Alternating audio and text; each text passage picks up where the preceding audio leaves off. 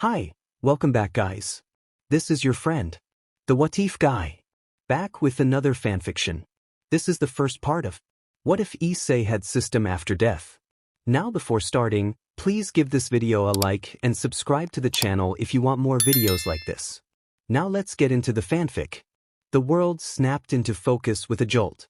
Issei Hayato sat bolt upright in bed, heart hammering against his ribs. His sheets were tangled and his pajamas damp with sweat, and dark stains marred his hands and the front of his shirt. He brought a trembling hand to his face, stomach twisting at the sight. A soft, lethal voice echoed in his room, asking him if he would die for her. The memory of a rain-slicked street, a shadowy figure, and a searing, unbelievable pain rose up from the edge of his mind. He remembered cold washing through his limbs and the sensation of his life slipping away. He remembered dying. He glanced around his bedroom. Posters of anime characters watched from the walls, and the worn Gundam model on his desk and the stack of manga by his bed were all in place. Everything looked ordinary except for the stains on his body. He had no memory of walking home, of opening the front door, or of climbing into this bed. It was as if someone had rewound a tape but left the aftermath. A cold dread that ran deeper than any fear he had felt during the encounter began to seep in. Dying was one thing.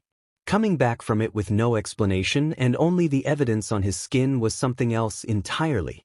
The question was not only what had happened to him but what he had become. And why the final, haunting whisper asking him to die felt less like an ending and more like a terrible beginning. He stumbled to the bathroom and turned on the hot water, letting it run over his hands and arms until the steam filled the small room. The heat steadied him, a grounding sensation that pushed the memory of the asphalt and the voice to the edges of his thoughts. Even in the steam and the fogged mirror, the image of the girl from that night solidified. She had materialized from the shadows, her appearance ethereal and sharp, pale skin and eyes that held no light. His hand stilled. From her back had unfolded vast, majestic wings as dark as a starless night, feathers defined and perfect. The sight had felt impossible and yet utterly real. The term fallen angel surfaced from the depths of his knowledge of fantasy novels and games, but the memory refused to be dismissed as fiction. If she had been a fallen angel and had killed him, then what brought him back? He finished the shower in a daze, stepped out wrapped in a towel, and wiped a hand across the fogged mirror. His own face stared back pale, wide-eyed, and unnaturally alert. The ordinary sounds of his home, including his mother preparing breakfast downstairs, seemed faint beneath the new reality settling over him. He had died. A being of legend had engaged him. The knowledge that the supernatural was real and that it had been involved with him settled heavily on his shoulders. The memory of the black wings suggested the request could be made again. A shimmering, semi-transparent screen materialized in front of his eyes like a scene from one of the BGMI novels he devoured. The status window displayed his name as Issei Hayato, his age as 17, and his race as half-human, half-devil. It listed his rank as low-class devil, his peerage as reincarnated, and his piece as 8 pawns. A calm, monotone voice devoid of emotion informed him that he had been reincarnated as a devil through the evil peace system, a construct developed by the Devil Lords after the last Great Holy War to bolster their numbers. The voice explained that this supplementary administrative interface was not the revival mechanism itself but was the system he was currently interfacing with. It then stated that his revival had been initiated by peerage leader reincarnated and that the catalyst had been a flyer he had retrieved advertising a personal devil contract. The voice noted that following the attack by the hostile fallen angel, Lady Gremory had utilized all 8 of her pawn pieces to facilitate his reincarnation. A faint, blurry memory surfaced. A glossy piece of paper had been tucked into his school bag. He had picked it up as a joke, thinking it was some kind of cosplay or maid cafe promotion. He had even imagined a mysterious, beautiful devil answering his call. The irony of it all felt suffocating. He had received a contract. He had not expected the price to be his life. 8 pawn pieces. The system's message lingered in his mind. He did not know much about chess, but he knew what a pawn represented, the most numerous, the most expendable. It had taken all 8 of them, her entire stock, just to bring him back. What did that imply about his value? Was he so insignificant and difficult to reincarnate that it required everything she had? He was no longer just Issei, known for his crude antics. He was Issei the pawn. A low-class devil, reborn in the bedroom where he had grown up, his old life reduced to a fragile shell. The physical traces of his death had been cleared away, but the fact remained. He had died for a fallen angel and been reborn for a devil. His new devil queen was the most famous girl in school. The question was no longer only what he was, but what she would want with a devil who had cost her everything to create. A sharp, static-like sensation jolted through Issei's skull the moment a daydream about reincarnation began to form. The image evaporated instantly. The system acknowledged the harem king objective and then warned that his existing behavioral patterns were detrimental to achieving it. Its tone shifted, faintly chiding, as it explained that undisciplined lewd behavior reduced social standing, invited retaliation, and made the user appear unreliable and unsafe. Issei reacted with disbelief, asserting internally that his honest feelings defined him. The system corrected him, stating that his core was now a devil's evil piece and that those honest feelings could be liabilities. To be desirable, the system explained, one had to project strength, reliability, and value rather than a reputation for impropriety. In the corner of his vision, simulated social interactions flickered like a sci-fi overlay. An image of himself gawking at someone followed by the consequence of being slapped and a drop in social standing, then another of himself conversing calmly and offering a respectful compliment, followed by increased trust and respect. The visuals were blunt and instructive. The system initiated a behavioral conditioning protocol.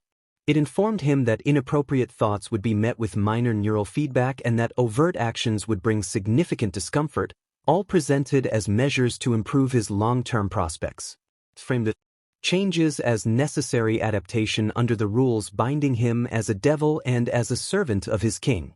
The system asked if he wanted to see the projected success probabilities of his current self versus a more refined self. Issei felt the truth of the system's logic like an uncomfortable weight. He had always treated his dream as a childish fantasy, but with the system and being bound to reincarnation, possibility had shifted into a dangerous, tangible plan. The cost, however, was his freedom to be the crude person he had once been. The comparison felt like being offered the perfect gaming rig while being told he must uninstall every indulgent distraction he enjoyed. The trade-off was painful. Resigned, he agreed to begin. The system outlined the first, simple step: greet his mother respectfully and eat breakfast. The fundamentals, it said, would be the starting point for more complex changes. A spark of cautious hope flared in Issei's chest. The objective that had initially seemed like punishment now looked like a path. The system updated his objective to attain mid-class devil rank. It explained that the devil's social structure operated as a meritocracy where power, achievement, and contribution were rewarded. By demonstrating combat prowess, refining magical control, and completing missions, he could qualify for a promotion examination. A new interface filled with sub-objectives appeared in his mind: combat proficiency, magical energy control, peerage cohesion, and mission success rate. These items were locked, but the system promised that upon successful promotion to mid-class, many restrictions would be eased and behavioral conditioning would shift from punitive correction to advisory warnings. Advanced skill analysis and tactical overlays would also become available. The trade-off became clear. This process was not just suppression but training. The system was a harsh drill instructor, designed to whip him into shape for a world he scarcely understood. In return, it offered a reward: more autonomy, new abilities, and a chance to be respected rather than scorned. The dream of gaining influence and companionship was not destroyed so much as postponed and made conditional on his earning it. Determination replaced shock. Issei resolved to become stronger and more capable, to ace the exam and reach mid-class. 2 years, he told himself, he would make it count. The system acknowledged his decision and commenced foundational training protocol. For the first time since he had awoken, Issei felt a direction. The path would be steep and regulated, the coach unpleasantly strict, but the goal: power, freedom, and the chance to pursue his ambitions was now tangible. A soft chime in his mind marked the start of positive reinforcement. The system unlocked a reward called the Tome of Articulate Adoration, reasoning that charisma and sincere, well-expressed admiration could attract allies more effectively than crude lechery. The resource would provide a lexicon of respectful compliments, tailored by context and sincerity, intended to help him build genuine rapport. With the system's protocols active and a clear set of objectives before him, Issei Hayadu took a steadying breath. The ascent from pawn to something greater had begun. Issei focused on the icon, and the book unfurled into a scroll of elegant text. It listed templates for compliments, examples for appearance and for skill, with basic and advanced options and notes about appropriate use. A brief behavioral caution advised avoiding certain overt actions to prevent adverse effects. A weird mix of excitement and embarrassment washed over him. It felt like a cheat sheet for social interaction. Clinical, useful, and foreign all at once. He resolved to train and improve himself, to become confident and dignified. The system gave no further response, but the gentle hum in his mind felt approving. The path was set. The school day passed in a surreal blur. Every familiar sight, the chalk dust in the air, the chatter of classmates, the distant sound of the baseball team practicing felt like a painted backdrop laid over a world that had become terrifyingly real. The system's interface remained a subtle, ever-present hum in his perception, and he felt a small corrective jolt when he lost focus.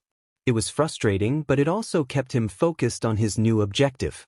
When the lunch bell chimed, it felt like a starter's pistol. The system initiated a quest to find his peerage and indicated the old school building's Orc Club room as the location.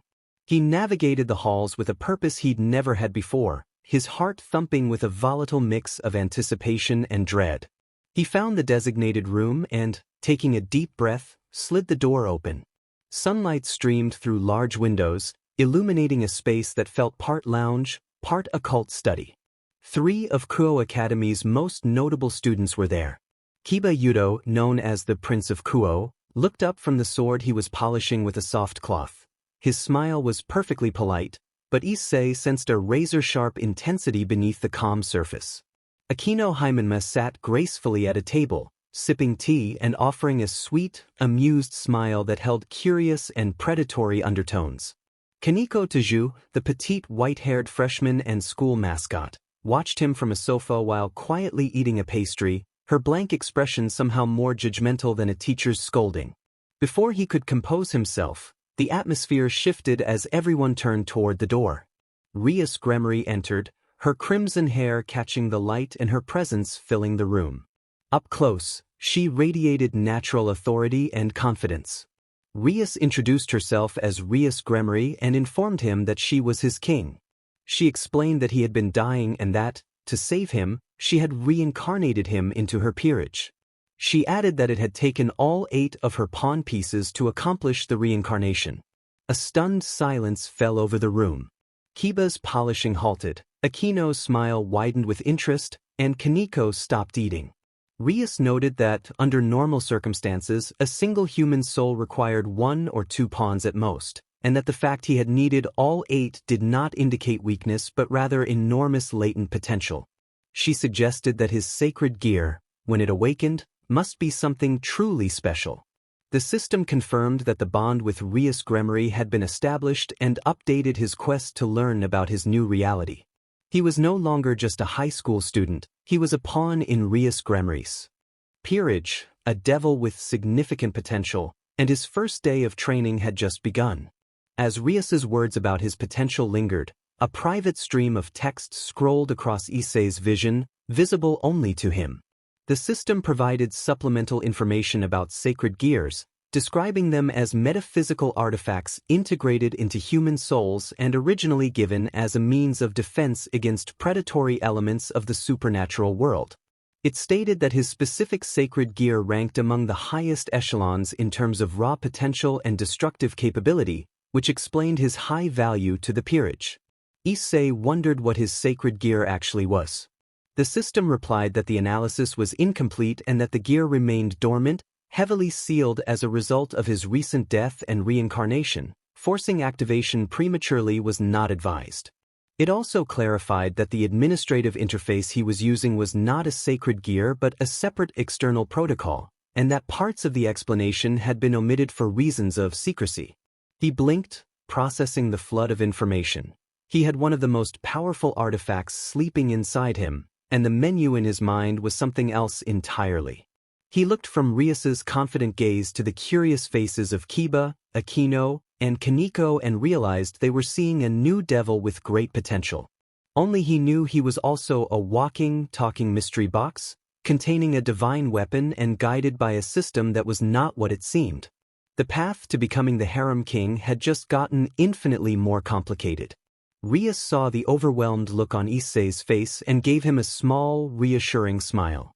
She explained that the fact he required 8 pawn pieces was significant and spoke to his potential, but that potential had to be cultivated, and for devils not born into high-class families, that cultivation began with work. She gestured gracefully and Aquino produced a small, ornate ledger, placing it on the table. Rias outlined how one of the primary functions of a devil in the modern world was fulfilling contracts. She described how humans who could not achieve a desire on their own, finding a lost heirloom, cursing a rival, accomplishing a particular goal, could summon a devil and form a pact, paying a price in exchange. Kiba, who had resumed polishing his sword, added that this was how they maintained influence and funded their activities, and that it provided excellent practical training.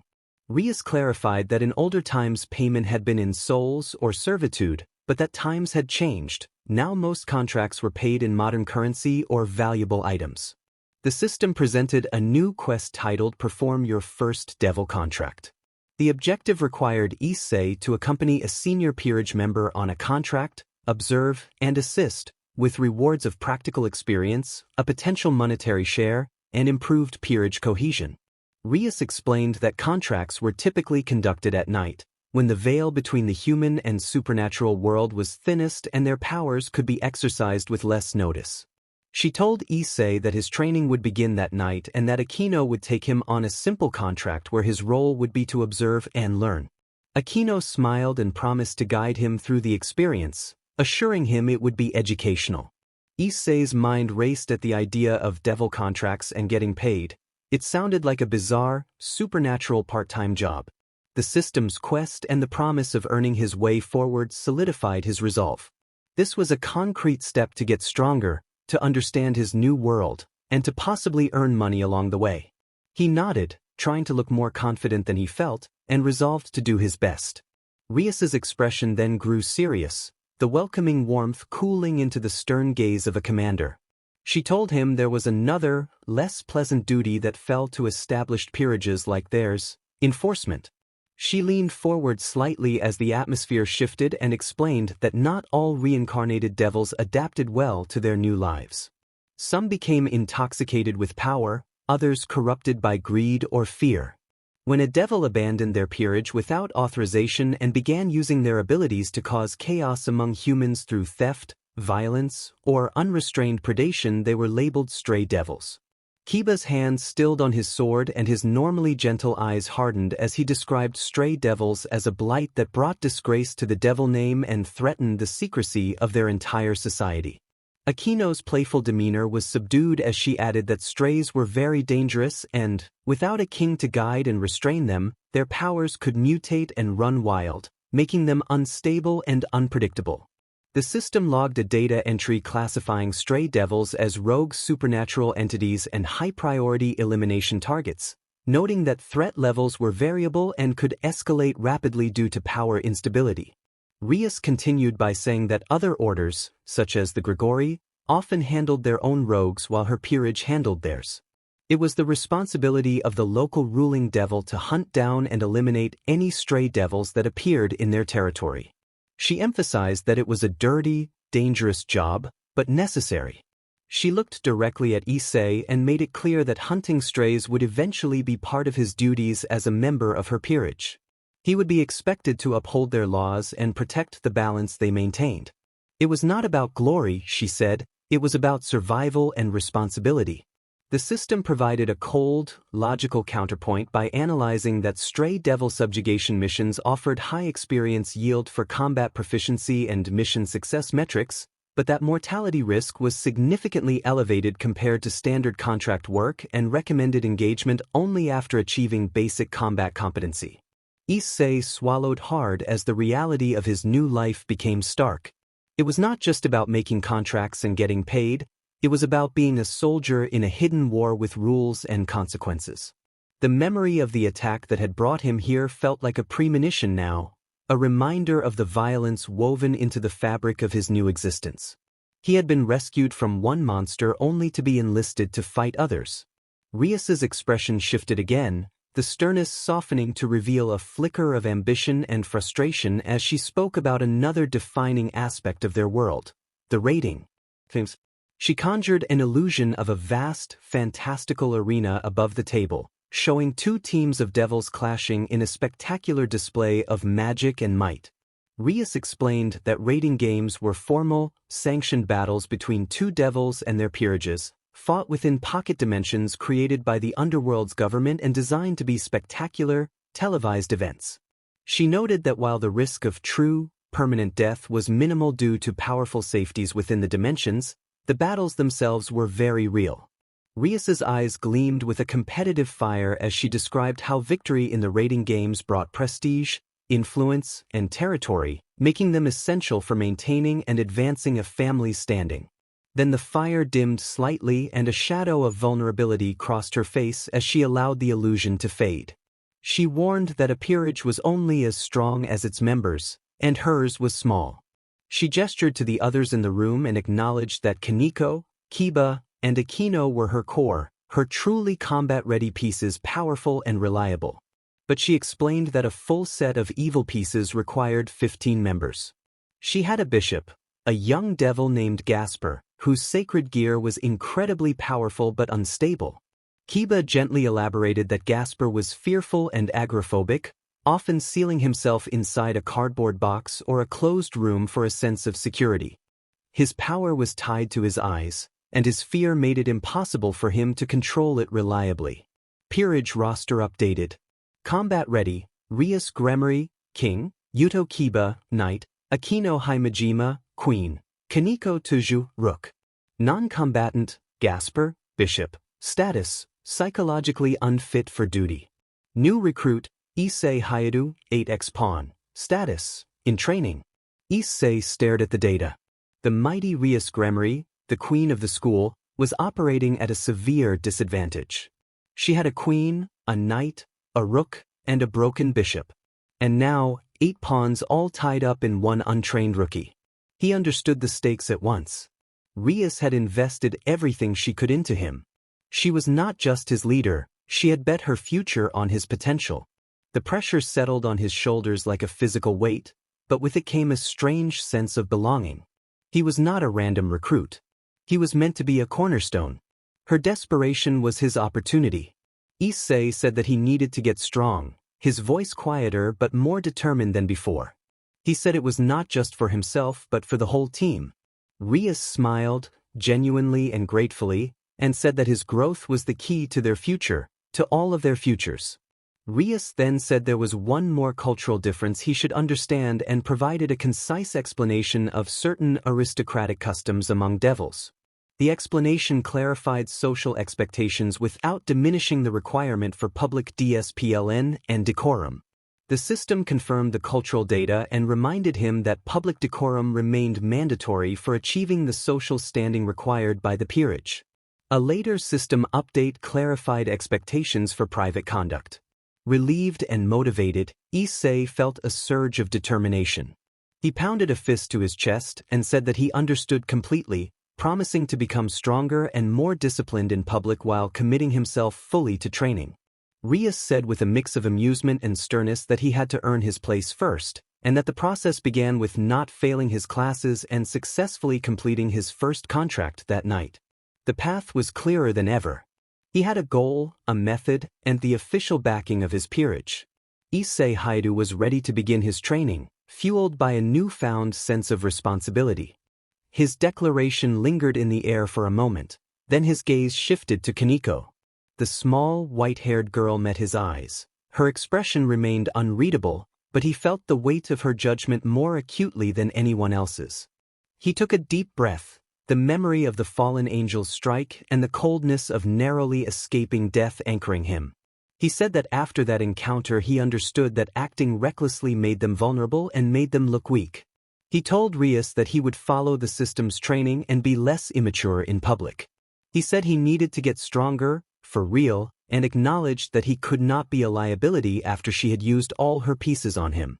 The room was silent for a moment as everyone registered the change in his tone. Kiba nodded in genuine respect. Akino's smile softened into approval. Rias looked quietly proud. From her sofa, Kaneko offered a slow, deliberate nod that signaled cautious acceptance. The peerage cohesion increased slightly. Kaneko's impression of Issei shifted from displeasure to cautious acceptance. The system simply logged the internal change. This was more meaningful than forced compliance. This was the first real step toward genuine growth. Issei had faced death, and it had scared the foolishness out of him enough to understand the value of a good public image. His personal aspirations remained a motivation, but they were now tempered by a clearer sense of responsibility and strength. The journey had truly begun. Issei then asked Rias whether a sacred gear so powerful that it required 8 pawn pieces could be unprecedented, wondering if there had been a similar case long before either of them had been born. Rias's confident expression faltered and she fell into deep thought. She exchanged a glance with Akino, who gave a slight, uncertain shake of her head. Rias acknowledged that Issei's question was very insightful and explained that, while there were legends and records of exceptionally powerful sacred gears, she was not aware of a direct parallel. She leaned back, steepling her fingers, and clarified that the evil peace system had existed for only about a millennium, created after the Great War. During that time, legendary reincarnated devils had appeared, but the cost of their reincarnation was often a closely guarded secret of their houses. Rias noted that requiring all 8 pawns for a single individual was unheard of in modern times and would be an event significant enough to be a noted part of a family's history. Kiba, always the tactician, observed that the situation suggested Issei's gear was not merely powerful but unique, and that its composition or nature might have demanded such a high cost rather than raw power alone. The system's response had been vague, which only confirmed Rias's own lack of concrete knowledge. Issei summarized that he might be the first, or at least the first in a very long time. Rias confirmed that his existence appeared to be an anomaly and a historical outlier, and that this was why she had taken the gamble. She explained that Issei was not just a powerful piece but an unknown variable, and in the political games of the underworld an unknown variable could become the most powerful piece of all. The pressure returned, tenfold. He realized he was not training only to be strong for his team but that he was an experiment, a living piece of history in the making. The path he had once imagined was now weighed down by precedent, and he was the one who had to set it. Rias then said that understanding sacred gears was fundamental to grasping the balance of power in the supernatural world, and she summoned a small crystal orb that projected a tiered list into the air. Rias explained that sacred gears were typically categorized by rarity and potential. At the most common level were low-tier gears, which granted minor, specific abilities enhancing a single sense, creating a small barrier, or manipulating a common element in a limited way, and that many devils and humans possessed such items.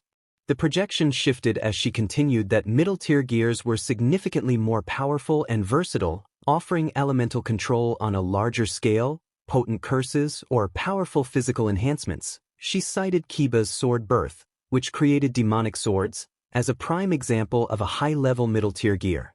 Kiba gave a modest nod and demonstrated briefly by producing a small, elegant dagger that vanished as he retracted it.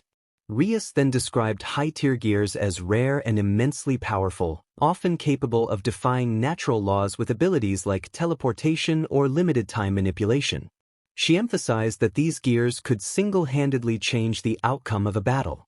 After a pause, her expression turned graver as she named legendary-class gears artifacts of myths so rare that most devils went their entire lives without seeing one, often tied to biblical or mythological concepts.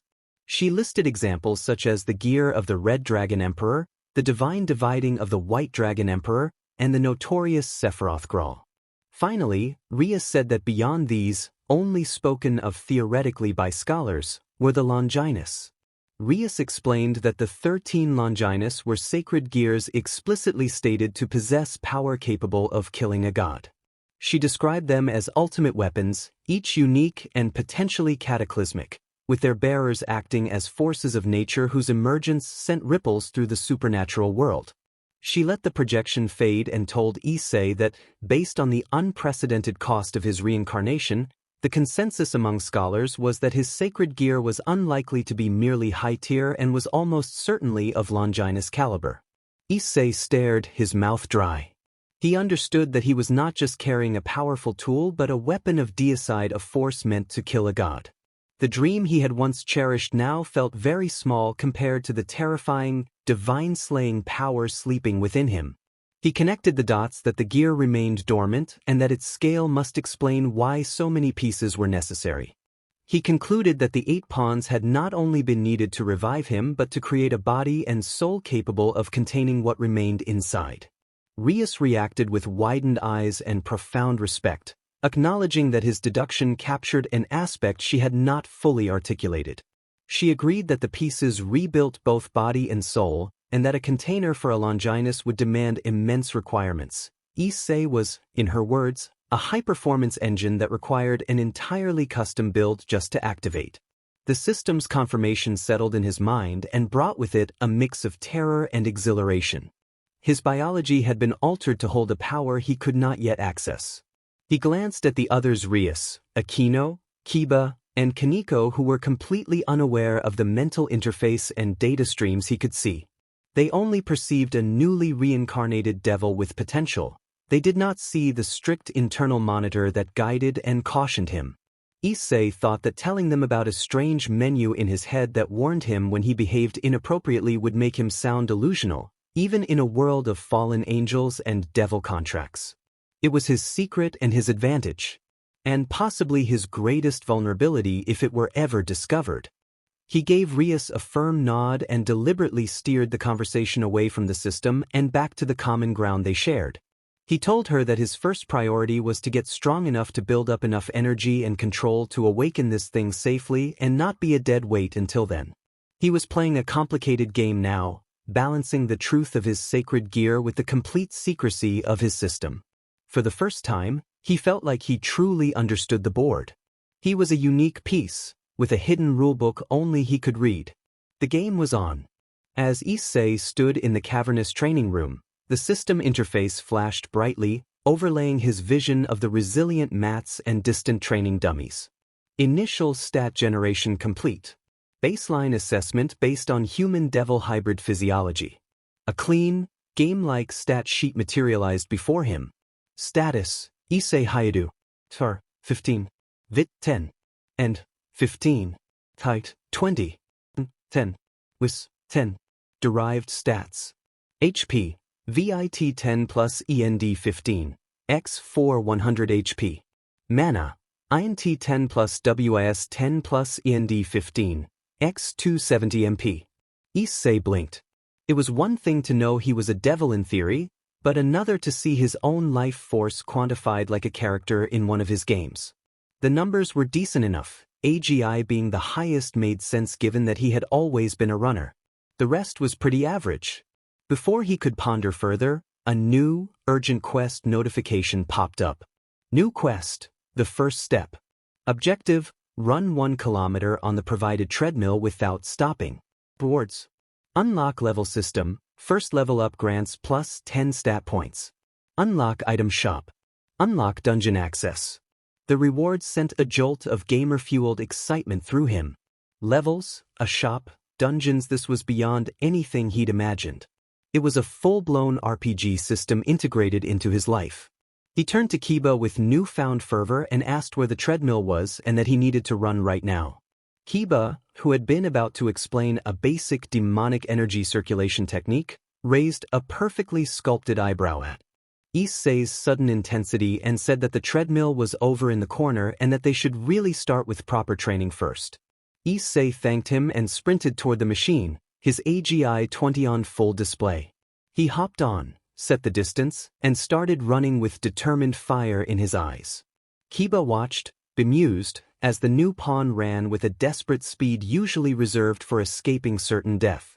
He murmured to himself that he could not fault Issei's enthusiasm. Issei pushed himself until his lungs burned and his legs protested. The promise of that first level up, of those plus 10 stat points and the secrets of the shop and dungeons, drove him forward. This was his first real quest, and he planned to crush it. The path to power was no longer abstract. It had a progress bar, and he was going to fill it.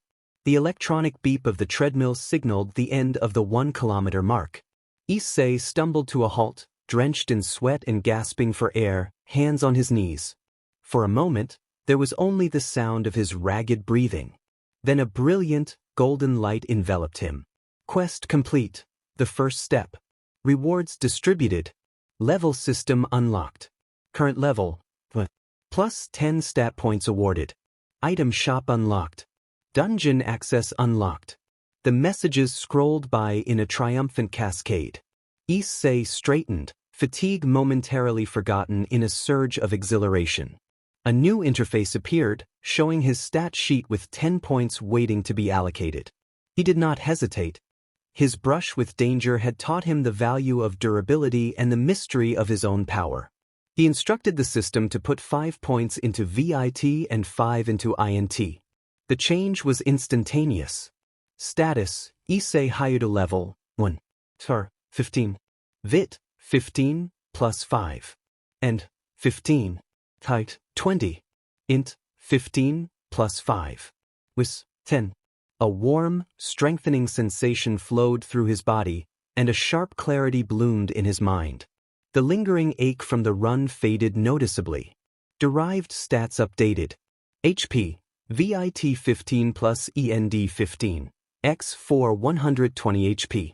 Mana, INT 15 plus WIS 10 plus END 15, X 280 MP. As the calculations finished, his perspective subtly shifted. In the bottom left of his vision, a red bar solidified with the numerals 120-120 beside it. In the bottom right, a blue bar appeared with 80. They were semi-transparent and unobtrusive, but undeniably present, a constant, game-like readout of his life force and magical energy. He felt more solid, more real. The numbers were not just abstractions, they were a part of him now. Kiba, observing patiently, noted the sudden shift in Issei's posture and the faint, new gleam of demonic energy around him. He remarked that Issei's demonic energy reserves had already increased and that intense physical exertion seemed to agree with him. Issei grinned, wiped sweat from his brow, and acknowledged the observation. He had taken his first concrete step. He had a level, he had stats, and he had a goal. The item shop and dungeons beckoned, promising even greater power. The life of a devil was starting to feel like an epic video game, and Issei Hayuda was ready to play. A new quest notification materialized, its text bold and demanding. New quest, weighted conditioning. Objective, perform 4 sets of 25 push-ups. Additional weight, Kaneko to boards. Level up. Unlock combat pet shop. 50 bronze coins. Issei's eyes widened at the combat pet shop and the coins. He glanced at Kaneko and asked if she would mind assisting. Kaneko did not speak. She simply stood up, walked over to where he had been preparing on the training mat, and with calm grace sat lightly on his lower back. It felt like a mountain had settled on him, a small, cute, incredibly dense mountain. He grunted as his arms trembled instantly. He had forgotten that she was a rook, a piece synonymous with immense physical strength and durability. He stammered a request to begin and started his first push-up. Each repetition was a monumental effort, a battle against gravity and the unmovable weight of a supernatural being. Sweat dripped from his forehead onto the mat below, while Kaneko's calm, steady presence served as a silent and utterly uncompromising judge of his form. Set 125, his muscles screamed. Set 225, his vision blurred at the edges. Set 325, he made sounds he did not know he could make. By the 4th set, he relied on pure willpower and the glowing promise of the rewards. Issei pushed through the last repetition with a final, guttural roar. Quest complete. Weighted conditioning. Rewards distributed. Level up. Current level, 2. Plus 10 stat points awarded. Combat pet shop unlocked. Currency gained, 50 bronze coins. A golden light washed over him, soothing his burning muscles and replenishing his stamina. The 10 stat points hovered temptingly. A new icon pulsed gently in his mental interface, a small paw print marking the combat pet shop. Kaneko hopped off his back with grace. She looked down at him, breathing lightly on the mat, and gave a single, slow nod, the highest praise he was likely to receive. As he lay there feeling the new strength course through his veins, Issei wondered what the dungeons might hold if a training quest used a rook as a weight, and what kind of combat pet he could afford for 50 bronze coins.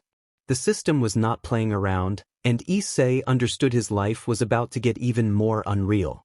Gasping for air and with his arms feeling like overcooked noodles, Issei thanked Kaneko and asked her to get off. Kaneko stared for a moment longer with an unreadable expression before rising to her feet. The immediate pressure vanishing from his back felt like bliss. The system prompted him to allocate his new stat points. Still feeling the phantom weight and thinking about the mana he would need for a combat pet, he instructed the system to put 5 points into wisdom and 5 into vitality. The strengthening sensation returned and was more profound. His mental fatigue cleared, his thoughts sharpened, and his body felt more resilient as the deep muscle burn faded into a manageable ache. Status: Issei Hayadu level 2. Tar 15. Vit 20 plus 5. And 15. Height 20. Int 15. Wis 15 plus 5. Derived stats updated. HP VIT 20 plus END 15. X4 140 HP. Mana INT 15 plus WIS 15 plus END 15. X 290 MP. The HUD at the edges of his vision updated smoothly, the red bar stretching to 140 and the blue bar to 90. He felt more balanced and sturdier.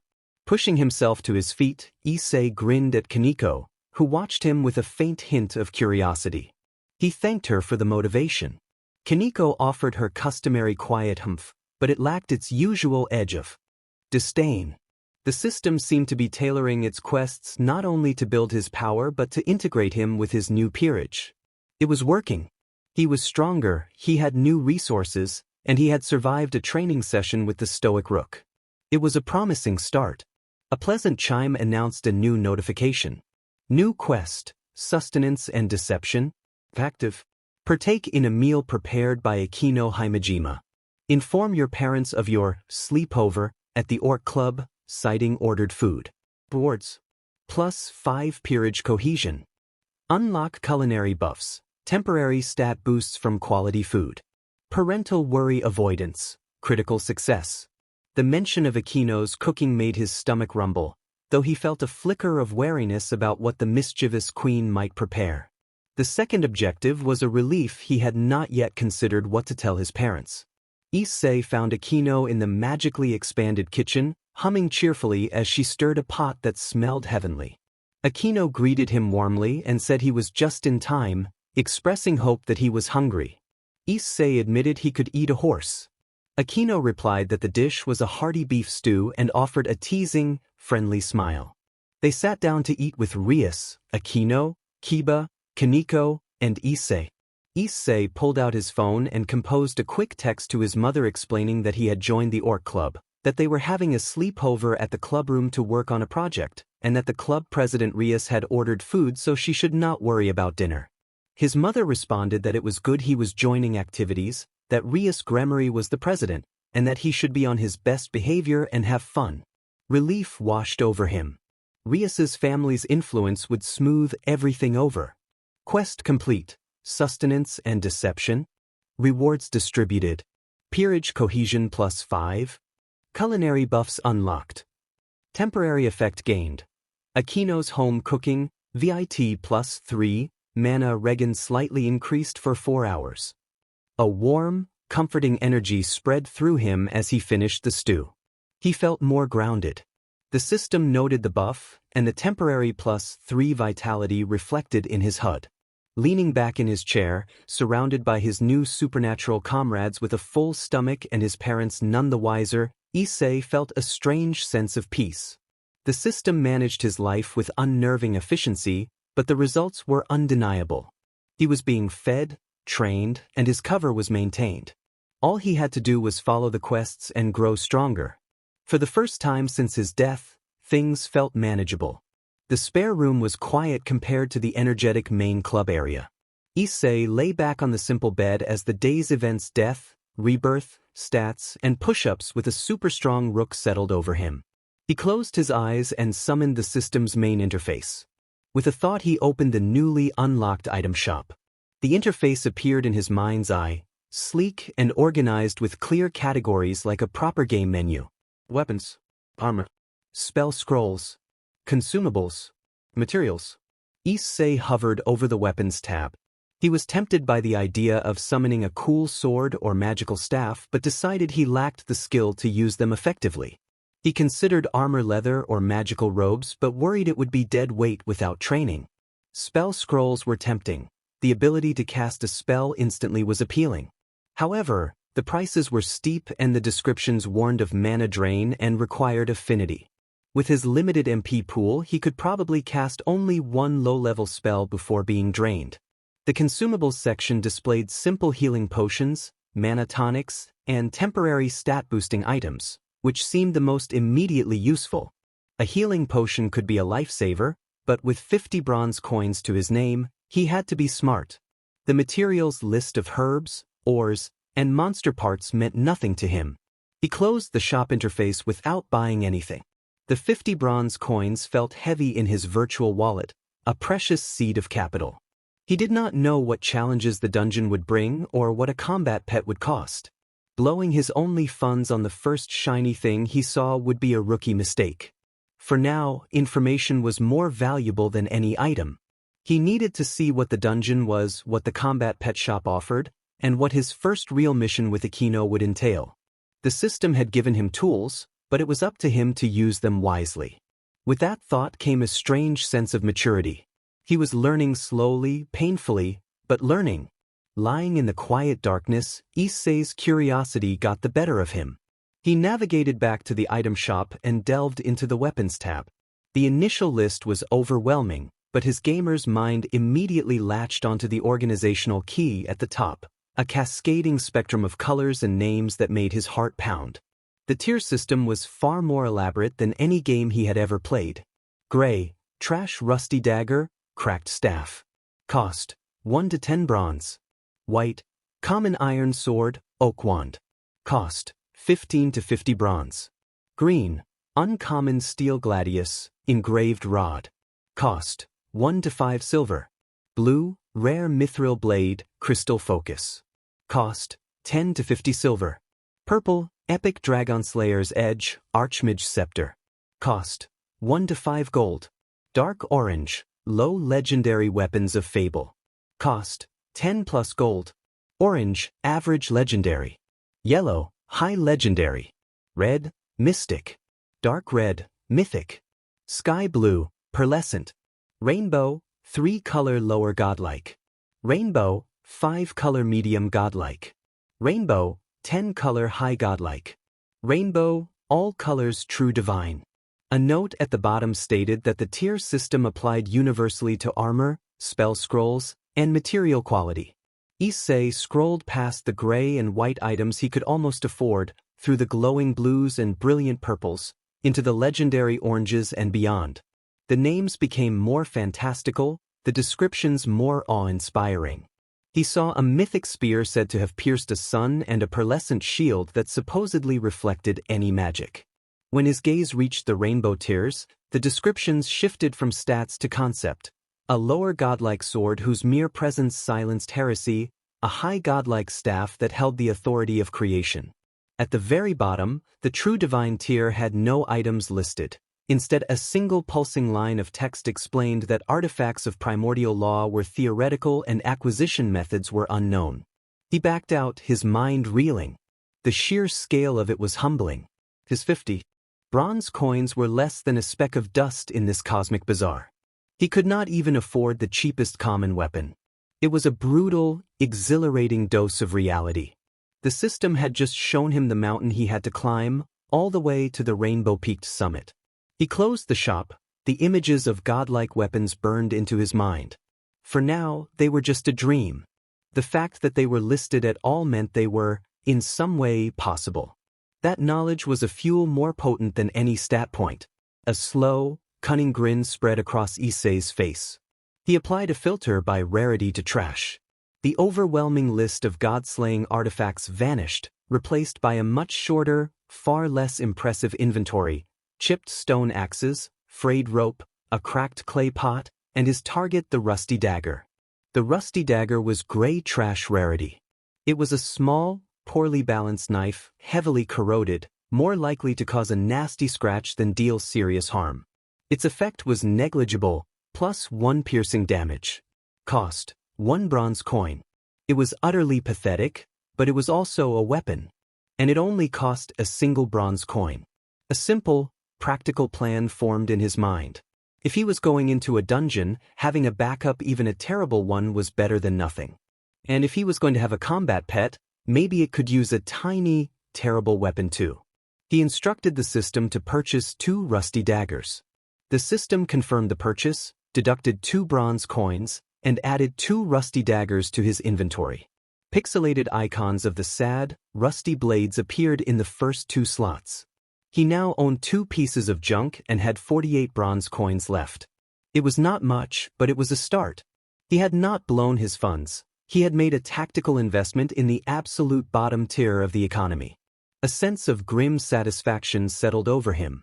He was learning to play the system's game, starting from the very bottom, just like in every RPG he had ever loved.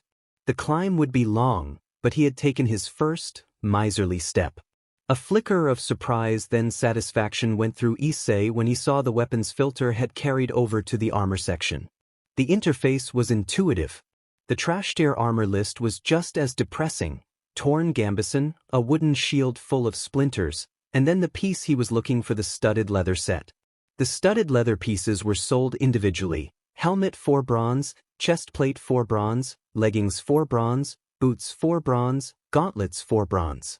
Each piece was gray trash rarity, poorly tanned leather with cheap metal studs haphazardly hammered in, offering marginally more protection than thick cloth.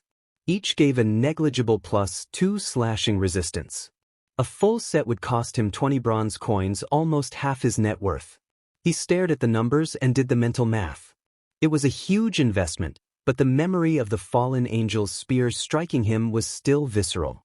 Any protection, even negligible, was better than none. A trash chest plate might not stop a real attack, but it might turn a fatal blow into a serious wound, or a serious wound into a bad cut. It was about risk mitigation. The 2 rusty daggers were an offensive backup. This would be a defensive one. He told the system to purchase 1 studded leather chest plate. The system confirmed the purchase, deducted 4 bronze coins, and added a studded leather chest plate to his inventory. His currency now totaled 44 bronze coins. The pixelated icon of a crude, studded vest appeared next to the daggers. It was shabby and worthless to any real warrior, but to Issei it was a symbol.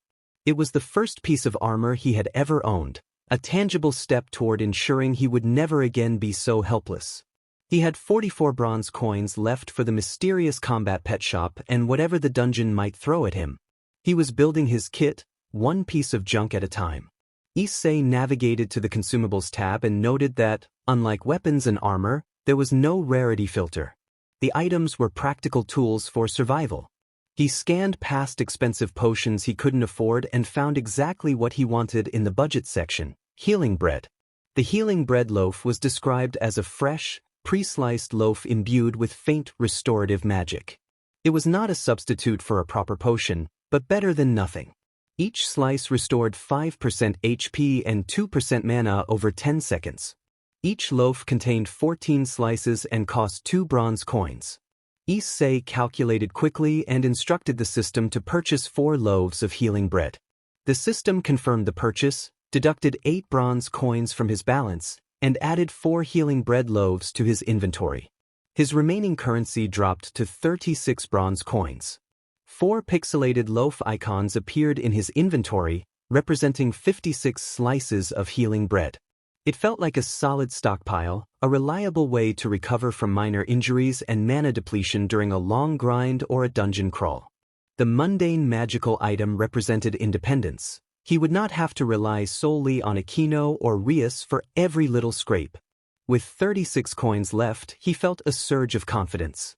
He had offensive backups in the daggers, a defensive piece in the chestplate, and now a substantial supply of sustenance. He was ready to see what the combat pet shop and the dungeons were all about. The system provided the tools, and he was slowly, shrewdly gathering them. Curious about actual magic, Issei switched to the Spell Scrolls tab. The rarity filter returned, and he kept it locked on trash, knowing anything else would be far beyond his meager budget. The list was short and underwhelming, mostly containing scrolls for Create Spark or Stench Cloud. One entry caught his eye, a scroll named Lesser Shadow Clone, Trash Rarity in the Dark Magic School. The description explained that the scroll channeled a trickle of shadow energy to create a single illusory duplicate. The duplicate was intangible, silent, and could only mimic basic movements, a novice's trick. The effect lasted 15 seconds and the clone dissipated if touched. It cost 10 bronze coins. Issei's mind raced. It was not a combat spell and would not hurt anyone, but it was magic and a trick of potential distraction. The memory of the fallen angel's cold, focused eyes returned. Something like this could create an opening, a second of confusion that might mean the difference between life and death. 10 coins was a significant chunk of his remaining funds, but the utility was immense. He decided to purchase the scroll. The system confirmed the purchase, deducted 10 bronze coins, added the Lesser Shadow Clone scroll to his inventory, and left him with 26 bronze coins. A new scroll-shaped icon appeared. He could almost feel faint whispery energy through the interface. He did not use it immediately, saving it for when he needed a distraction or a quiet moment to practice. Now dangerously low on funds, but with an inventory starting to look respectable, Issei opened the combat pet shop. The interface was darker than the item shop, with faint bestial sounds echoing at the edge of his mind. The list contained creatures he had never heard of, most with price tags far beyond his reach. At the very bottom, he found the only thing he could afford, a Goliath tarantula human world variant. The tarantula description identified it as a large, terrestrial spider native to South American rainforests, magically imprinted for basic combat obedience. It was instinctually territorial and predatory. Its abilities included auto-aggro, automatically attacking entities it perceived as threats or prey, and a venomous bite that, on command, could deliver a neurotoxic sting causing brief paralysis and minor ongoing harm. The note recommended live insects or small rodents for sustenance and warned that it was not house-trained. Issei stared at the description, feeling a mix of revulsion and pragmatic acceptance. A giant spider was not a majestic companion, but it was a fighter. It would attack on its own and provided a debuff. For 25 bronze coins, it was the most cost-effective combat asset in the shop. He thought about the dungeon and the unknown dangers he would face. He needed every advantage. He instructed the system to purchase the Goliath tarantula. The system confirmed the purchase, deducted 25 bronze coins from his balance, added the combat pet to his inventory, and left him with a single bronze coin. A pet management interface unlocked and a simplistic tarantula silhouette appeared as his pet icon. He sensed a faint, alien presence in the back of his mind, instincts focused on hunger and territory. He had spent nearly everything, but he was no longer just Issei Haidu, low-class devil. He was Issei, owner of 2 rusty daggers, a moldy chest plate, 56 slices of healing bread, a shadow clone scroll, and a giant spider. He was as ready as he could be. A soft chime echoed in his mind as the system detected the new pet and installed a habitat. The system reported that the habitat had been placed in his primary residence, his bedroom, and that spatial integration was complete. It noted that the terrarium had been retroactively integrated into local reality so non-supernatural observers would perceive it as having always been present. Issei pictured his bedroom and imagined a large glass terrarium in the corner opposite his computer desk. He pictured his parents remembering him getting the tarantula years ago for a project he had become deeply invested in. They would think nothing of it. The system was not just managing him, it was subtly rewriting the world around him to accommodate his new reality. It was a terrifying and convenient power.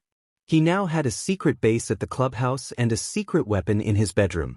Lying back on the bed, he looked at his updated status. 1 bronze coin in currency, inventory of 2 rusty daggers, a studded leather chest plate for healing breads, and a scroll for a lesser shadow clone. Combat pet recorded as a Goliath tarantula at home. He was broke, but he was equipped. He had used his starting funds to the last coin, building a foundation from the absolute dregs of the supernatural economy. Exhaustion finally claimed him, and as he drifted off to sleep, his last thought was a strange sense of pride. He was playing the game, and he had not messed it up completely. Tomorrow, the dungeons awaited. The next morning, as Issei groggily opened his eyes in the club's spare room, the system presented a new notification. It announced that the daily event Bring Your Pet to Class Day was active and that it had calculated and applied an optimal solution for pet integration. He blinked, the last traces of sleep fading. Bring Your Pet to Class Day was apparently a thing, and he suddenly remembered the Goliath tarantula in his bedroom. A cold sweat broke out on his brow as he imagined how to explain it to teachers and classmates. The system then provided a pet accessory, an obsidian-coated military steel HRSS and leash. The effect was described as providing maximum control and intimidation, magically reinforcing the pet's loyalty and satiating its hunger to prevent predatory behavior. With a soft poof of displaced air, the items appeared at the foot of his bed. The HRSS was a minimalist, intimidating design, gleaming black straps with a central obsidian plate. The leash was a matching black chain that felt cool and unbreakable in his hand. Relief washed over him so strongly it left him dizzy. The system had thought of everything. Not only did it provide a way to control the spider, but it also solved the biggest worry. The tarantula would not try to attack the class hamster or the poodle in the next aisle. It would be calm, controlled, and impressively intimidating. A slow, wicked grin spread across his face. This was not a problem, it was an opportunity. The young man with a troubled reputation was about to walk into school with one of the most hardcore pets imaginable. The social hit he usually took for his behavior was about to get a massive, 8-legged boost. He quickly prepared, his mind racing with possibilities. He had a first contract with Aquino that night, but first he had to survive the school day. For the first time, he was not going in as the underdog. He was going in with a Goliath tarantula on an obsidian leash. The game was changing and Issei was starting to like the rules. The house was silent and dark when Issei slipped inside around 2 in the morning. He moved with a new, practiced stealth, the system's stat boosts making the act effortless. He reached his room without waking his parents. A few hours later, his alarm blared and he went through his morning routine with a strange sense of dual existence, the normalcy of brushing his teeth against the knowledge of what waited in the terrarium. He walked over to the large glass enclosure. The Goliath tarantula was a massive, hairy presence, both fascinating and unsettling. It sat motionless, its many eyes tracking him. Trusting the system's assurance, he unlatched the terrarium and lifted the obsidian steel HRSS with careful hands. To his surprise, the tarantula was docile, almost placid. It shifted slightly as he secured the sleek, intimidating HRSS around its cephalothorax. The magical compulsion to obey took hold and its hunger was apparently sated. He clipped the strong leash onto the ring. Thinking ahead, he grabbed a notepad and left a note for his mother explaining that he had the pet out for Bring Your Pet to School Day, that it was on a leash and calm, and that he did not want her to think it had escaped. He placed the note prominently on his desk. He trusted the system's spatial integration to align his mother's memories with the presence of the pet and the note, smoothing over any gaps. With a deep breath and the leash in hand, he guided the enormous spider out of his room and toward the front door. The sight of it moving calmly across the welcome mat felt surreal. This was his life now, a devil in training heading to school with a giant, armored tarantula as his companion. The day promised to be interesting. The moment Issei turned onto the street leading to Kuo Academy, he became the epicenter of chaos. A girl screamed in surprise. A group of first-year boys who normally ignored him stumbled back, eyes wide with a mix of horror and awe. Several students asked if that was really him and if it was actually a spider. The tarantula, its obsidian hairs gleaming in the sun, moved with a slow, deliberate grace that made it more imposing than frantic skittering would have. Its size was undeniable, as large as a medium dog, each hairy leg thumping softly on the pavement. The military-grade leash in Issei's hand kept the surrounding students from panicking completely. People scrambled to get out of the way, pressing against the school walls or freezing in place. Phones were raised to record the unbelievable scene of the academy's notorious troublemaker casually walking a monstrous arachnid. He felt the stares and whispers, but for the first time they were not just looks of disgust or mockery. They were looks of shock, fear, and a new kind of respect. The system's plan was working. He noticed Kaneko standing near the gate, a rare flicker of interest in her eyes as she watched the tarantula's calm progress. Akino stood a short distance away, covering her mouth with her hand as her shoulders shook with silent laughter.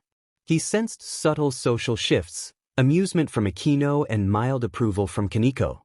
His notoriety rose and his reputation began to shift from troublesome to eccentric and dangerous in the eyes of his peers. As Issei stood at the center of attention, his tarantula placid at his feet, his two friends Matsuda and Motohama pushed through the stunned crowd. Their expressions mixed terror and curiosity. Matsuda burst forward in disbelief, pointing a trembling finger and asking since when Issei had a pet like that. Motohama's reaction was loud and frantic as well, echoing the crowd's astonishment. A student shouted that it was a monster, and Motohama asked if it was even legal, though he could not take his eyes off the creature. Issei felt a wave of calm assurance. The system's retroactive integration was already doing its work, providing a plausible backstory that felt as real as any memory. He patted the tarantula's hairs, the obsidian plate cool under his hand. Issei explained casually, as if discussing the weather, that he had had the creature for years. He described a childhood friend who had moved away before middle school. Her parents, explorers, had found the egg on one of their trips and given it to him as a farewell gift. The story flowed from him smooth and effortless. He said he had raised the spider from a hatchling and kept it under a big, dusty tarp in the corner opposite his PC, and that he had simply never talked about it. Matsuda and Motohama stared with their mouths agape. The explanation was so bizarre, so specific, and delivered with such nonchalance that it bypassed their disbelief. They slowly began to nod as their brains tried to reconcile this new reality with their memories of Issei's room. Motohama repeated the tarp detail weakly. Issei shrugged and said he had figured it was time the creature saw the sun and that it was, after all, bring your pet to school day. He gave the leash a gentle tug, and the Goliath tarantula obediently shifted its bulk. His friends took a simultaneous step back, a new, grudging respect appearing in their eyes. They were no longer just looking at the pervert Issei, they were looking at the guy who had secretly raised a Goliath tarantula in his bedroom. The system had not only changed his stats, it had rewritten his social identity in a single, terrifying, magnificent morning.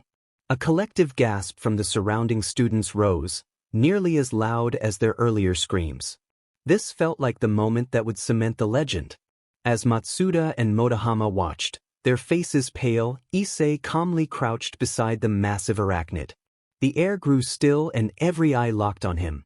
With deliberate slowness that could have been immense bravery or utter insanity, he reached out with one finger and stroked the space above the tarantula's cluster of eyes, where the hairs did not cover. The creature leaned almost imperceptibly into the touch and emitted a soft, chittering sound. The system indicated that pet affection had increased and that his social notoriety had significantly risen. It also noted that his reputation had shifted from dangerous eccentric to untouchable beast tamer. Issei pointed out calmly that the tarantula was highly trained. That single action did more for his social standing than anything he had ever done. The fear in the onlookers' eyes did not disappear but was now mixed with awe. They were seeing a master who could pet a monster without harm. Motohama swallowed hard and admitted that Issei had won, conceding that he was officially the craziest person he knew. Matsuda only nodded mutely, his earlier bravado gone. Issei stood, the tarantula shifting its weight to follow. The path to the school building cleared as students scrambled to get out of the way. He walked not just to class but into an entrance that announced him. The system's plan for social rehabilitation through intimidation seemed to be working. With a final, nonchalant wave to his stunned friends, Issei tugged the obsidian leash and indicated it was time for class. The Goliath tarantula obeyed with unnerving, silent precision, its 8 legs carrying it forward in a smooth gait that kept pace with. The sea of students parted before them, forming a corridor of stunned silence and wide-eyed stares all the way to the main entrance. The whispers shifted from fear to grudging respect about how he had petted the creature and how it had not tried to bite him, and many guessed he had had it since it was an egg. The system quietly updated his quest, bring your pet to class day, with the current objective to participate in pet show and tell, and a reward that included a substantial social standing increase and the title Beast Tamer. Issei's grin widened at the title. It felt better than any stat boost. He was no longer just Issei the pervert. He was Issei, the Beast Tamer. Entering the school building with the spider's HRSS gleaming under fluorescent lights, he understood that the pet show and tell would be his victory lap. The hamsters, gerbils, and show cats did not stand a chance. For today, he would be the main event. He told no one in particular that he would see them in class, his confidence echoing from a place he had not felt from since before he died. The classroom froze into pandemonium when he crossed the threshold. Indoors, the tarantula's size seemed even more pronounced against the clean linoleum floor. Their homeroom teacher, a woman in her late 20s who usually managed paper airplanes and whispered gossip, had been taking attendance. Her smile vanished as her eyes landed on the leash and then the creature. Color drained from her face so completely she became ashen. The attendance clipboard slipped from her numb fingers and clattered to the floor. A choked squeak escaped her before she stumbled back and knocked into her desk, sending a cup of pens scattering. The entire class held its breath while the tarantula's faint skittering followed Issei to his seat. Issei acted with perfect normality as he greeted the teacher and guided his pet to the space next to his desk. The tarantula settled into a still, hairy mound of silent presence. The teacher could only stare, one hand pressed over her heart and the other gripping the desk for support, clearly destabilized by the scene. The bring your pet to school day form on her desk suddenly felt like a catastrophic mistake. The system registered that his social notoriety in Class 2B had maximized and that the teacher's composure had dropped considerably. Issei took his seat, the picture of innocence, feeling the weight of every gaze in the room upon him. The fear in the classroom was palpable, but so was the absolute dominance he now commanded. No one was going to tease him today, and no one was going to call him a pervert. Today he was the center of attention, and that status was guarded by 8 very hairy, very loyal legs. Issei's apology came with a careful mix of contrition and cold composure that cut through the tense silence. Every student hung on his words as he explained the bizarre situation. A childhood friend, an egg, and the raising of the creature from a hatchling. The story fit the absurdity of what they had just witnessed and, bolstered by the mysterious influence of the system, it felt plausible enough that doubt gave way to uneasy acceptance. The teacher, still pressed against her desk, managed only a weak, trembling nod. She told him to keep the creature close to himself, addressing him as Heiken, her voice barely a whisper. The remainder of the class unfolded in a hushed, surreal atmosphere. Lessons went on with one eye on the textbook and the other on Issei's companion. Whispers were exclusively about him. The usual dynamics had been completely upended. Issei sat through it all as a model student. The system's plan had worked. He had traded an embarrassing reputation for one of uncanny authority. As he glanced at the powerful creature resting at his feet, he knew this change would have lasting effects. The upcoming pet show and tell would be nothing less than his coronation. The final, undeniable proof of his control came when the tarantula began to climb. Its legs found purchase on the laminated particle board of Issei's desk, the desk creaking under its weight as it settled beside his textbook like a massive, living paperweight. Issei reached out and, repeating the earlier gesture, stroked the space above its eyes with a single finger. A soft chittering returned. The tarantula remained perfectly still, shifting only slightly in a contented motion. The classroom, which had been holding its breath, released a unified, stunned sigh. Any lingering doubt dissolved. This was not a fluke or a reckless gamble. This was a bond. Issei Hayadu had a level of control over the creature that defied logic. The teacher flinched whenever she glanced in his direction, but she no longer looked on the verge of panic. She had accepted, on some level, that this was how things were now. Issei and his spider were a package deal. For the rest of the PRD, he took notes with one hand and occasionally petted his Goliath tarantula with the other, the calm center in a storm of whispered awe. He had used an unlikely ally to seize social dominance, and it was the most powerful he had ever felt. The student once known for being timid was no longer merely defensive. A few nervous chuckles broke the tension. Someone made a comment imagining a fearless honey badger loose in the classroom, and even the pale teacher managed a weak, shaky smile at the absurdity. The remark reframed the situation. Issei was no longer just a guy with a monster. He was a guy who seemed in control and even a little wry about it. Fear remained, but it was tempered with a new, reluctant respect. He was not a mindless threat but a calculated force. The school day ended with Issei established as a sort of legend. The walk home repeated the morning's pattern as students stepped aside for him and his eight-legged companion. Once he reached his room and closed the door behind him, he let out a long breath. The adrenaline ebbed, leaving him tired but satisfied. He carefully unclipped the obsidian leash and ate churros from the Goliath tarantula.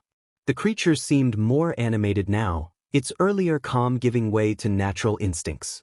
Issei opened the terrarium and, speaking softly to it, indicated that it had earned its reward. From a small, magically preserved container the system had provided, he took out a rodent and placed it into the enclosure. The tarantula reacted instantly, taking the offered food with swift, efficient motions that emphasized its natural side without lingering on details. The display served as a reminder that this living being required care and respect. Issei watched for a moment with a sense of responsibility rather than revulsion. This was not just a prop, it was a creature under his care. He had fed it and protected its secret, and in return it had given him a new identity. He checked his inventory for the night's contract with Akino, 2 rusty daggers, a shoddy chestplate, some healing bread, and a shadow clone scroll.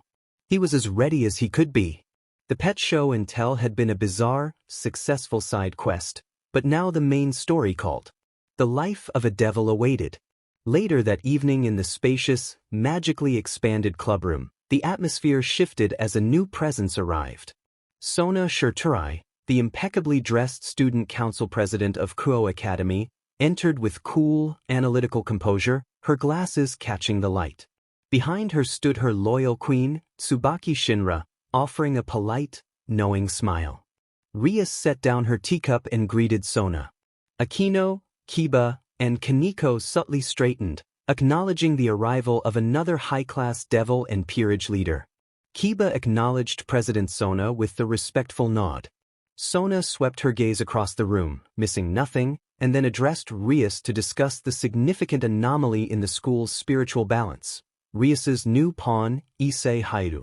She adjusted her glasses and pointed out that the events of the day were difficult to ignore. A Goliath tarantula of that size exhibiting such docility was biologically and magically improbable, and the student consensus that he had owned it for years felt newly integrated into memory. Tsubaki observed that the energy around him was peculiar. It was not just the dormant power Rias had mentioned but a structure, an order that felt external. Rias answered with a proud yet cautious smile and explained that Issei was a special case who had required all 8 of her pawn pieces. Sona's eyes widened behind her lenses at that confirmation. She noted that such a configuration placed his potential and his sacred gear in an extraordinary category and warned Rias to be cautious, since an anomaly of that scale would attract attention from more than just the student council. Rias firmly reassured her that Issei was under her protection and responsibility. As Sona and Tsubaki took their leave, the clubroom settled into a thoughtful quiet. The conversation confirmed what they all suspected. Issei was a catalyst whose presence was already sending ripples through Kuo Academy's hidden political landscape. His first official devil contract that night was no longer merely a training exercise but his first step onto a larger, more dangerous stage. Kaneko broke the silence with a soft, level observation. She had been unusually pensive since Issei's training sessions and addressed President Rias directly about something she had noticed concerning the pawn. Rias set her tea down and gave her full attention. Kaneko reported that during his training his body adapted instantly. After the run his stamina restored within minutes. After the push-ups his muscle fatigue vanished when the light appeared. It was not normal recovery but felt like his physical state was being adjusted to a new maximum. Even for a high-potential half-devil reincarnated with 8 pawns, this was abnormal. It was not natural growth. It felt as if something was optimizing him. Kiba frowned in thought and Akino's playful smile fell away into sharp analysis.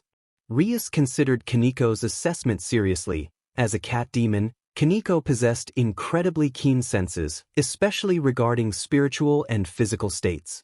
Her observation aligned with what President Sona had sensed: an external order, a structure. Rias realized Issei's anomaly was not limited to his sacred gear. The very process of his growth appeared to be managed and accelerated by something separate from the evil P system. The implications were staggering. Something else, distinct from the evil pieces, was actively shaping their new pawn. It was a source of immense potential and profound unknown risk, and Rias's resolve to protect and understand him deepened. Kaneko added a final detail that hit like a sledgehammer. While she had been on his back, she had felt small jolts in his muscles and mind when he was thinking inappropriate thoughts about her and about Rias. Those jolts felt like a correction. Akino reacted with hand to her mouth and wide eyes, astonished, and asked whether something was policing his thoughts. Kiba noted grimly that an external force administering behavioral conditioning would go far beyond a simple growth accelerator. Rias felt a cold knot form in her stomach at the idea of an unknown entity inside him, punishing his natural impulses. Her protective fury rose first, but her strategic mind followed. This correction was, in a twisted way, making him more effective by forcing discipline he needed to survive. Was it an enemy or an amoral ally? Rias decided that they would proceed with the contract that night as planned, but observing Issei would become their highest priority. They needed to understand the nature of the system inside him, whether it was a blessing, a curse, or something in between. The mystery of Issei Haidu had transformed from a question of power into a question of free will, and the answer would define the future of the Gremory peerage. Kaneko offered a deduction that crystallized the situation. If the system had been awake before his reincarnation, the fallen angel who intervened would not have allowed him to die. It would have protected him. Therefore, the system must have awakened because he had been reincarnated. The process of becoming a devil had activated it. Rias realized the logic. The unprecedented cost of his reincarnation had not been just for his sacred gear but to rebuild him as a vessel capable of handling this second, hidden system. The evil peace system and this other mechanism were symbiotic. One had rebuilt him and the other had activated to pilot him. It was an integration rather than an invasion, a second, hidden set of rules he now operated under. Akino slowly nodded as shock gave way to awe, and the group sat in heavy silence, each of them contemplating how Issei's rapid growth, the behavioral conditioning, and the activation upon reincarnation all fit together. Kiba's expression shifted to one of dawning respect as he explained that it was all part of a package. A brutal, efficient training regimen from an unknown source, granted the moment Issei became Lady Rias's. He added that Issei's potential was even greater than they had calculated. He was not just a powerful devil, he was a designed one. Rias rose, a new, fierce light in her eyes. The sense of violation she had felt before was replaced by a staggering sense of opportunity. She realized she had not simply reincarnated a powerful devil, she had inadvertently unlocked a pre-installed, supernatural operating system designed for maximum growth. The risks were immense and unknown, but the possible rewards were now incalculable. She declared that their course remained the same. They would protect him, observe him, and help him grow. Now they understood Issei was not just training to be a devil, he was being upgraded, and they would ensure he became the most powerful piece on the board. With the house silent and his parents asleep, Issei stood before his bedroom door. The familiar wood grain seemed different, charged with a latent energy only he could perceive. In the corner, his Goliath tarantula shifted, its instincts prickling at the supernatural change in the air. Issei checked if his companion was ready for a hunt and felt its pedipalps twitch in response. He focused on the dungeon tab in his system interface. The interface displayed that the dungeon access point was his bedroom door and explained that the portal would transpose a pocket dimension over the immediate external environment, with reality reasserting itself on exit and minimal time dilation. The available dungeon was the Rabbit Warren, difficulty tutorial, with the objective to clear the warren and eliminate the giant warren rabbit. A warning noted that while the risk of permanent death was low, injury was still possible. He double-checked his inventory, 2 rusty daggers, his studded leather chest plate equipped, for loaves of healing bread, and the scroll of Lesser Shadow Clone. He placed his hand on the doorknob, which thrummed warmly with power, turned it, and pulled. A shimmering veil of light filled the doorway. Issei stepped through, the Goliath tarantula scuttling silently after him. The world dissolved into a blur of light and sensation before solidifying again. He stood at the entrance of a vast, subterranean warren.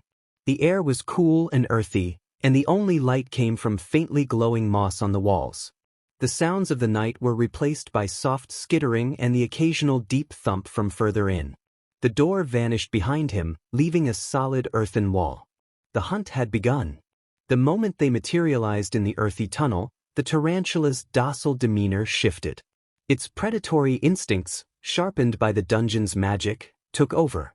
A blur of hairy legs shot past Issei as a large, unusually aggressive rabbit with glowing red eyes hopped into view from a side passage. In an instant the tarantula lunged, pinning the creature, and delivered a precise, incapacitating bite that neutralized the rabbit without graphic detail.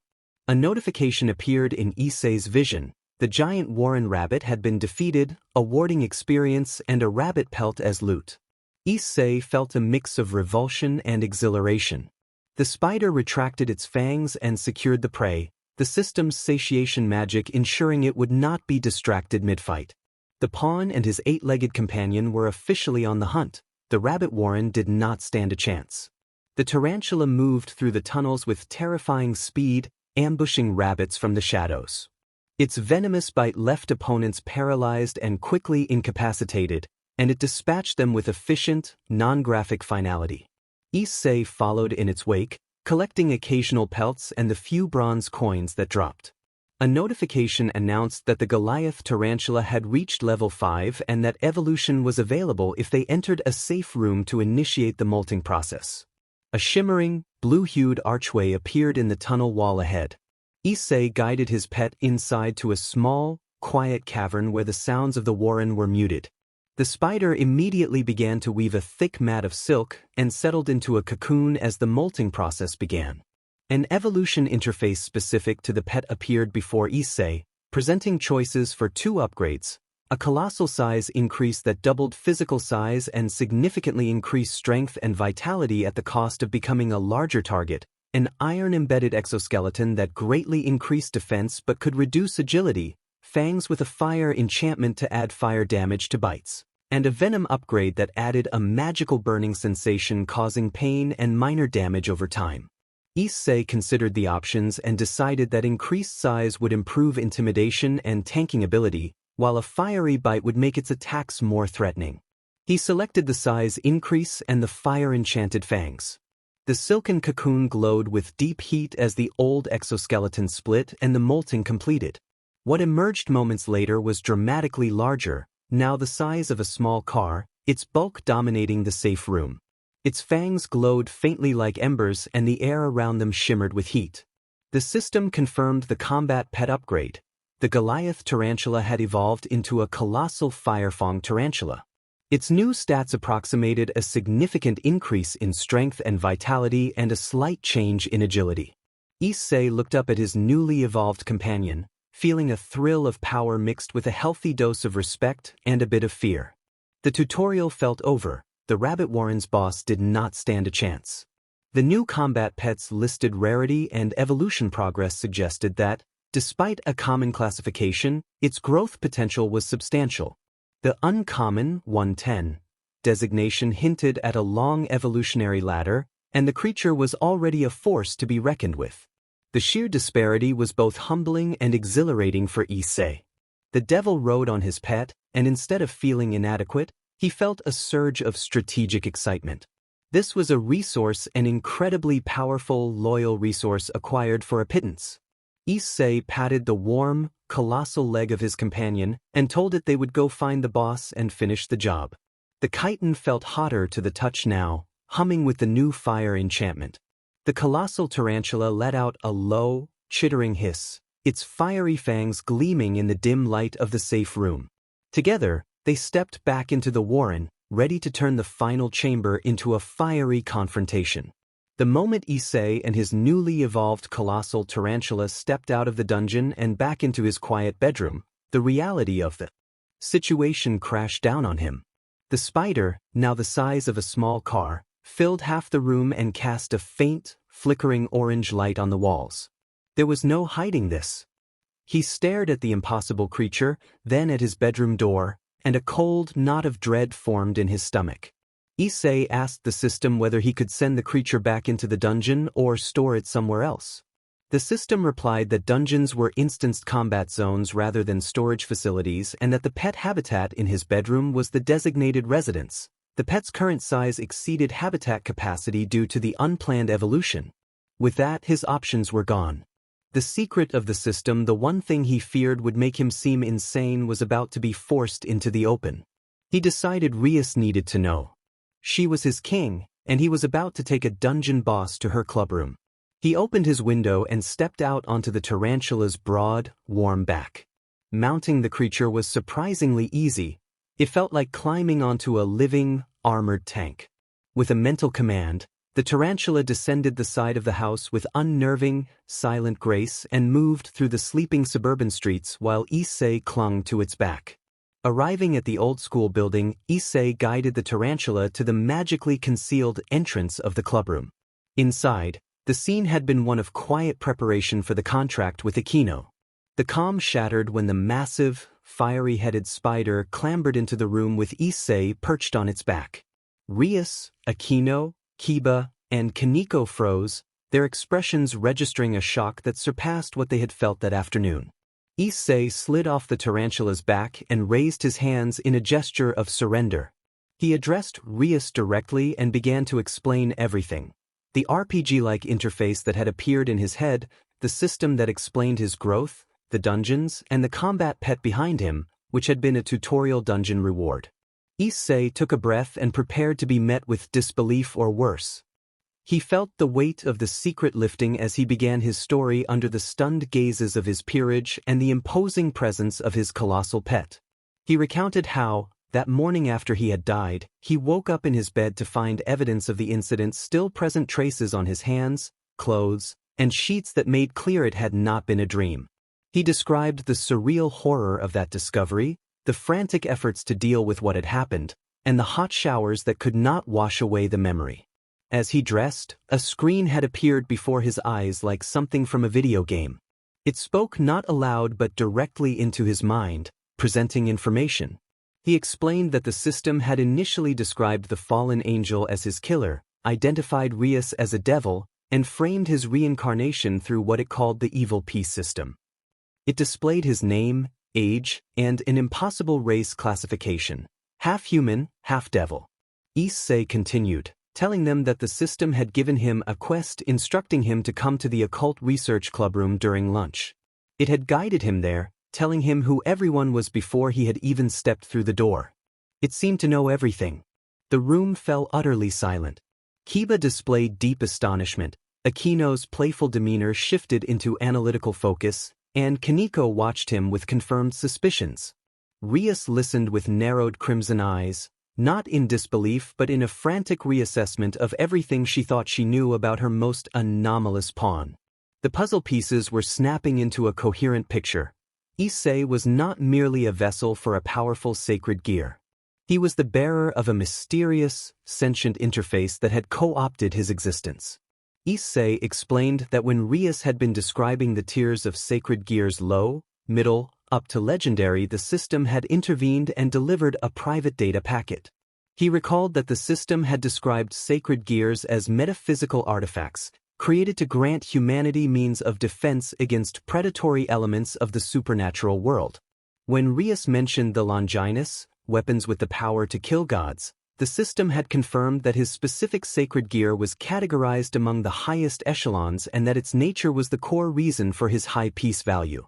The system had stated that his sacred gear was not merely high tier but was almost certainly one of the Longinus. The weight of those words settled over everyone in the room. The system had not only confirmed Rias's hypothesis but had stated it with a cold, digital authority. Issei finished by saying that the system both explained things they discussed and retained its own secrets, including other unsettling information such as the current operational status of God. The revelations stunned the group.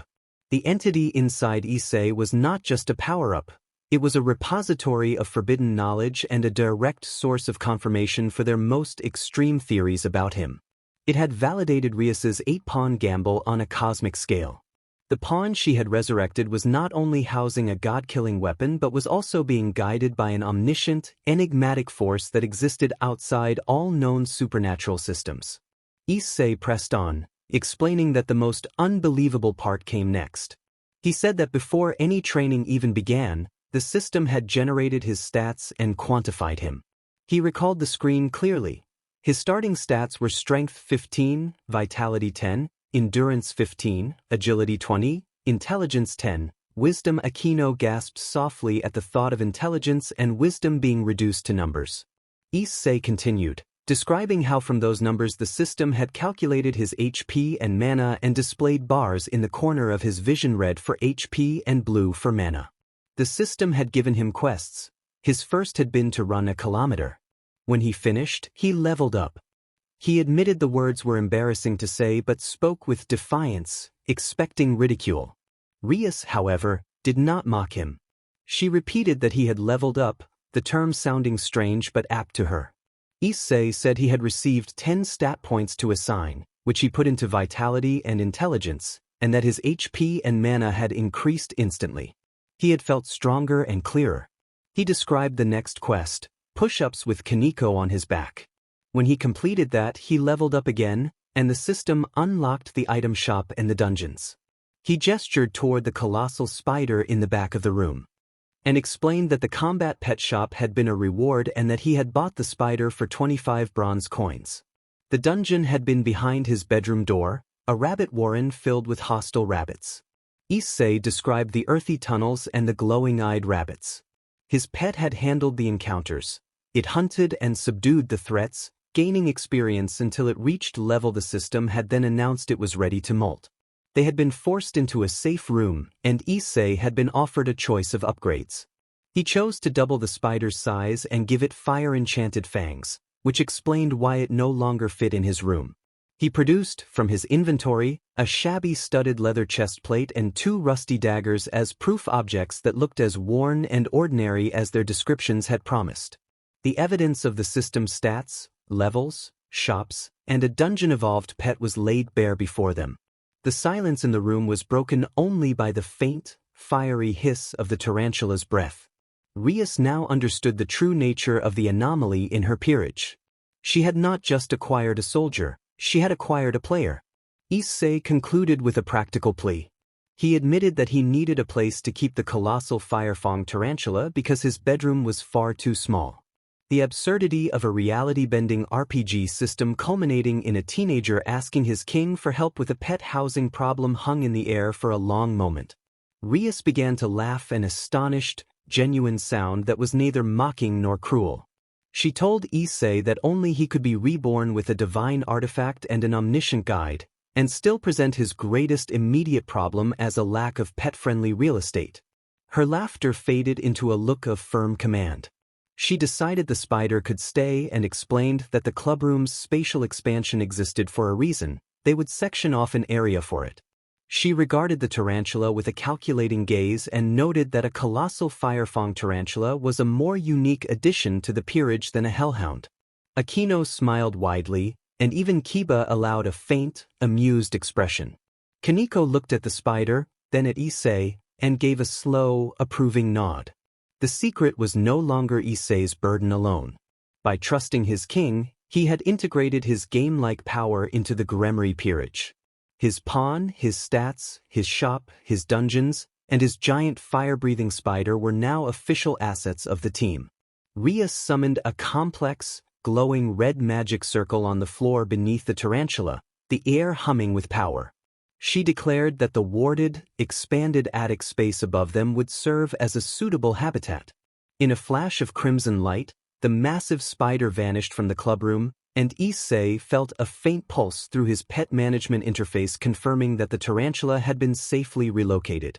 Issei expressed relief and thanked Rias. Rias then grew serious and stated that the system changed everything. She said its ability to accelerate growth was unprecedented and that, from now on, Issei's training would be a top priority. She intended to incorporate the dungeons and quests into his regimen to observe the stat increases for herself. She was not frightened or repulsed by the system. She saw it as the ultimate tool. A way to rapidly forge her 8-pawn investment into a weapon that could shake the foundations of the underworld had been found. The secret was out, the pet was housed, and his king was fully on board. Issei felt a weight lift from his soul. He was no longer a lone player in a terrifying game. He had his party, and now the real grinding could begin. Rias's internal, calculated joy contrasted sharply with her composed exterior. With this unprecedented growth, the raiding game against Riser no longer seemed hopeless, and Rias allowed herself to think that she could cancel the engagement. That, however, was a long-term goal. A more immediate and pressing matter demanded their attention. Rias cut through Issei's relief and explained that his new power and the system were a miracle, but they had arrived at a critical moment because a threat was imminent. She leaned forward, expression grim, and said that in a few days an exiled nun who possessed a Twilight Healing sacred gear was being targeted for elimination. The name Twilight Healing made Issei flinch. Healing was the opposite of what had been done to him. Rias went on to say that the assassin contracted to kill the nun was the same fallen angel who had killed him. The memory of the cold voice, the overwhelming pain, and those black wings rushed back to him. This mission was not only about saving someone, it was about facing the monster that had ended his human life. Kiba added that the nun was Asia Argento and that she was innocent, hunted only for what she carried. A new, urgent quest notice appeared to Issei. The quest was titled Salvation and Vengeance, with the primary objective to protect Asia Argento from the fallen angel assassin and the secondary objective to confront the one who had killed him.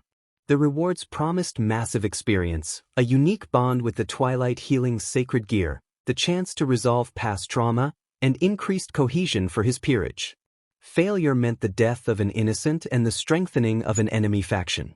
Issei clenched his fists, the rusty daggers in his inventory suddenly feeling insignificant.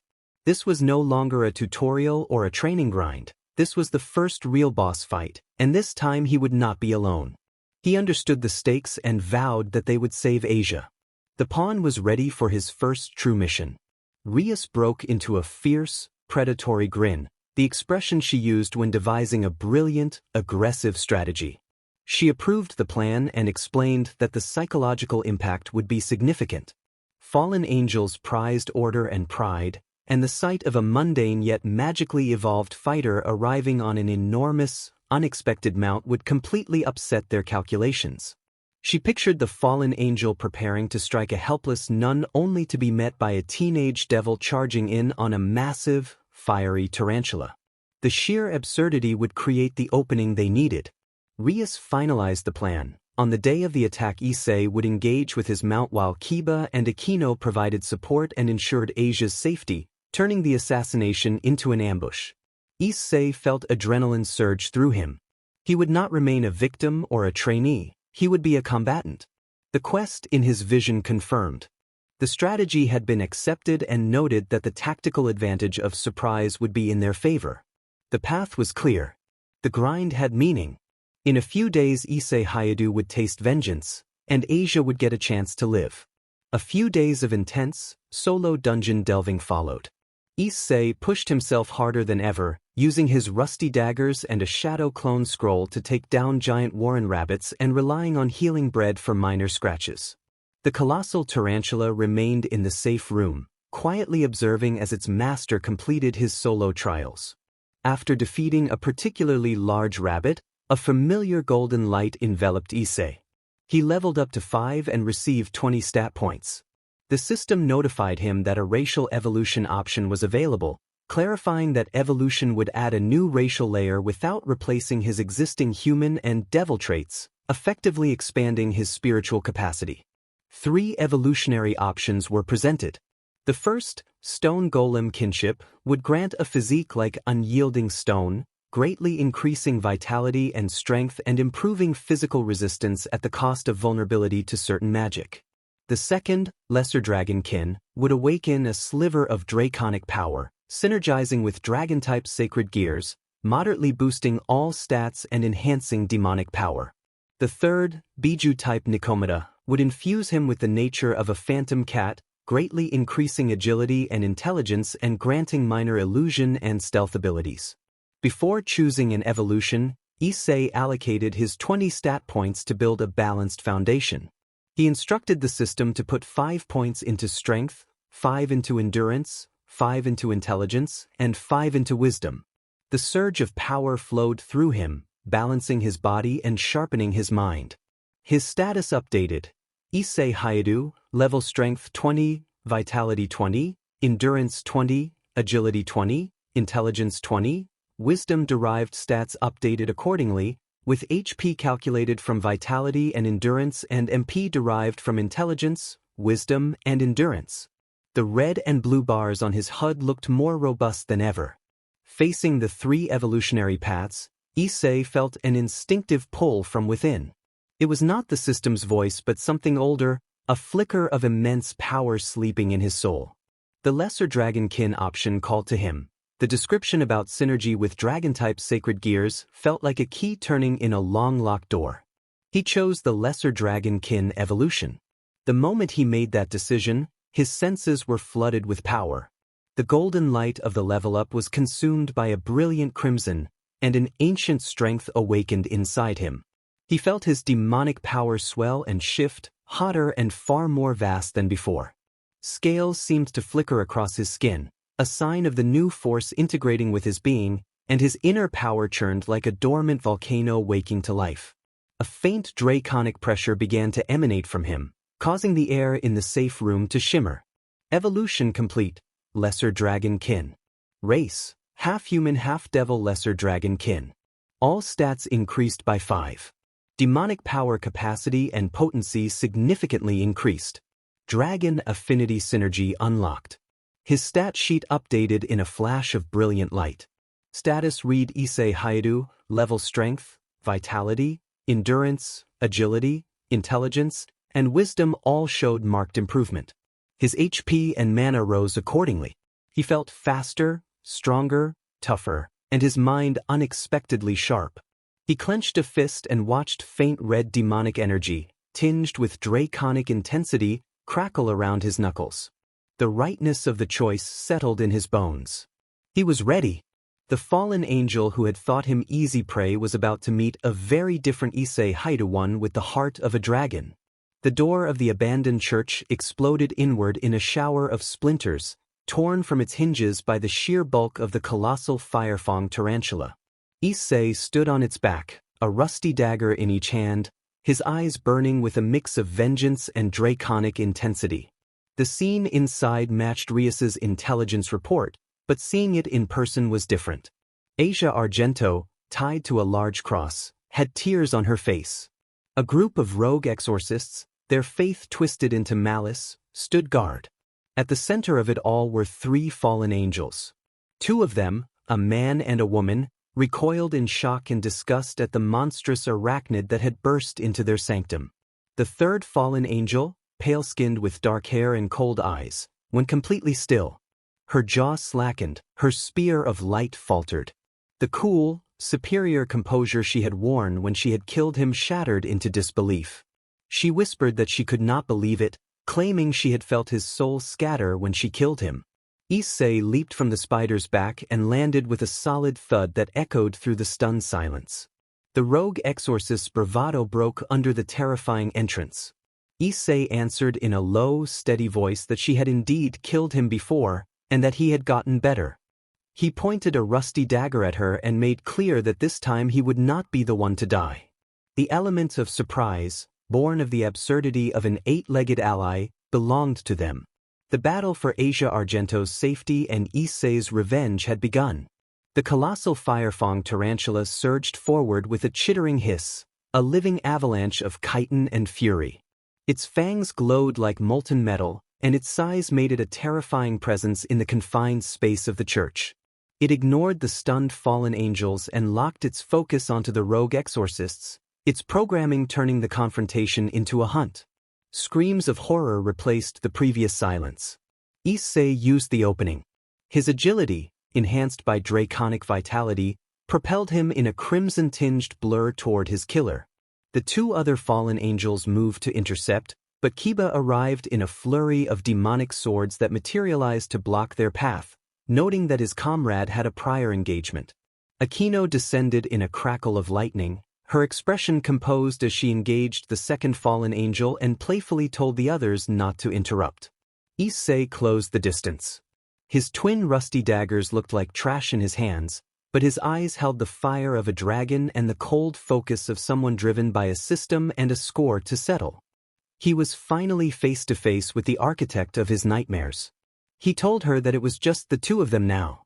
Rainier sneered, shifting from shock to arrogant rage and asserting that a lucky resurrection would not save him. She lunged, her spear of light a blinding streak, but Issei moved faster and stronger than she expected.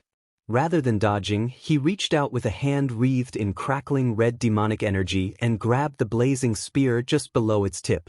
The weapon sizzled against his arm. The system's HUD briefly showed a small loss of HP, but his vitality and draconic durability held.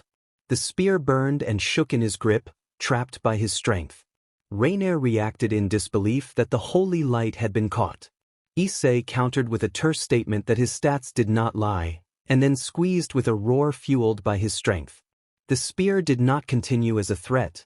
It shattered into 1,000 harmless motes of fading energy, as if a delicate glasswork had been crushed. The sight froze Rainier for a critical second. Her weapon and symbol of power had been physically destroyed by someone she had killed. Issei did not hesitate. He dropped the damaged dagger from his burned hand and drove the other forward, aiming to disarm and incapacitate rather than deliver a killing blow. The moment of stunned disbelief on Rainier's face was all he needed.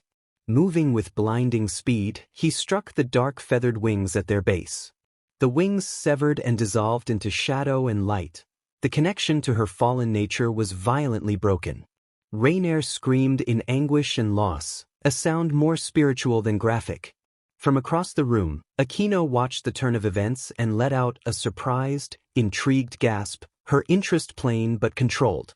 Issei moved without hesitation. As Rainier crumpled forward and began to fade without the power of her wings, he reversed his grip on the dagger and stabbed her. He whispered that it was for killing him, his voice cold. There was a final, strained sound, and then Rainier's body dissolved into nothingness, leaving only the memory of her shock and a fading echo of a cry. The system confirmed Rainier's defeat and rewarded experience and titles. Issei stood panting as the crude dagger clattered to the stone floor. It was over. The one who had killed him was gone, and he had his vengeance. He looked over at Akino's approving expression and realized his actions had consequences he was only beginning to understand. While Issei had his climactic showdown, the colossal firefang tarantula had been wreaking havoc. The rogue exorcists, trained to confront demons and heretics, were unprepared for a creature of raw, predatory ferocity. Its fiery fangs broke through their defenses, its immense strength shattered their formations, and its venom left many incapacitated and defenseless. The assault left the church cleared of resistance. The only evidence was the spider, now noticeably larger with a darker, healthier sheen to its carapace, quietly finishing at a corner of the ruined floor. The system noted the tarantula's growth and the availability of evolution. Thankfully, Asia Argento had remained unconscious through the violent assault, tied to the cross and spared the worst of the chaos. The church was quiet now, broken only by the crackle of fading holy lightning and the tarantula's soft chittering.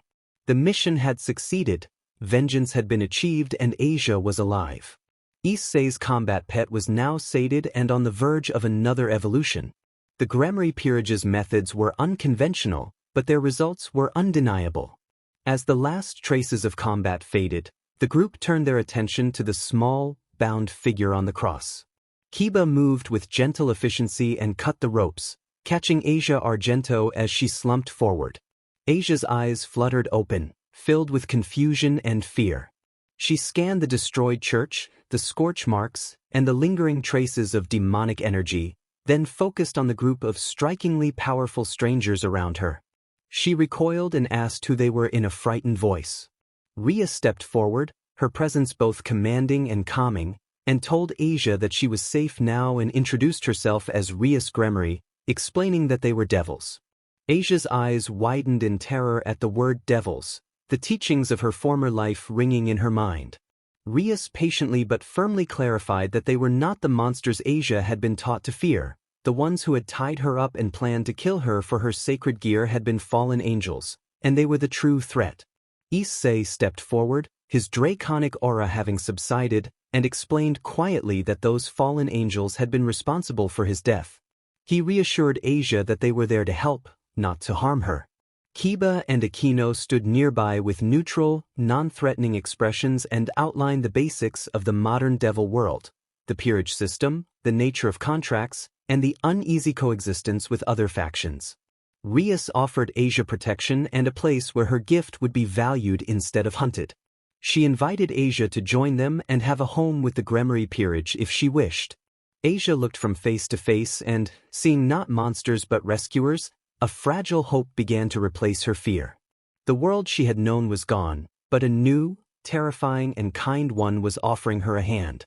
With quiet certainty, Asia accepted Rhea's offer. In the clubroom, Rhea's produced her final remaining bishop piece. The crystalline chess piece glowed softly as she pressed it to Asia's chest and declared that she would reincarnate Asia into her peerage. The light enveloped Asia, and when it faded, a small, green bishop icon had appeared briefly on her skin before vanishing. The transformation into a member of the Gremory peerage was complete. The system updated the peerage roster and confirmed Asia's sacred gear, Twilight Healing, as active.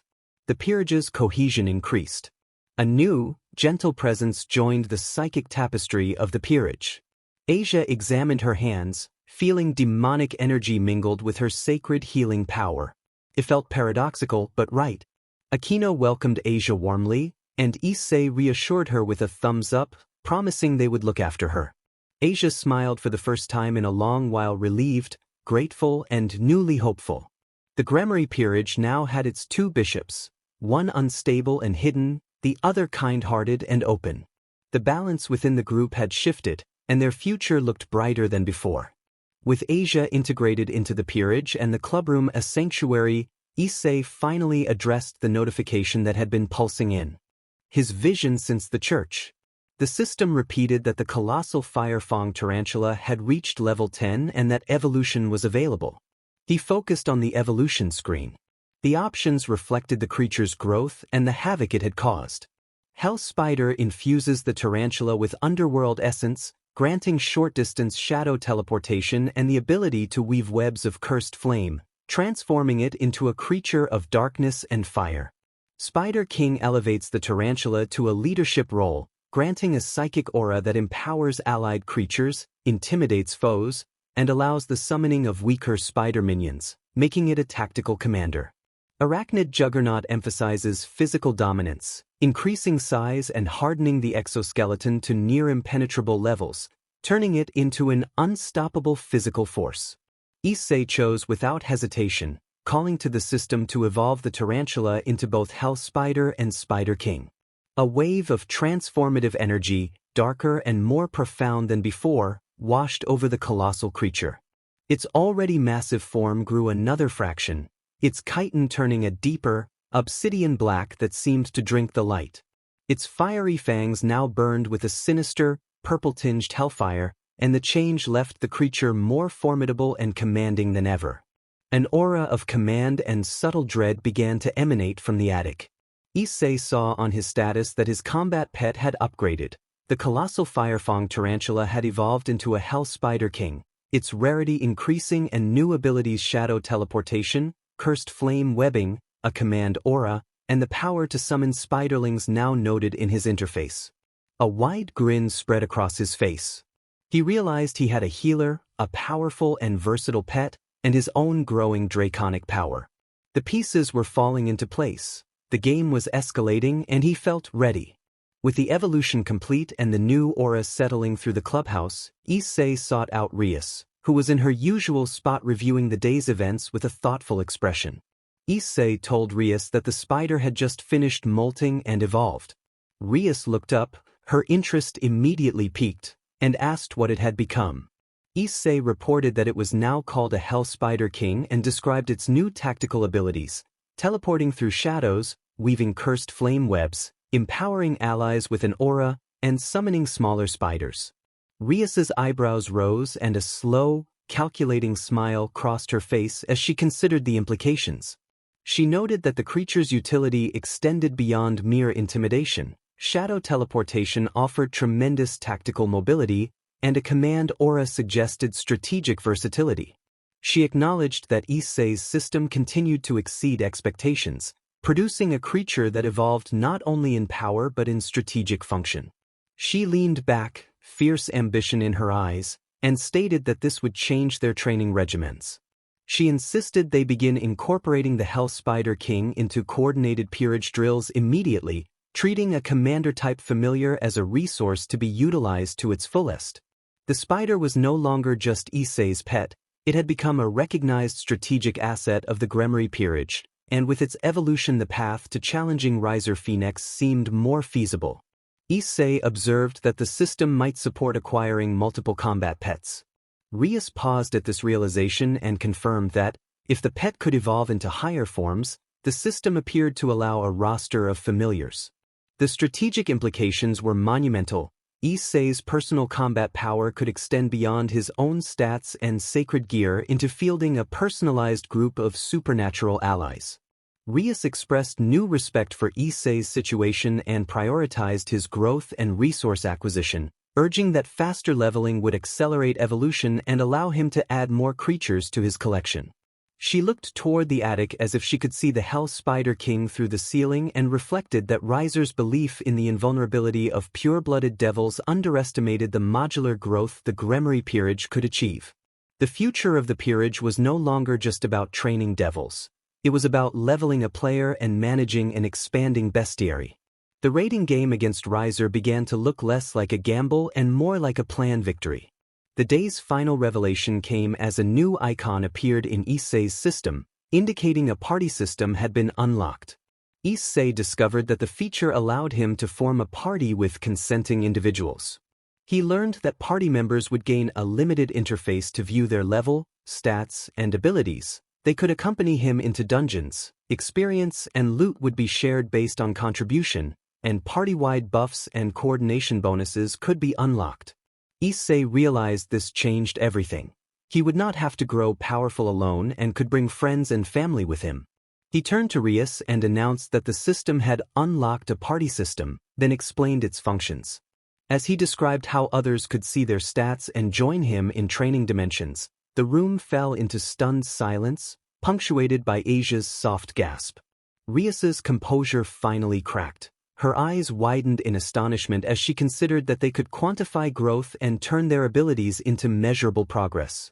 She showed a slow, triumphant smile and declared that this was the key to winning, ordering the formation of a party to begin training immediately. The Gremry peerage was no longer just a group of devils but on the verge of becoming a coordinated raid party. The next task was bringing Asia into the fold. Issei and Rias sat with her in the main clubroom, balancing excitement with caution. Issei gently told Asia that there was something else she needed to know about how he grew so quickly and then explained the system. The interface, the quests, the stats, and the dungeons. Asia listened with wide, bewildered eyes, her religious background struggling to process a game-like system governing reality. Rias added that there was another member of their extended team who had helped save her. Issei focused and sent a mental command. A section of the ceiling shimmered, and the Hell Spider King descended on a silken thread. Its obsidian carapace and imposing fangs made for an intimidating silhouette. Asia let out a small, frightened sound and shrank back against the sofa. Quickly reassured her that the creature was a combat pet and a friend that had been present in the church, keeping hostile exorcists at bay while she was unconscious and helping to ensure her safety.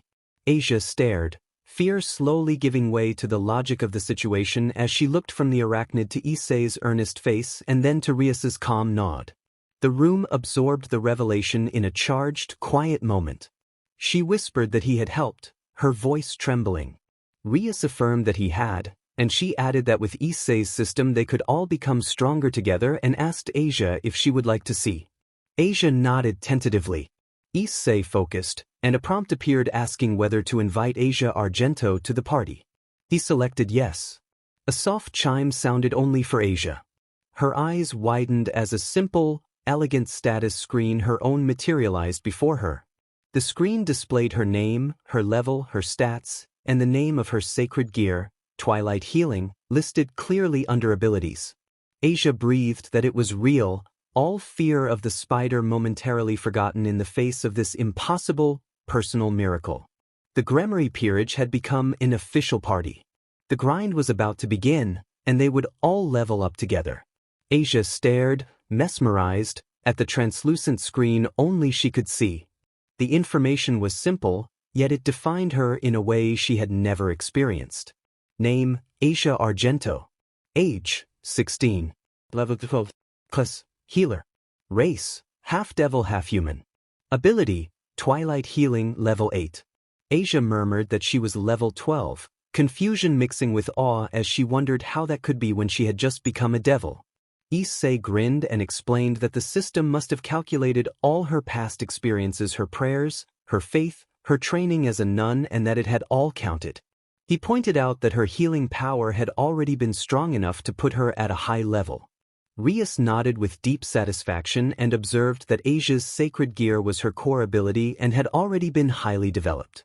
The system was merely quantifying the power she had always possessed. A level 8 in Twilight Healing was exceptionally potent for someone so young. Asia's face lit up with a radiant smile. The screen was validating. It was proof that her life before had not been wasted. It had all built up to this point, making her a valuable healer for her new family. Asia said that she had a level, her voice filled with wonder, and she looked at Issei with shining eyes to say that she could be useful. Issei responded enthusiastically that, of course, she could and that she was their bishop. He added that now everyone could see just how amazing she was. The Hell Spider King chittered softly in the background, as if in agreement. The party was formed, their strengths quantified, and their potential seemed limitless. The Gremory peerage was no longer just a group of devils, they were a leveled, class-based adventuring party, ready to take on any challenge the system could present. As Asia focused on her new status screen, the simple labels expanded into a full array of numbers mirroring the system Issei used. Status, Asia Argento level, 12. Vit 10. BGMI, 15. 30. WIS, 25. The derived stats calculated automatically beneath them. HP, VIT 10 plus END 10, X 480 HP. Mana, INT 30 plus WIS 25 plus END 10, X 2130 MP. Asia gasped softly and brought a hand to her mouth. The numbers painted a clear picture of who she was. Her physical stats were low, reflecting a gentle, non-combative nature, while her INT 30 and WIS 25 were immense, showcasing the spiritual intellect and innate understanding required to wield a powerful healing ability. Her mana pool of 130 was already larger than Issei's, a testament to the volume of magical energy her Twilight Healing used and produced. Asia whispered that it reflected her mind and spirit, that while she might not be physically strong, her mental and spiritual attributes were significant. Rias finished the thought for her, praising that those numbers confirmed what they already knew. Asia was a prodigious healer and her value to the peerage was immeasurable. Issei grinned and joked that Asia was essentially a glass healer and that the others would handle the fighting while she kept their HP bars full. For Asia, who had been cast out and told she was a heretic, seeing her worth quantified so clearly was profoundly healing. She was not a monster or a sinner, she was a level 12 healer with 130 MP who had finally found a place. Kaneko accepted the party invite with a typical silent nod. Her status screen materialized, and it reflected brutal, efficient capability. Name, Kaneko Tuju. Age, 15. Race, half devil half nekishu. Plus, broad, level 5. Abilities. Rook mutated defense, passive 20% damage resistance. Chakra, level 1. Senjutsu, level 1. Her stats were striking. 30, 30, and 30, 50, and 15. Wis, 15. The derived stats calculated instantly.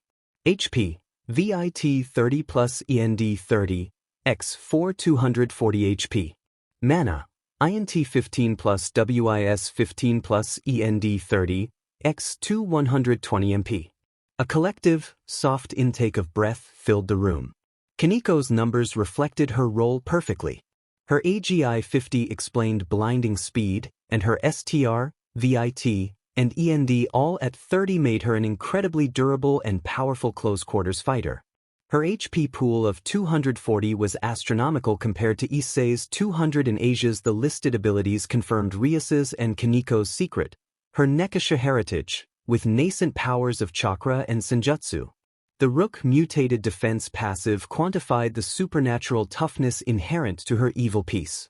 Kaneko grunted that AGI should be higher, inspecting her screen with a critical eye. Issei stared, equal parts intimidated and impressed, and called Kaneko a total beast. Rias looked proudly at her Rook and stated that Kaneko was as expected one of her most reliable pieces. The system had validated Rias's choice. The small, quiet girl was a statistical powerhouse. Anticipating an unspoken question about why Kaneko was not even stronger, the system provided a succinct, illuminating analysis that appeared in both Issei's and Kaneko's minds.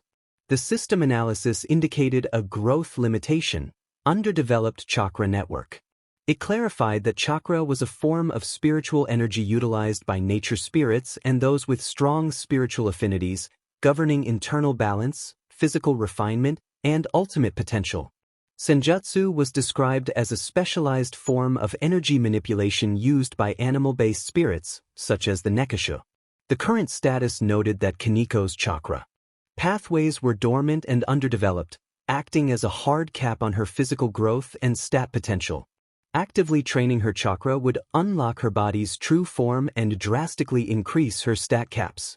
A note added that mastery of chakra allowed the user to remain in full control of their faculties, unlike some bestial senjutsu states which could induce rage or loss of self. The revelation hit like a bombshell. Kaneko's small stature was not merely a genetic quirk but a symptom of locked-away power. The reason her incredible stats were not even higher was because her body could not handle more energy in its current state. Kaneko stared at the data, her usual blank expression replaced by deep, focused intensity as she absorbed the answer to a question she had likely carried her whole life.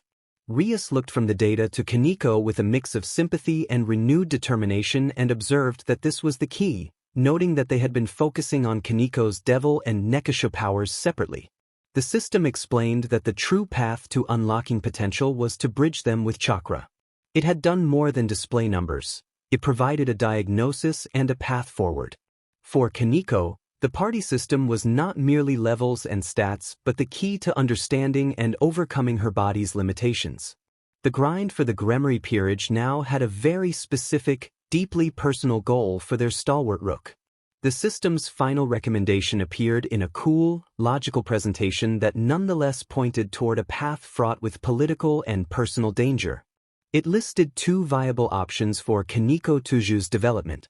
Option A urged seeking out Kuroka, noting that Kuroka, as a fellow Nekishu and Kaneko's biological sister, could provide highly specialized and effective training, while warning that Kuroka was a wanted stray devil involved in a lethal confrontation with her previous master and therefore posed extreme risk.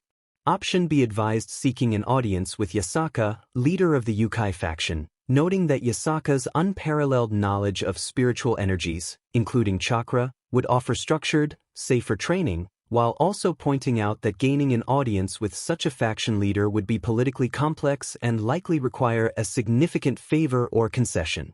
Silence settled over the room as the two monumental paths hung between them, one a hunt for a powerful, unpredictable rogue, the other high-stakes diplomacy with one of Japan's most powerful beings. Rias considered the options with a serious expression and reminded Kaneko that the decision belonged to her.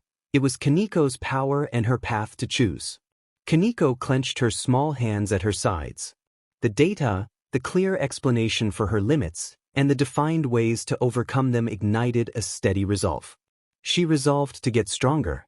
The choice between a renegade sister and a Yukai queen could wait, for now the goal was clear. The party system had done more than unite them. It had given each member a personalized quest toward greater power. For Kaneko, that quest was only beginning. Issei sent the next party invite to Kiba Yudo. The knight accepted with a graceful nod and a curious smile. His status screen materialized, presenting a portrait of refined, deadly elegance. Name, Yudo Kiba. Age, 16. Race, half-devil half-human. Class, ex-exorcist in training, swordsman. Level, 15. Abilities. Knight speed, passive 10% speed boost. Sword birth, level 10. Kiba's stats reflected his role as the peerage's knight. 20. Vit, 15. And 15. BGMI, 55. Int, 25. Wis, 25. Derived stats. HP, VIT 15 plus END 15. X4 120 HP. Mana, INT 25 plus WIS 25 plus END 15. X2 130 MP. Kiba studied the numbers with keen interest, noting that his agility of 55 quantified the essence of his speed and that sword birth at level 10 acknowledged his countless hours of practice. The party observed with admiration. Rias acknowledged that his dedication had been made visible in those figures, and Issei expressed his impressed enthusiasm, pointing out that Kiba's speed made him almost untouchable. Next, Issei invited Akino. She accepted with a playful, intrigued smile and wondered internally what her private strengths would look like as numbers. Her status screen appeared, displaying a complex and powerful profile. Name, Akino Himejima. Age, 17. Class, Witch Wizard. Race, half-devil half-fallen angel. Level, 15. Abilities. Electro Strike, level 5. Thunderbolt, level 8. Holy Magic, level 3. Holy Lightning, level 1. Akino's stats showed a unique blend of durability and potent magical power. TAR, 15. Vit, 35. And 35. AGI, 25. Int, 25. Wis, 35. Derived stats. HP, VIT 35 plus END 35. X4 280 HP. Mana, INT 25 plus WIS 35 plus END 35. X2 190 MP. Her VIT and END at 35 were remarkably high, second only to Kaneko's durability, giving her a substantial HP pool that belied her graceful demeanor. Combined with her sizable MP and the highest WIS in the party, the figures marked her as both a potent magical force and a resilient anchor. The abilities reinforced her mastery over lightning and the unique fusion of her heritage. Akino reacted to the revelation with a light laugh and a playful comment about the surprising clarity of the system's assessment. Rias smiled in affectionate exasperation, noting that Akino had become a cornerstone of the team both offensively and defensively. Issei sent the final party invite to his king. Rias accepted with a regal nod and a palpable curiosity. Her status screen materialized, presenting a display of overwhelming magical supremacy. Name, Rias Gremory. Age, 18. Class, Brute Mage. Race, Pure Devil. Level, 15. Abilities. Orb of Destruction, level 2. Energy of Destruction, Level 2. Rias's stats reflected her role as a prodigy of the Gremory clan. BGMI, 15. Int, 45. Wis, 65. Derived stats. HP, VIT 5 plus END 10, X 460 HP. Mana, INT 45 plus WIS 65 plus END 10, X 240 MP. A respectful silence fell over the room as everyone took in the contrast. Rias's physical stats were low, fitting for a mage who avoided direct combat, while her mental attributes confirmed her devastating magical capability. The party system had revealed an intricately balanced team, each member a specialist whose strengths and roles now fit together with clear purpose. Her HP of 60 was the lowest in the entire peerage, a glaring vulnerability. That weakness, however, was more than compensated for by her monstrous mental stats. Her NT was 45, but her WIS of 65 was in a league of its own, representing an immense, profound understanding of magic, strategy, and the nature of power. It fueled her colossal 240 MP pool, the largest by far, explaining how she could wield the immensely taxing power of destruction even at a young age. The class brute mage fit perfectly. She did not rely on finesse. She overwhelmed opponents with raw, destructive potential. Rias examined her own screen with a slow, satisfied smile. Rias observed that a wisdom of 65 seemed to show the system acknowledged the burden of leadership and the study required to wield her family's power. She looked around at her now fully quantified peerage with pride and ambition, convinced that with these numbers and this clarity there was nothing they could not achieve. The Gremory peerage was now fully integrated into the system. They could see their strengths, weaknesses, and roles with perfect clarity. They were a party, a team of adventurers with a shared HUD and a unified goal: to grow, to conquer, and to defy fate itself. With the entire peerage now viewing the world through the lens of the party system, all eyes turned to Issei. He brought up his own status screen and projected it so everyone could see. The screen showed his name as Issei, age 17, class Dragonkin Pawn, race half-human half-devil lesser dragonkin, level 5, and abilities boosted gear, dormant, and party system, unique. His stats were perfectly balanced at 25 across strength, vitality, endurance, agility, intelligence, and wisdom. His HP read 200 out of 200, and his mana read 150 out of a wave of impressed murmurs passed through the room. His balanced stat line was a testament to rapid, system-guided growth. The Dragonkin Pawn class and the Lesser Dragonkin race explained the new pressure he exerted. Issei then pulled up his combat pet interface.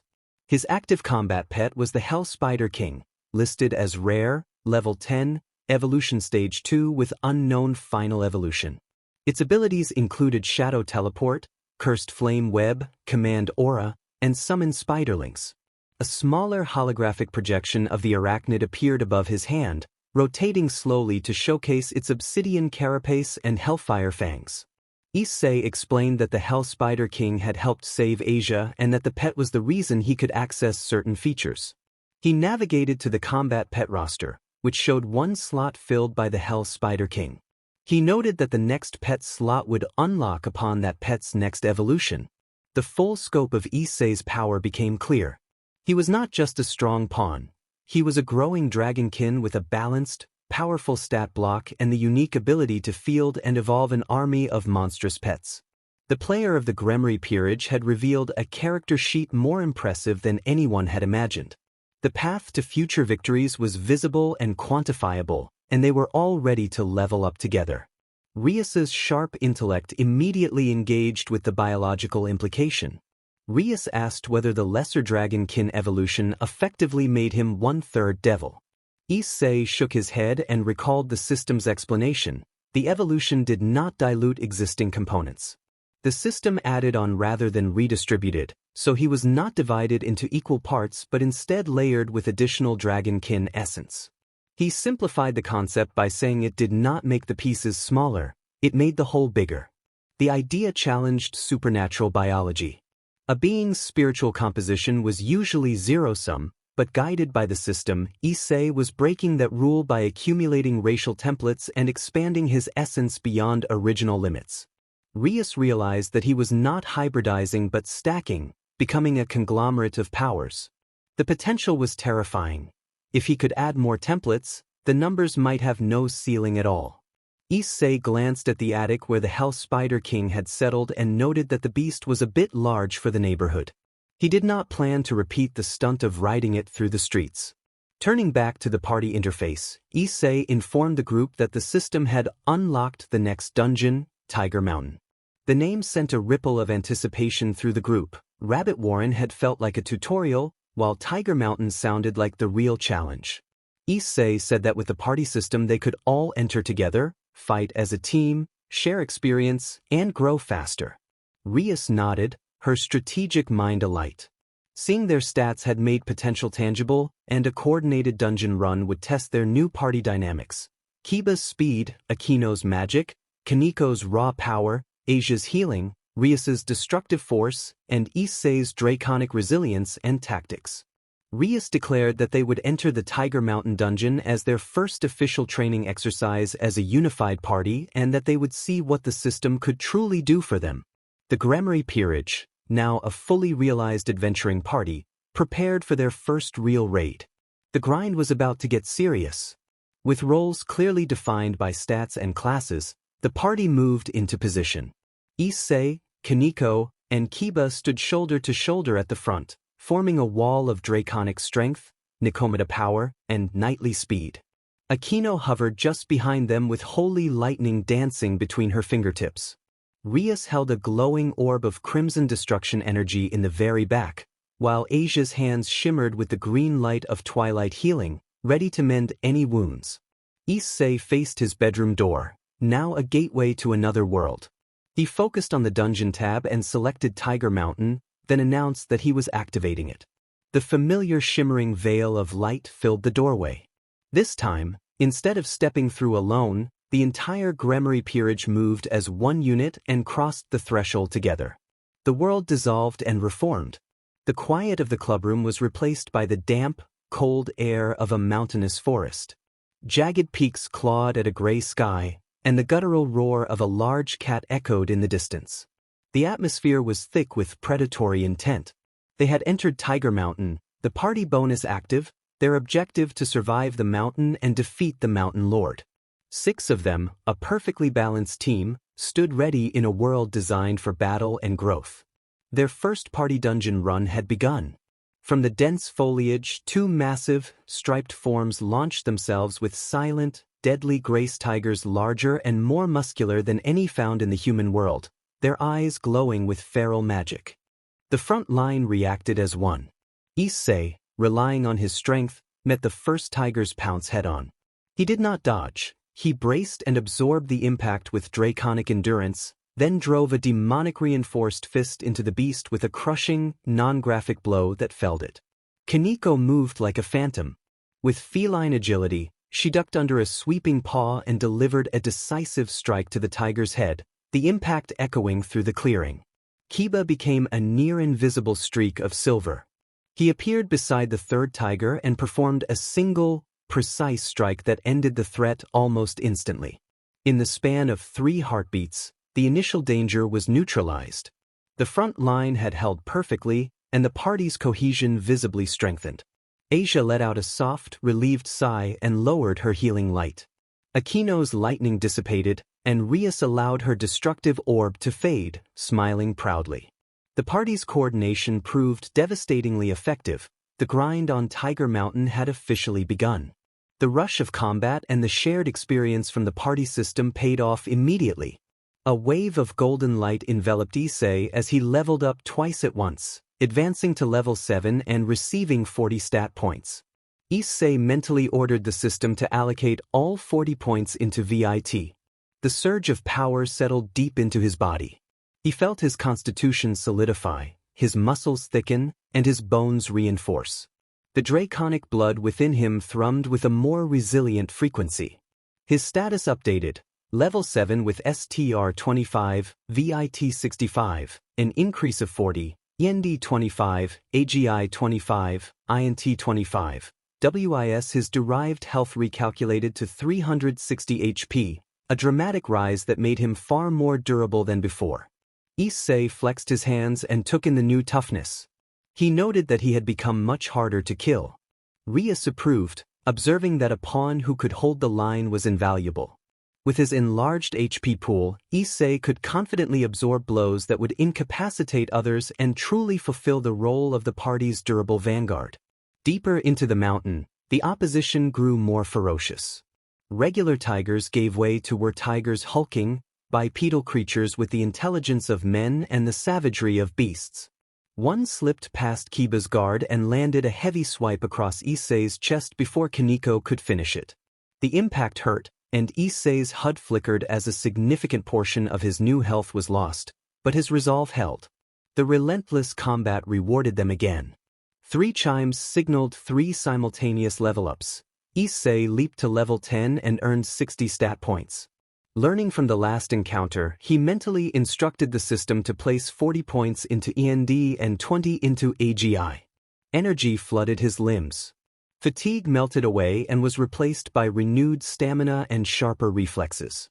His status now showed STR 25, VIT 65, IND 65, AGI 45, INT 25. WIS his derived stats recalculated to a massive 520 HP and 230 MP, establishing him as the party's undisputed tank with the speed to avoid danger and enough mana to endure long fights.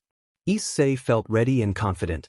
As the level-up energy settled, a new sensation arose from within his soul, a deep, resonant thrum. A brilliant emerald light burst from his right arm and, when it faded, a sleek, segmented gauntlet of otherworldly metal covered his right hand and forearm. It was refined and almost organic, with a single glowing green jewel embedded in the back of the hand and an articulated guard over the knuckles. The initial stage of his sacred gear had unlocked in a preliminary activation. The gauntlet amplified his physical strength and demonic energy output for a limited time, effectively doubling his power for 5 minutes, though the full gear remained dormant. Issei stared at the gauntlet in awe. Rias's eyes widened with admiration for what had appeared. Kiba regarded the new weapon with a swordsman's respect, impressed by the raw potential even in this form. Akino clapped her hands together in delight. Akino teased that it suited Issei. Kaneko gave a single, impressed nod and said it was not bad. Asia watched in wonder as her healing senses reacted to the sudden surge of power. Issei clenched his gauntlet fist, a fierce grin spreading across his face. The twice critical state was active and the timer was ticking. He glanced up the mountain path toward the Mountain Lord's lair and declared that they would finish this, his voice resonating with the doubled power of the boosted gear. The final boss of the dungeon stood no chance. The path opened into a windswept, snowy clearing near the mountain peak. In the center stood the dungeon's penultimate guardian, a snow tiger of impossible scale, as tall as a warhorse at the shoulder with a broad, muscular bulk. Its pure white fur and glacial blue eyes radiated an aura of cold that made the air crackle.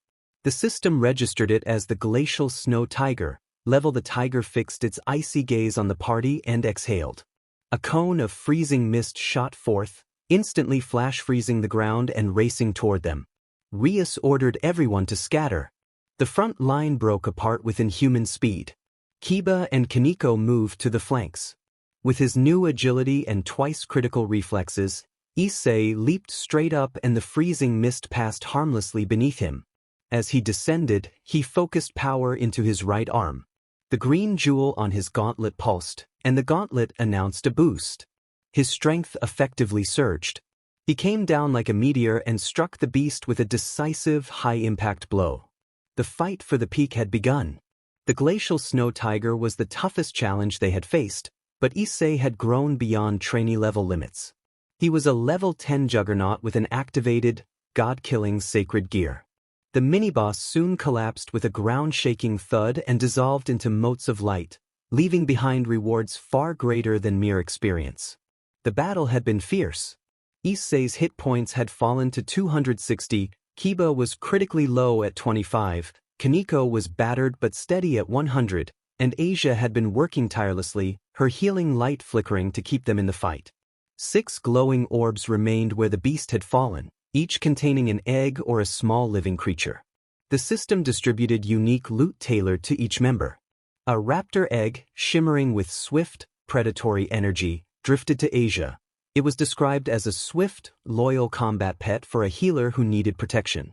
A stony, heavily armored egg landed before Kiba.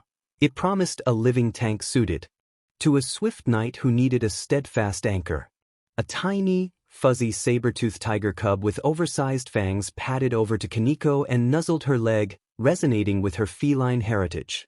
A large, leathery egg with bat-like impressions floated to Akino as a potential flying mount offering aerial superiority to a powerful mage. Finally, a fluffy, powerful-looking polar bear cub ambled over to Rias, who looked down with surprise and delight. It represented raw strength and endurance fitting for a leader. The system then delivered a mass experience surge. The party gained 5 levels each. For Issei, that meant 5 level-up chimes and a rise to level 15, along with 100 stat points. A new notification informed him that racial evolution was available. His soul had reached a new threshold and he could add another racial template to his composition. Issei immediately allocated his stat points, instructing the system to assign 40 points to strength, 30 to intelligence, and 30 to wisdom. Power surged through him, his muscles swelling with draconic might and his mind sharpening with clear focus. His status read as follows: Issei Hayu, level 15, strength 65, vitality 65, endurance 65, agility 45, intelligence 55. Wisdom. His hit points remained at 520 while his mana pool rose to. With his stats set, Issei turned to the next choice. 3 evolution options shimmered in the air. The first offered kinship with iron golems, emphasizing unyielding defense. The second used a familiar fan term, Scion, which described a warrior race known for adaptive biology, immense combat-driven power growth, and the ability to undergo great ape transformations. The third option was a lion kin path promising noble ferocity and commanding presence. Issei, rattled by the unexpected label, stammered that Scion was from a manga and could not be real. Rias analyzed that the system's database had localized the term for clarity and that the option was valid despite its cultural origins. Akino, amused, suggested it raised strange possibilities. The system clarified that the Scion label was a user-friendly localization. The race was more accurately a warrior race from a distant world, famed for adaptive biology, rapid power growth through combat, and massive transformation stages that had been mythologized in human media. The explanations stunned the group. It meant the system was drawing from a far broader corpus of information than they had assumed. Human fiction sometimes echoed cosmic truths. Science had once been real. Issei surveyed the battlefield, glancing from the iron golem to the lion kin, but his gaze kept drifting back to the option marked Scion. A race born for battle, known for breaking their limits, resonated with the boosting power humming in his gauntlet. It called to the part of him that wanted to push higher.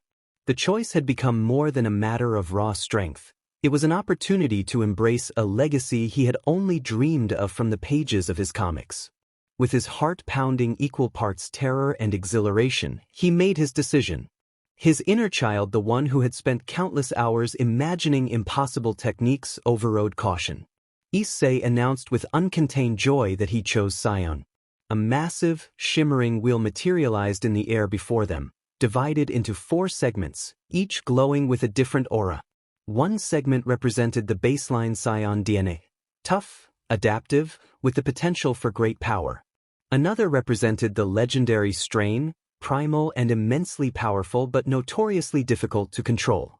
A third was a corrupted, malevolent strain focused on dark power and destruction. The final segment described a divine, refined strain that emphasized godly ki and transcendent states. The wheel spun, a blur of colors and potential destinies.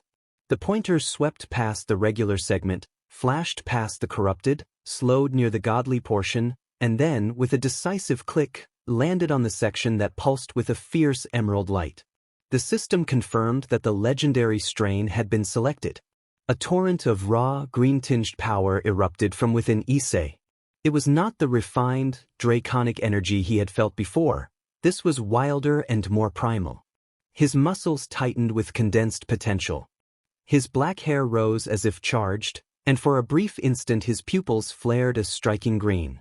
The legendary Super Saiyan power stitched itself into the complex tapestry of his being half-human, half-devil, lesser dragon kin, and now legendary Saiyan.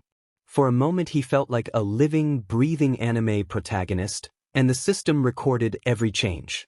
The initial burst of fanboy joy was quickly replaced by a cold knot of dread. He knew the lore.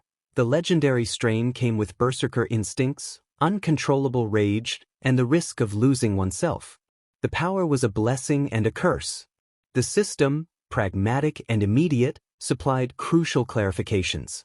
It reported that integration of the legendary DNA was complete, that primal rage instincts had been detected, and that a safety protocol had been engaged to suppress full transformation and uncontrolled fury until he met minimum cognitive requirements. The system made clear that the transformation would not reduce his cognitive functions. Rage would be treated as a manageable resource rather than an overriding force, and that mastery required high intelligence and wisdom.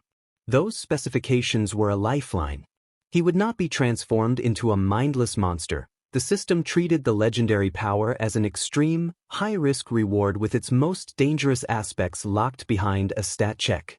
Issei glanced at his current intelligence and wisdom scores 55 and respectable, but not nearly enough. To command this new power he would need to become not only physically formidable but profoundly wise and intelligent. Rias recognized the relief washing over him and understood immediately that his mind would be the key.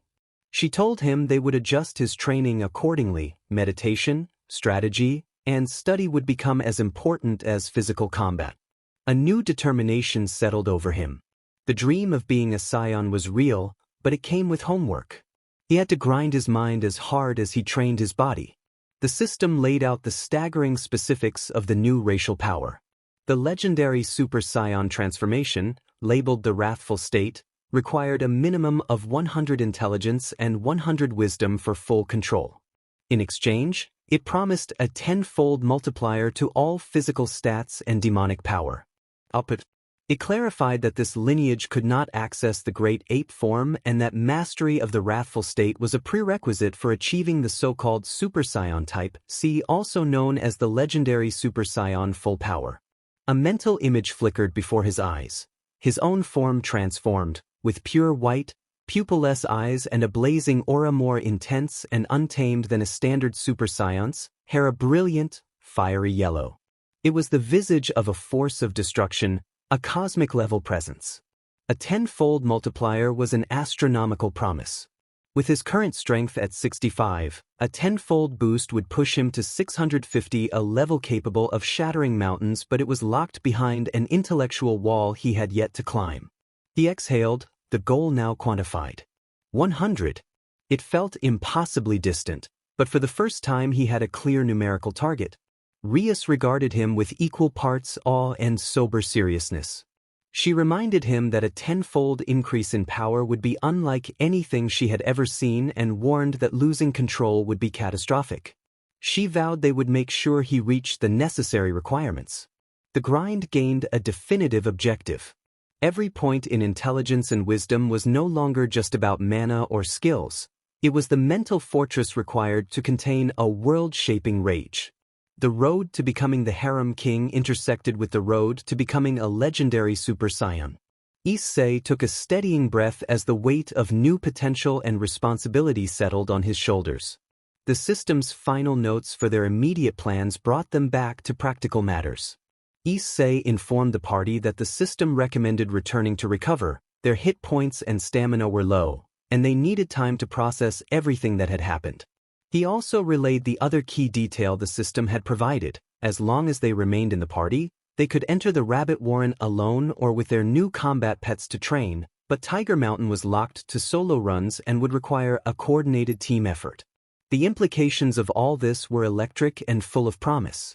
It meant Asia could safely level up her raptor, Kiba could bond with his Ankylo, and Kaneko could train her saber-tooth cub in a controlled environment. They could all grind at their own pace. Rias nodded, her leader's mind already assimilating the new logistics, and she said that it was a sound strategy. They would return to the clubroom, tend to their new companions, recuperate, and then begin individual training regimens in the tutorial dungeon. With a collective thought, the party initiated the exit sequence. The snowy peak of Tiger Mountain dissolved around them, reforming into the familiar, quiet space of the clubroom. The frantic energy of battle faded, replaced by the warm hum of camaraderie and the soft mewling and chirping of their newly acquired pets. They had faced a mini-boss, gained 5 levels, unlocked legendary power, and acquired a full bestiary. It had been a productive first raid.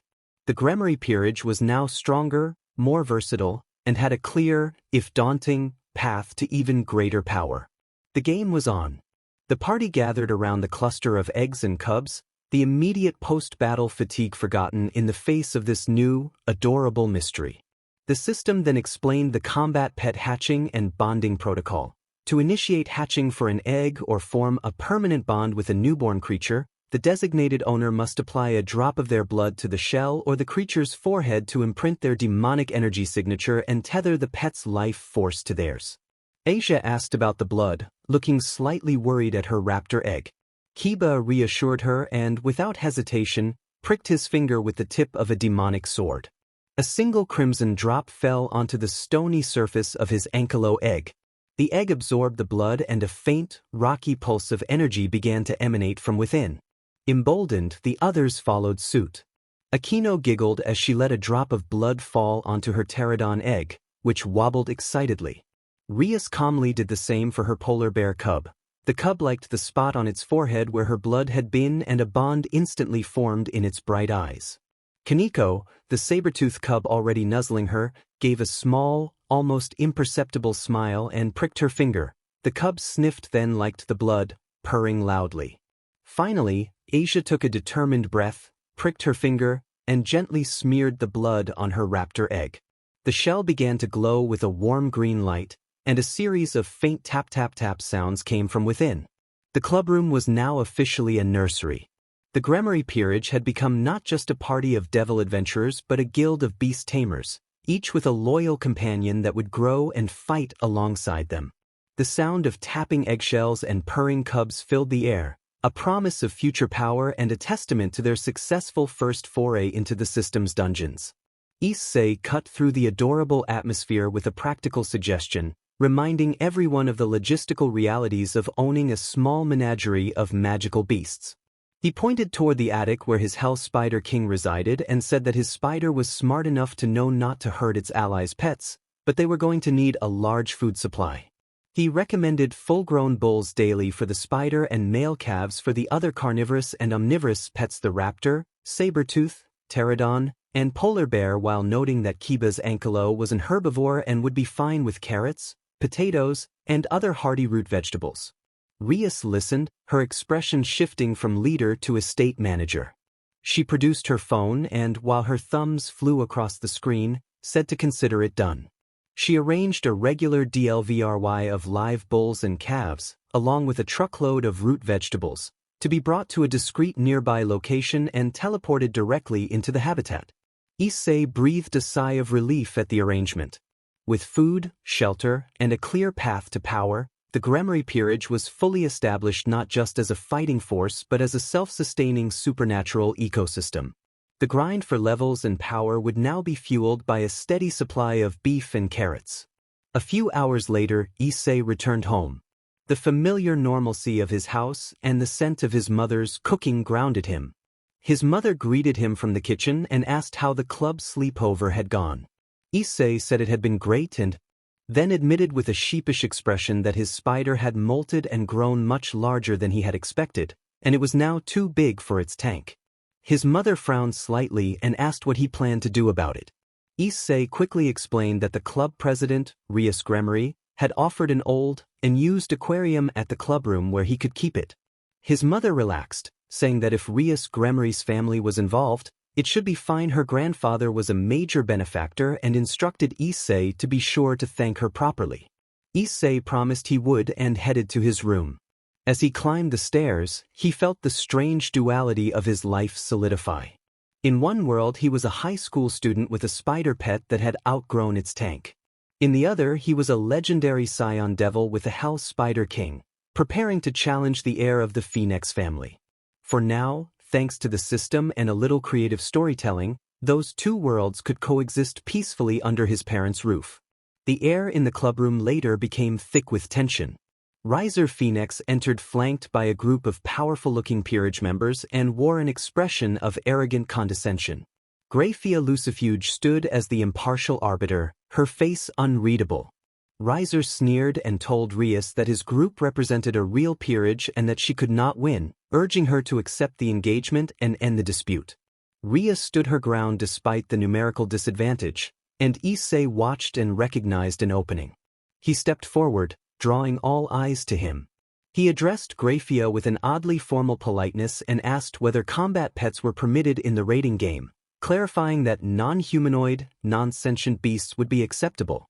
Graphia's icy blue eyes shifted to him and she confirmed, in her crisp, professional tone, that non-humanoid familiars and combat beasts were permitted provided they were bound to a member of the peerage. A slow, wicked grin spread across Issei's face as he thanked her for the clarification. He then turned toward Riser's smug peerage, put 2 fingers to his lips, and gave a sharp, piercing whistle. For a moment nothing happened. Riser opened his mouth to deliver another taunt. Then, from the shadowy hole in the rafters that Issei had arranged earlier, something descended. The Hell Spider King dropped into the center of the room with a dramatic, thunderous thud, its obsidian carapace gleaming and its fangs casting an eerie light. Its size dominated the space and its intimidating presence felt like a scene from an action series, instantly shifting the atmosphere. Riser's jaw dropped and the confident smirks of his peerage vanished, replaced by looks of shock and alarm. One of his bishops made a startled sound. Issei stood beside the creature and calmly stated that this evened the numbers and that they accepted Riser Phoenix's challenge, signaling the start of the raiding game. Riser and his peerage remained frozen in stunned silence. Issei gave a casual mental command for the creature to return to the attic. The Hell Spider King responded with unnerving grace, ascending on its silken thread and retracting back through the rafters into the shadows above. The overwhelming presence dissolved as quickly as it had appeared, leaving only a charged silence. Riser sputtered as he tried to regain composure and demanded to know what had just happened. Rias replied with triumphant satisfaction that the creature was a member of her peerage, or more precisely, a member of a member, and reminded everyone that they should set a date for the raiding game. Graphia, maintaining her professionalism, made a note on her clipboard and indicated that the challenge had been formally accepted. She would arrange the details with the raiding game committee. The meeting effectively ended. Riser, his pride wounded and his assumptions undone, glared before storming out with his peerage following. Once they had left, Rias turned to Issei with fierce pride and gratitude, praising his execution and calling the outcome a major victory against their rival. Issei accepted the praise with a grin, calling it another day's work for a pawn with a system and an unexpectedly large spider. The path to the raiding game was now open, and for the first time Rias genuinely believed they could win. Before the peerage split up for solo training, Issei made one more strategic stop. He retreated to a quiet corner of the clubroom and accessed the item shop. Navigating to the white common tier, he selected a simple, well-made lightweight crossbow and a quiver of bolts. He also purchased vials of blessed water, spending a good portion of his remaining bronze coins because the item was worth the cost. Using a basic alchemy function the shop provided, he carefully tipped each bolt head with the blessed water, creating holy water-tipped bolts that would serve a specific tactical purpose. Satisfied, he approached Asia, who was gently stroking her still-tapping raptor egg. He presented the crossbow and quiver to her and explained that the weapon was for protection in the rabbit dungeon. He told her she did not have to engage directly, she could stay back and use the crossbow to keep distance. The holy water on the bolts should hurt or at least scare off any rabbit that came too close, giving her safety while she raised the raptor. Asia's eyes widened with surprise and emotion as she accepted the weapon, touched by his thoughtfulness. She thanked him and expressed a desire to be brave. Rias watched the exchange with evident approval, recognizing that Issei was using the system's resources to strengthen and protect the entire peerage. His actions demonstrated leadership and validated her choice to trust the pawn. Issei then leaned close to Rias and quietly explained that the arrows were enchanted to return to the quiver after being fired, clean and ready, with the holy water still on them, and that each bolt could be used 5 times before the enchantment wore off and the holy water needed to be reapplied. He added that the effect would work on all of Riser's peerage. It would not kill a devil, but direct hits with holy water would cause painful wounds and create serious distractions. Rias's eyes reflected the dawning realization of the tactic's potential. She acknowledged that this changed their whole approach to the raiding game and praised Issei for the strategic foresight. The humble crossbow had become more than a training tool. It had the potential to be a key to victory against a formidable opponent. Pawn was already several moves ahead on the raiding game board. Asia returned from the rabbit warren flushed with exertion and triumph. Beside her stood a fully grown raptor, no longer a hatchling, about 4 feet tall, lean and built for speed, with sharp, intelligent eyes that constantly scanned the surroundings and a silent, graceful predatory gait. Asia eagerly called out to Issei, proud of the progress she and her raptor had made. Asia called to Rias, beaming with pride and announcing that her raptor had all grown up. The raptor made a soft, chittering sound and nuzzled her hand affectionately. A screen visible to Asia and Issei through the party system notified them that Asia's raptor had reached level 5 and that an evolution was available.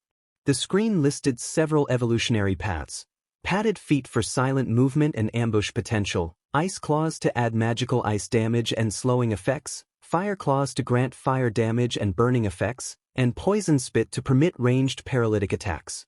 Asia studied the options with a furrowed brow and asked Issei what she should choose. Issei considered the choices tactically and recommended that she prioritize her survival as a healer. He suggested the raptor adopt padded feet for silent movement and poison spit for ranged defense, explaining that silent movement would let the raptor protect her without being seen and that poison spit would keep threats away without close combat. Asia's eyes lit up, and she accepted his advice before selecting the options. The raptor was immediately surrounded by a soft greenish light. When the light faded, the scales on the bottoms of its feet were replaced by dark, fibrous pads, and a subtle flexible throat pouch had developed. A faint, acrid scent accompanied an experimental chuff. The party system confirmed the evolution, listing the new abilities Silent Step and Paralytic Spit and noting the raptor's rarity had increased from common to uncommon. Asia rejoiced and thanked Issei for the protector now tailored to her needs, a creature able to neutralize threats quietly and from a distance so she could focus on healing the party. The Grammary Peerage's menagerie had become more specialized for the battles ahead. Issei's eyes gleamed with inspiration. He retrieved a rabbit pelt and some spare wood from his inventory and activated the crafting interface in his mind, which provided a guided schematic. He worked with surprising deftness and crafted a simple but sturdy raptor saddle, adding a metal handhold shaped like an upside-down U to the front. Issei presented the saddle to Asia and explained that it would allow her to ride the raptor. Asia stared, surprised at the idea of riding. Issei encouraged her to consider the tactical advantage. Mounted, she would be mobile and safer, able to move with the raptor's padded footsteps while healing from a distance. If enemies approached, the raptor could deploy its paralytic spit without her being exposed, and she could hold the bar for stability. They secured the saddle onto the raptor together. The creature adjusted to the new weight and did not seem bothered. Asia tentatively grabbed the metal handhold, swung a leg over, and settled into the saddle. A wide, determined smile spread across her face as she transformed from a vulnerable nun into a mobile bastion of healing. Rias watched with profound respect, recognizing that Issei had not just given them weapons but redesigned their approach to combat. A healer mounted on a stealthy, poison-spitting raptor would greatly increase the Grammary Peerage's resilience in fights. As Asia settled into the saddle, Issei and Rias shared a split second of amused understanding and both compared the sight to chicken jockeys from a popular video game. The clubroom fell silent for a beat before erupting in laughter. Aquino laughed melodically and clutched her sides. Kiba coughed and tried to hide his amusement, and Kaniko's lips twitched into what might have been a smile. Asia looked down in confusion when the term was mentioned, and Issei explained that it was a video game reference to small undead riding chickens, noting how surprisingly accurate the comparison felt. Rias agreed while noting that the real situation was far more dangerous. The moment of levity strengthened their bond, reminding them that they were friends who shared geeky reference points even as they prepared for serious challenges. With Asia's new setup complete, attention turned to Kiba.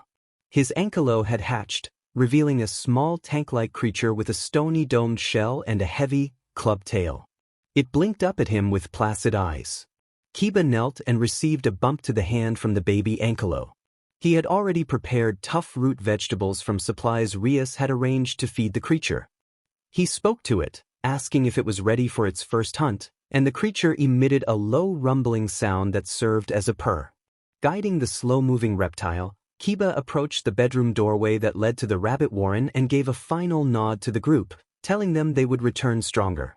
Kiba and his companions stepped through the shimmering veil and into the dungeon, their strategy clear as they set out together. While the ankylo was young, the weak rabbits of the tutorial dungeon were the perfect opponents for it to safely gain experience and for Kiba to learn how to fight alongside a partner that was the polar opposite of his own swift, elegant style.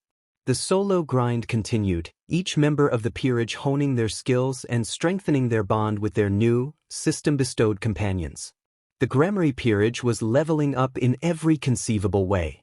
30 minutes later, the clubroom door shimmered, and Kiba stepped back through. He was not alone. The ankylo had grown into a behemoth the size of a small car, its stony shell scraping against the top of the doorframe as it squeezed through. Its legs were like pillars, and its tail ended in a massive, bony club that looked heavy enough to level a building simply by dropping it. The system announced that Kiba's ankylo had reached level 10 and that evolution was available. Kiba projected the evolution options for the group to see. One option, Gravity Hammertail, would make the tail club generate a localized gravity field on impact, producing a repulsive effect and turning its slow, heavy strike into an area of effect repulsion. Another option, Lightning Feet, would infuse the limbs with lightning energy, drastically increasing movement and turning speed and addressing the creature's greatest weakness. The third, Growth, Huge, would push the ankylo's size to the next threshold, further increasing its physical stats and health and turning it into an even more immovable object. The options were transformative. Gravity Hammertail was a terrifying crowd control weapon. Lightning Feet would turn the living tank into a shocking, fast-moving battering ram. Huge was simply more of what it already did best, being an unstoppable wall. Kiba looked from the massive creature to the evolution choices with a strategist's gleam in his eye. The decision would define whether his partner became an immovable fortress, a shock-and-awe combatant, or something in between. The peerage waited, eager to see which path their knight would choose for his colossal companion. Issei, wearing a vicious grin and tapping into their shared disdain for Riser's smug, womanizing attitude, suggested that Kiba choose Huge and Gravity Hammertail. Issei painted a vivid image of Riser Phoenix being launched out of the arena by a gravity-altering dinosaur tail, and the entire room found the humiliating spectacle appealing in a mischievous, competitive way. Kiba, who usually embodied calm composure, allowed a slow, dangerous smile to spread across his face. He agreed that it would be a poetic form of justice and prepared a grand reception for Lord Phoenix. He made his selections. Another wave of transformative energy, even more earth-shaking than the last, enveloped the ankylo. Its form expanded further, its shell thickened, and its limbs grew more massive. The tail club warped the space around it, humming with a faint, repulsive energy. The ankylo evolved, gaining colossal size and Gravity Hammertail, and its rarity increased from uncommon to rare. The Grammary peerage now possessed a living siege engine, and the upcoming raiding game suddenly promised a deeply personal catharsis. Kaniko, who had been quietly observing with her saber-toothed cub purring in her lap, stood and moved toward the dungeon door with her feline companion. They returned 20 minutes later, and the difference was staggering.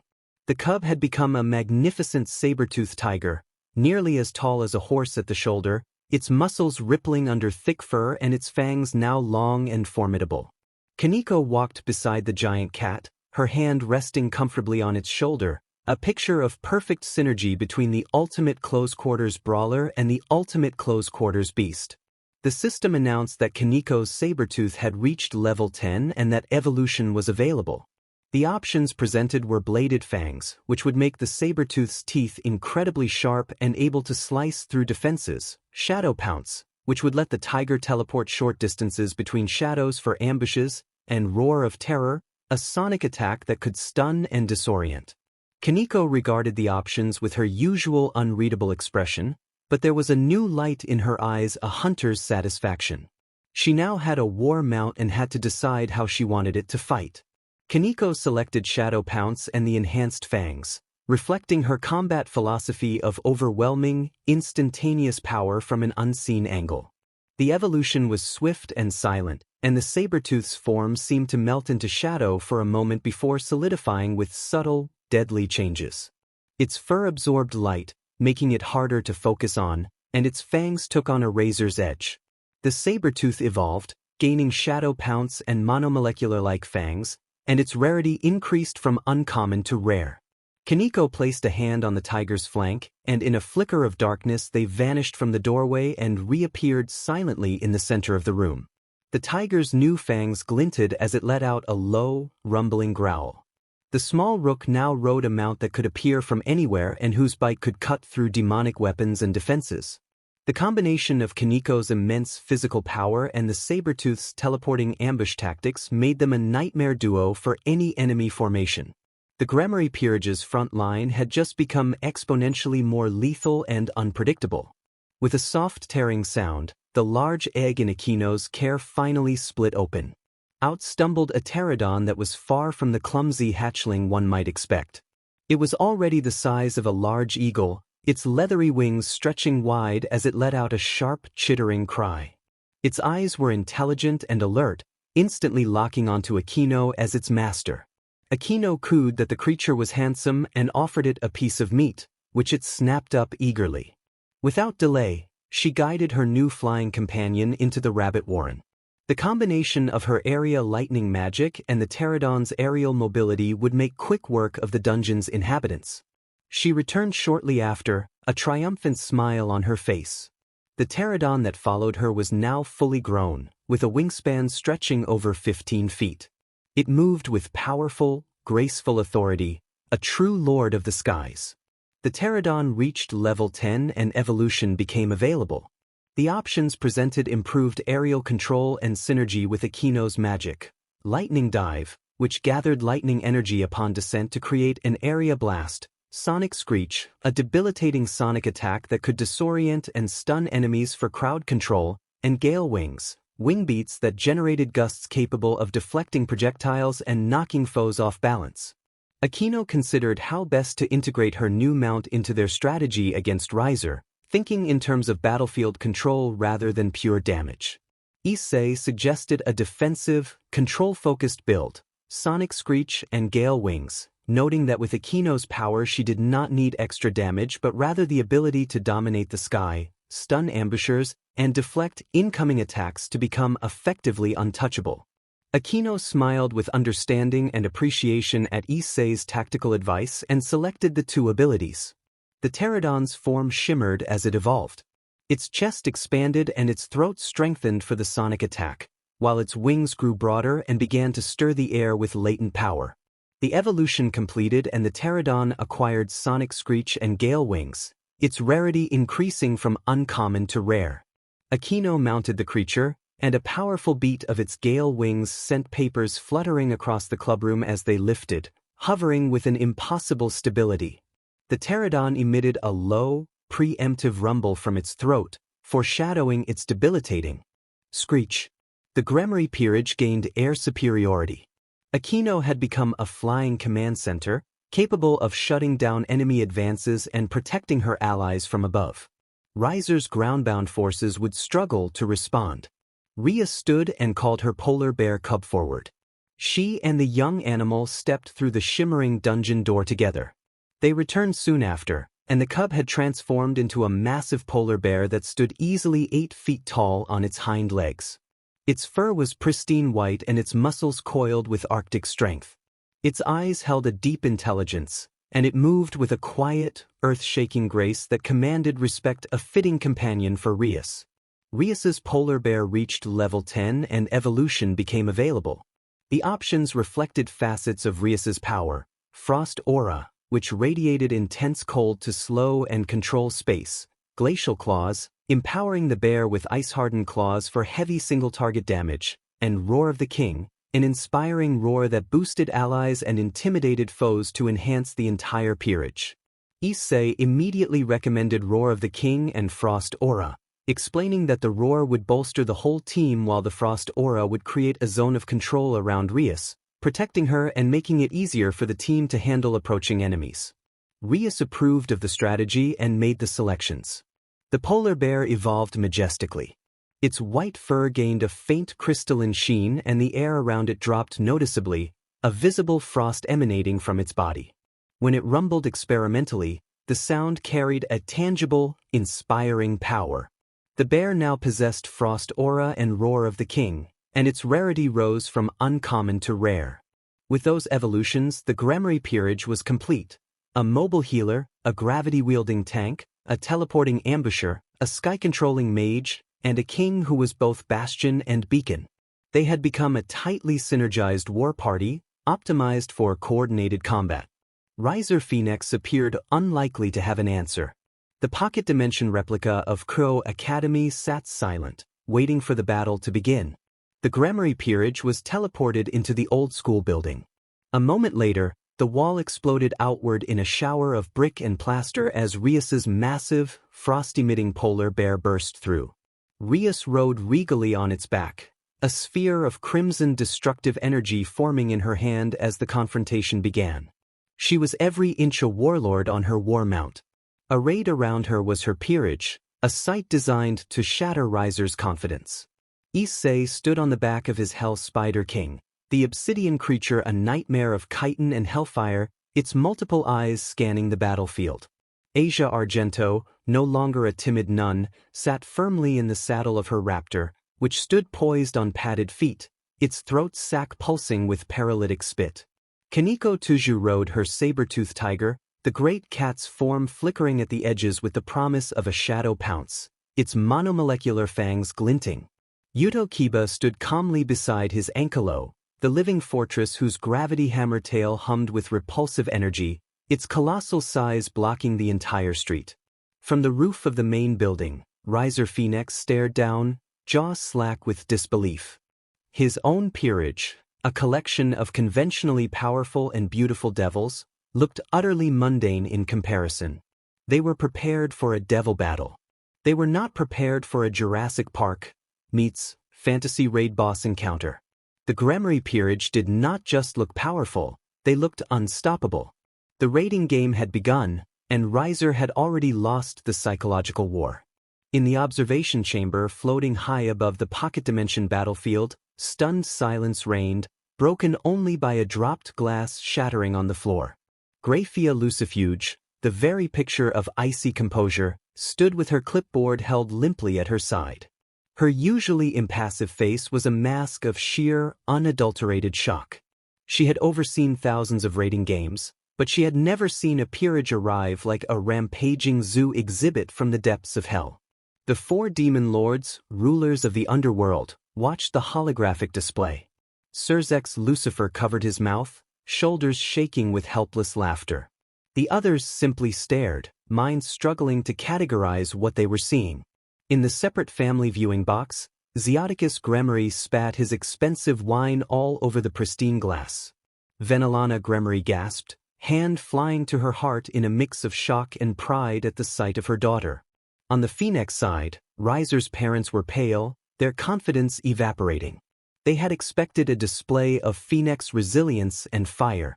They had not expected to see their son's opponent mounted on a polar bear the size of a truck, backed by a giant spider, a teleporting saber-tooth, and a dinosaur with a gravity-manipulating club. Graphia finally found her voice and, dry and precise, provided context. She explained that prior to the match the Gremory pawn, Issei Hairu, had approached her with a query asking whether combat pets that were not humanoid were permitted under the rules. She confirmed that they were, as per standard regulations, noting that it was a rarely used clause because most peerages focused on the power of the devils themselves. She admitted she had not anticipated an entire peerage arriving with such companions, much less of this particular variety and evolutionary stage. The query had been technically flawless, the execution audacious. It became clear to everyone watching that this was not a lucky break or an improvisation. This was a calculated, brilliantly exploited loophole planned and executed by the peerage's pawn. Riser had been outmaneuvered before the first spell was cast. Surzex lost composure entirely, his silent shaking erupting into roaring laughter that echoed through the observation chamber. He slapped his knee and shook with mirth, declaring that he had never seen anything like it and expressing boundless pride at his little sister's ingenuity. He pointed out how the Phoenix family had expected a dignified duel of demonic power and instead been presented with what he described as a prehistoric monster truck rally. His laughter was not mocking Rias but filled with pure, unadulterated joy at the audacity on display. The other demon lords, initially stunned, began to chuckle as well, the absurdity of the situation overriding their formal demeanor. The Gremory family box shifted from shock to dawning. Hysterical pride. On the battlefield, Rias felt her brother's laughter as a buoying presence and allowed herself a small, confident smile.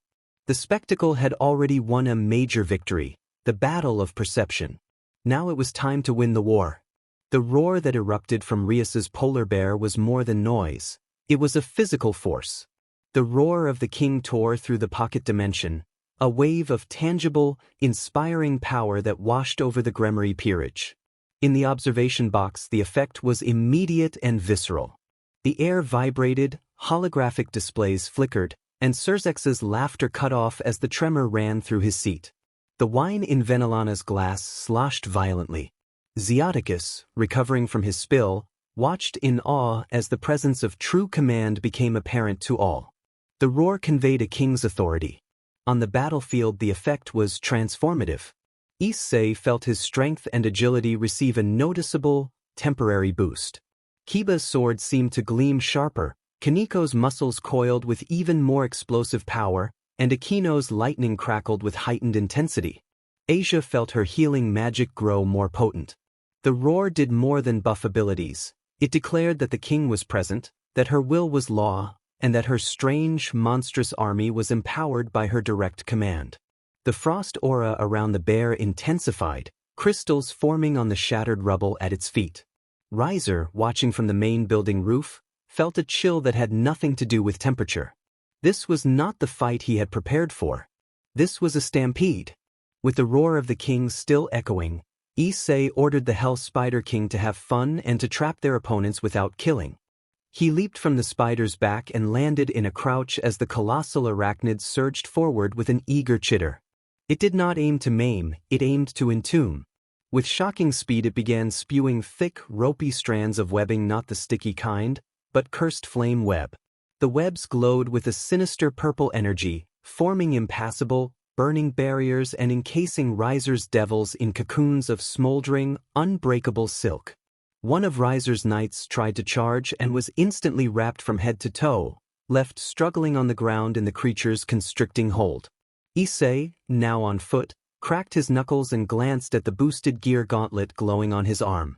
His focus was singular. He had a score to settle with a certain phoenix. The strategy was perfect. The spider was the ultimate area denial and crowd control tool, neutralizing Riser's numerical advantage without causing permanent harm and allowing the Gremory peerage to concentrate on their primary targets. The chaotic, humiliating neutralization of Riser's peerage would be a psychological blow he would never recover from. Surzex Lucifer's laughter died in his throat. He had been watching the chaotic battlefield with sharp, perceptive eyes, enjoying the glorious absurdity, until he locked onto Issei and the sleek, dark gauntlet covering the pawn's right arm, the green jewel pulsing with contained power. His expression shifted from amused brother to the ruler of the underworld. A slow, stunned smile spread across his face. Surzex whispered that he would be demed, and the words carried through the silent observation box. He announced that Rias's pawn was not merely powerful, he was the Red Dragon Emperor. The gasp that rippled through the observers was sharp. The Red Dragon Emperor, the heavenly dragon Drake, was a being of myth and cataclysmic power, whose sacred gear was one of the 13 Longinus and was fabled to possess power capable of killing a god. Rias Gremory had him not as a temporary ally but as a reincarnated devil in her peerage. She had earned his loyalty. Faces in the Phoenix box went from pale to ashen. A menagerie of monsters was one thing. A Longinus user and one of the two great dragon emperors was something else entirely. It reshaped the balance of power on a cosmic scale. Surzex leaned back, a look of profound, almost paternal pride replacing his earlier mirth. He told Graphia that having all 8 pawn pieces now made perfect sense and that Rias had not gambled. She had made the investment of the millennium. From his perch on the roof, Riser Phoenix's enhanced hearing picked up the stunned pronouncement. The words Red Dragon Emperor hit him like a physical blow and shattered what little remained of his composure. The realization that the perverted, low-class brat among them was a heavenly dragon made everything click into place. The 8 pawn pieces, the bizarre rapid growth, the confidence Rias had displayed. It had not been just about the monsters. The pawn was the centerpiece. The monsters had been a bonus. A cold dread crept into Riser's bones. He had been so focused on her apparent lack of numbers that he had missed the sleeping dragon in their midst. He had not just underestimated Rias. He had fundamentally misjudged the conflict. He watched as Issei began to move with purpose, his gaze locked on Riser with an intensity that promised a very personal reckoning. The humiliation of losing to a menagerie was the least of his worries now. He was about to face a legend. Desperate to regain initiative, Riser ordered his pawns to swarm and overwhelm. A group of his 8 pawns in their base devil forms surged forward from the main building, confident they could close the distance. They never saw the counterattack coming. A rapid series of shots streaked through the air from the dense foliage of the replica school's trees. Crossbow bolts flew with unerring accuracy and struck the advancing pawns in disabling areas legs, shoulders, and arms aimed to immobilize rather than to kill. The bolts released bursts of holy energy on impact that stunned and incapacitated their targets. Smoke curled from the affected spots and the devils recoiled in shock and pain. One pawn writhed and cried out in agony. Another identified the attack as coming from a hidden, long-range shooter and panicked as they found no cover effective against the elevated, unseen assailant. Riser stared in disbelief as his initial wave was neutralized before it had advanced, his devils writhing on the ground from an attack he could not understand. He had no answer for a healer who had become a hidden long-range threat, firing blessed ammunition that inflicted disproportionate pain and crippled movement. The Gremory support line was actively and effectively crippling his front. In the Gremory family box, shock had turned into fierce, proud jubilation. Zeoticus Gremory slammed a fist onto the railing and roared in triumph at the display of tactical brilliance, praising his daughter's bishop for the unexpected sniper role. Venelana Gremory clasped her hands, tears of joy in her eyes, and expressed fierce pride that Rias had gathered loyal and clever pieces. They looked at the writhing pawns with satisfaction rather than pity, pleased that their daughter had been underestimated and was now proving her strength. Across the way in the Phoenix box, the atmosphere was cold and furious. Riser's father rose to his feet, his face purple with anger, and slammed his outrage on the use of a crossbow and holy ammunition in what he considered an affront to their expectations for a noble contest. His mother covered her mouth in disbelief at the tactical humiliation the Phoenix regeneration legend mocked by stinging, painful wounds from a healer they had written off as insignificant. The blow to their pride cut deeper than any physical wound. The divide between the families was absolute. The Gremory saw genius, adaptability, and the vindication of their daughter's choices. The Phoenix saw only disgrace, a violation of the proper way to wage war, and the terrifying realization that their son was being systematically dismantled by a peerage they had profoundly underestimated. Issei's voice, amplified by his demonic energy and a touch of draconic force, cut through the dimensional barrier and rang with perfect clarity across the battlefield and in the observation boxes. Issei declared that all was fair in love and war, A simple, human maxim that landed like a hammer blow and served as the perfect rebuttal to the Phoenix family's cries of indignity and improper conduct. Surzex laughed and applauded in the Gremory box, agreeing that there were no style points in survival, only victory. In the Phoenix box, Riser's father looked stunned and speechless. The pawn had invoked a universal truth that trumped their notions of aristocratic decorum. The raiding game was war, and Rias was using every tool at her disposal. The holy water bolts were not a breach of etiquette, they were a valid, devastatingly effective tactic. The statement cemented a new reality. The Gremory peerage was not adhering to old, unwritten rules of devil nobility. They were playing to win. With that simple, human phrase, Issei Hayadu had rewritten the rulebook for everyone watching.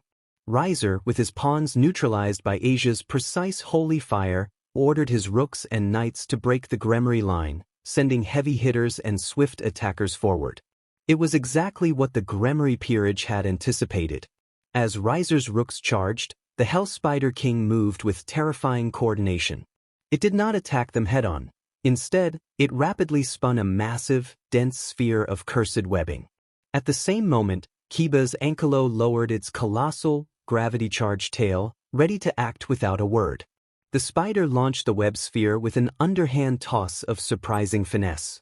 The Ankylo struck it with the gravity hammer tail, and the localized repulsion field activated, turning the web sphere into a warping projectile of purple energy and cursed silk. The sphere sailed over the charging rooks and slammed into Riser on the roof. The impact and the repulsive force sent him tumbling before he was cocooned in the unbreakable, burning webs. He was trapped, humiliated, and neutralized, taken out of the fight by his opponent's pet in a display of coordinated demonic strategy. For a moment the battlefield fell silent at the absurd, perfectly executed play. The Gremory peerage had turned a raiding game into a show of cunning teamwork, and they had prevailed. With Riser's rooks focused on trying to penetrate the Hell Spider King's durable carapace, their backs were exposed. Issei, using the agility the system had trained into him, blurred behind the two hulking rooks. In a move that was both juvenile and strategically brilliant, he grabbed their waistbands and yanked with all his supernatural strength. The fabric tore loudly, and both rooks were hoisted into the air by their torn garments, letting out surprised yelps as they dangled, vulnerable and mortified. The tactic stripped them of their intimidatory presence. They hung there flailing, their fighting spirit replaced by sheer embarrassment.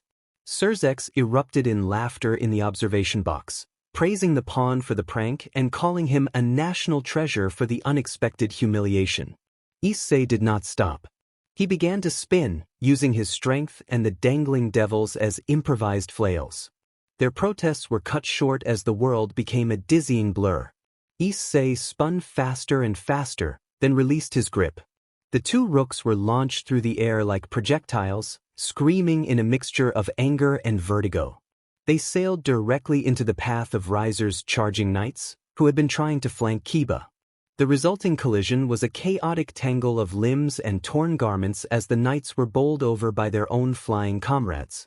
As the pile-up settled, Riser tore himself free from the cursed webbing. His clothes smoldered and his face was a mask of incandescent rage. Riser fixed his gaze on Issei and threatened to burn him to ash. Issei cracked his neck with a practiced motion, the boosted gear gauntlet glowing fiercely, and told Riser that it had taken him long enough and that he had been waiting for this confrontation. Issei mockingly suggested that Riser's temper might come from poor upbringing, a taunt meant to unnerve the Phoenix heir and shatter his composure. The green jewel on the gauntlet flared as the boost activated. The system announced the boost and Issei's demonic energy swelled. A visible crimson and green aura erupted around him. The air crackled with power as his strength surged dramatically. The ground beneath his feet fractured from the sheer pressure of his unleashed power. He was no longer just a pawn. He was the Red Dragon Emperor, and he had just been boosted. Issei pointed a gauntlet finger at Riser and growled that the draconic and scion blood within him thirsted for the fight, daring Riser to test Phoenix regeneration against boosted power. Issei taunted Riser, challenging him to yield, knowing the word would sting a devil of Riser's pride. To surrender by word was anathema to him, and the insult struck at the heart of the phoenix heir. Surrounded by the wreckage of his peerage and the humiliating spectacle of his defeated pieces, Riser finally snapped. All strategy and composure fell away, only raw, shrieking fury remained. Riser shouted that he would never yield, erupting in the brilliant, regenerating flames of the phoenix. He launched himself from the roof like a blazing comet, diving at Issei in a desperate, all-or-nothing charge born of humiliation. Issei wanted no tricks, only a straight fight. He met the charge head-on, boosted gear primed. The clash was cataclysmic in its force. Issei's enhanced strength connected with Riser's midsection in a thunderous impact that reverberated across the battlefield. Riser's forward momentum was reversed instantly. His body folded around the point of contact and was hurled backward like a ragdoll. The trajectory sent him directly into the path of Kiba's ankylo, which had calmly positioned its gravity hammer tail. The tail struck and the localized repulsion field activated at the moment of impact. Riser was forcibly expelled from the pocket dimension's boundary, spinning out of control and disappearing beyond the confines of the battlefield before the automated safeties could respond. Silence fell over the arena. Graphia announced formally that Riser Phoenix had been ejected from the dimensional battlefield and that the rating game was concluded, declaring Rias Gremory and her peerage the winners. The Gremories had won not only with power, but with strategy, pets, timing, and sheer audacity. A minute of stunned quiet was broken when a blazing streak tore through the sky of the pocket dimension and slammed into the center of the battlefield. When the smoke cleared, Riser Phoenix lay in a smoldering crater, unconscious and thoroughly defeated. He had been returned to the field in a battered state.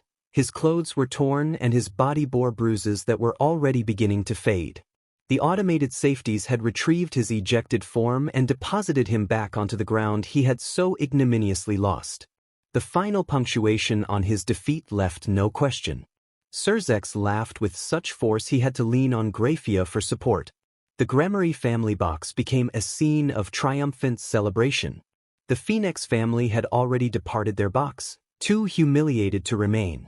Issei let the boosted gear gauntlet fade from his arm. He looked at the unconscious figure of his foe, then at his cheering friends Rias mounted on her polar bear, Asia on her raptor, Kaneko on her saber-tooth, Kiba beside his ankylo, and Akino hovering above on her pterodon. The pawn had done it. The system, the pets, the stats, the grind, all of it had led to this absurd, glorious victory. The engagement was annulled. Rias was free. The Gremory peerage had proven itself unpredictable, terrifying, and successful in the underworld. Graphia's official declaration still echoed as Issei turned to his eight-legged ally. The Hell Spider King, which had webbed up half of Riser's peerage, chittered softly. Issei approached one of its massive, armored front legs and gave it a celebratory pat with his open palm, praising it for a job well done. The spider settled into a contented rumble. Celebrations erupted. Issei was swept up by his friends. Kiba clapped him on the back. Akino pulled him into a joyful, crushing hug, and even Kaneko offered a rare, genuine smile. Asia beamed from her raptor with tears of happiness in her eyes.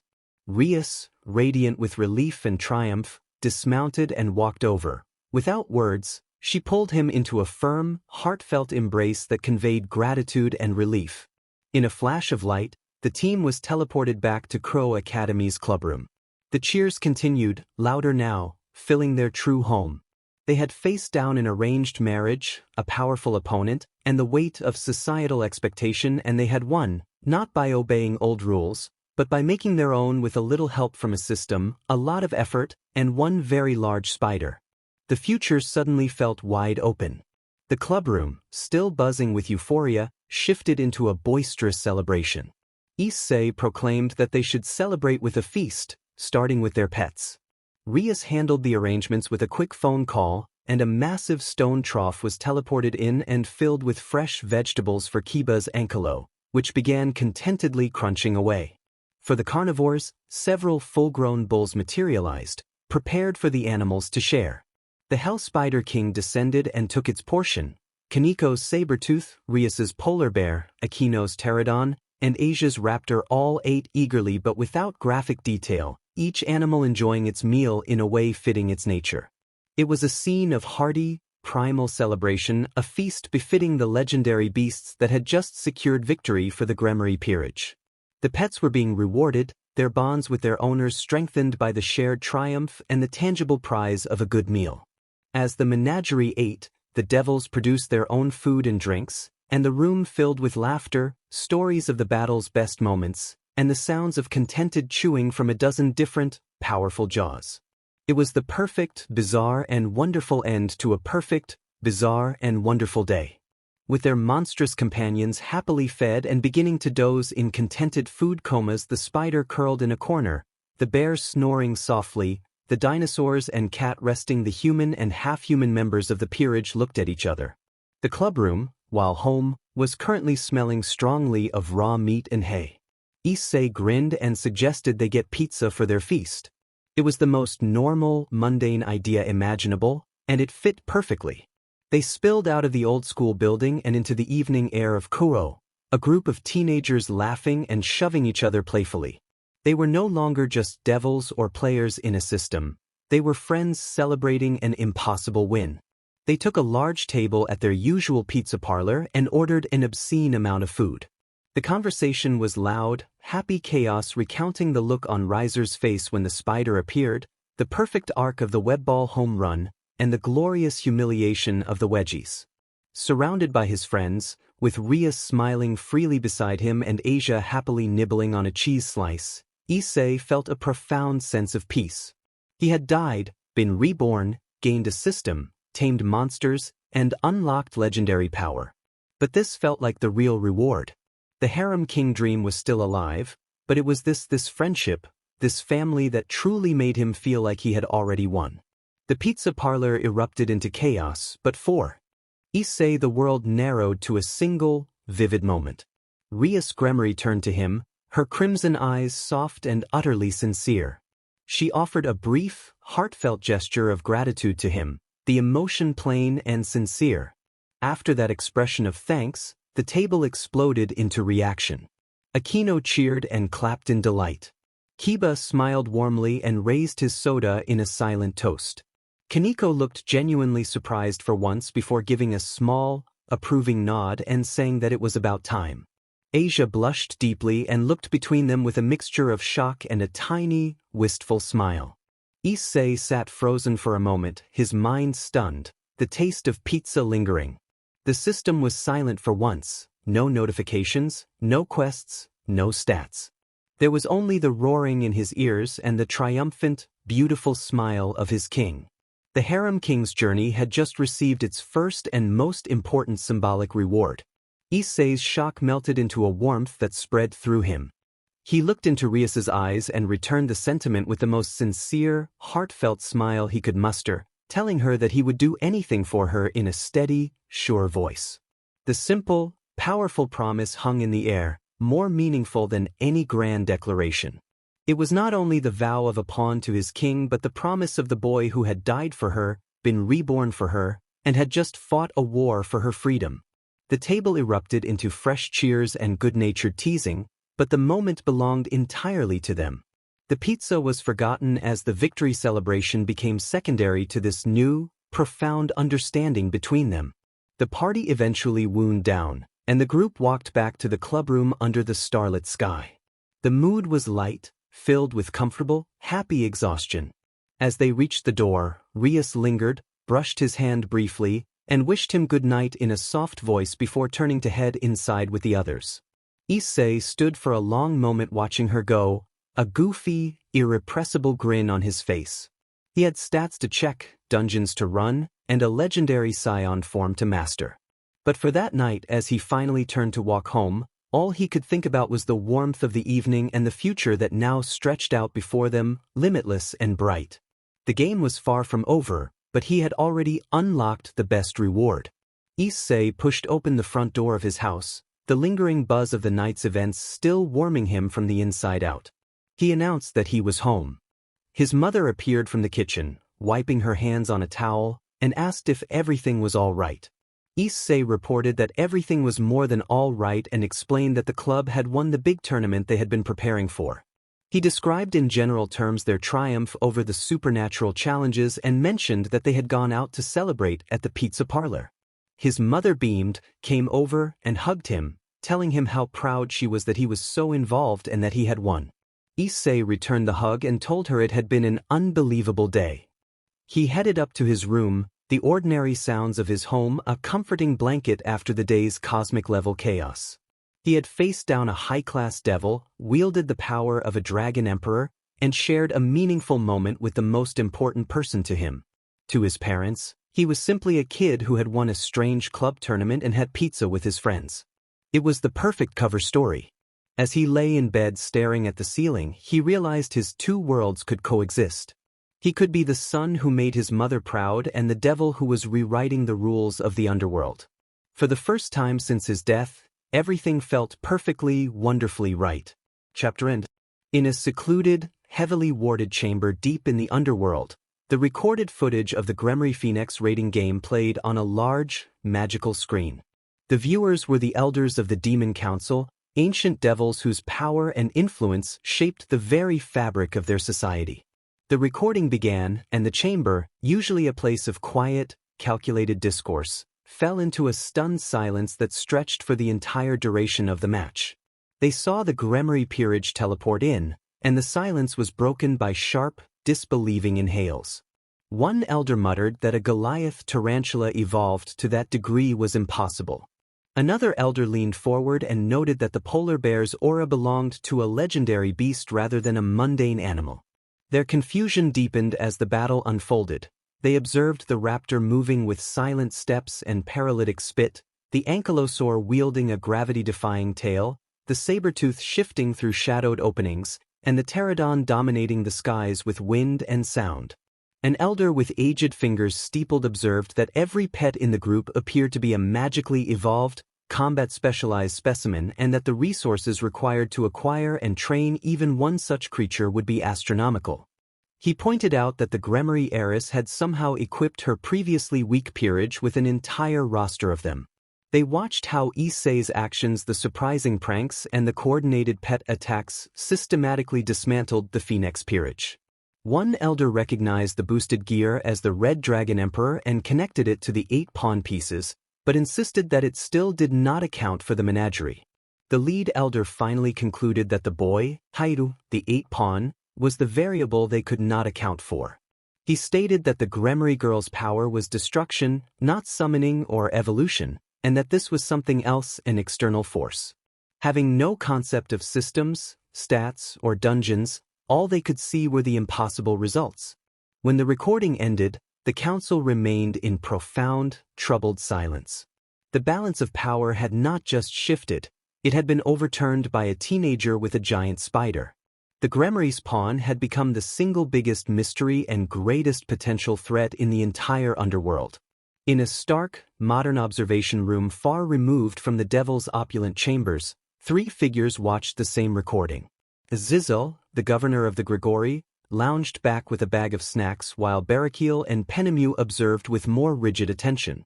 When the Hell Spider King burst onto the scene, Azazel choked on a potato chip and expressed loud disbelief.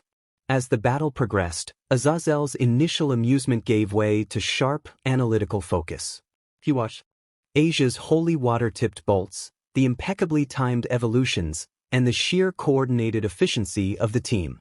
Barakiel commented that the tactics were not Rias's usual style and that the execution felt clinical, like watching a program being carried out.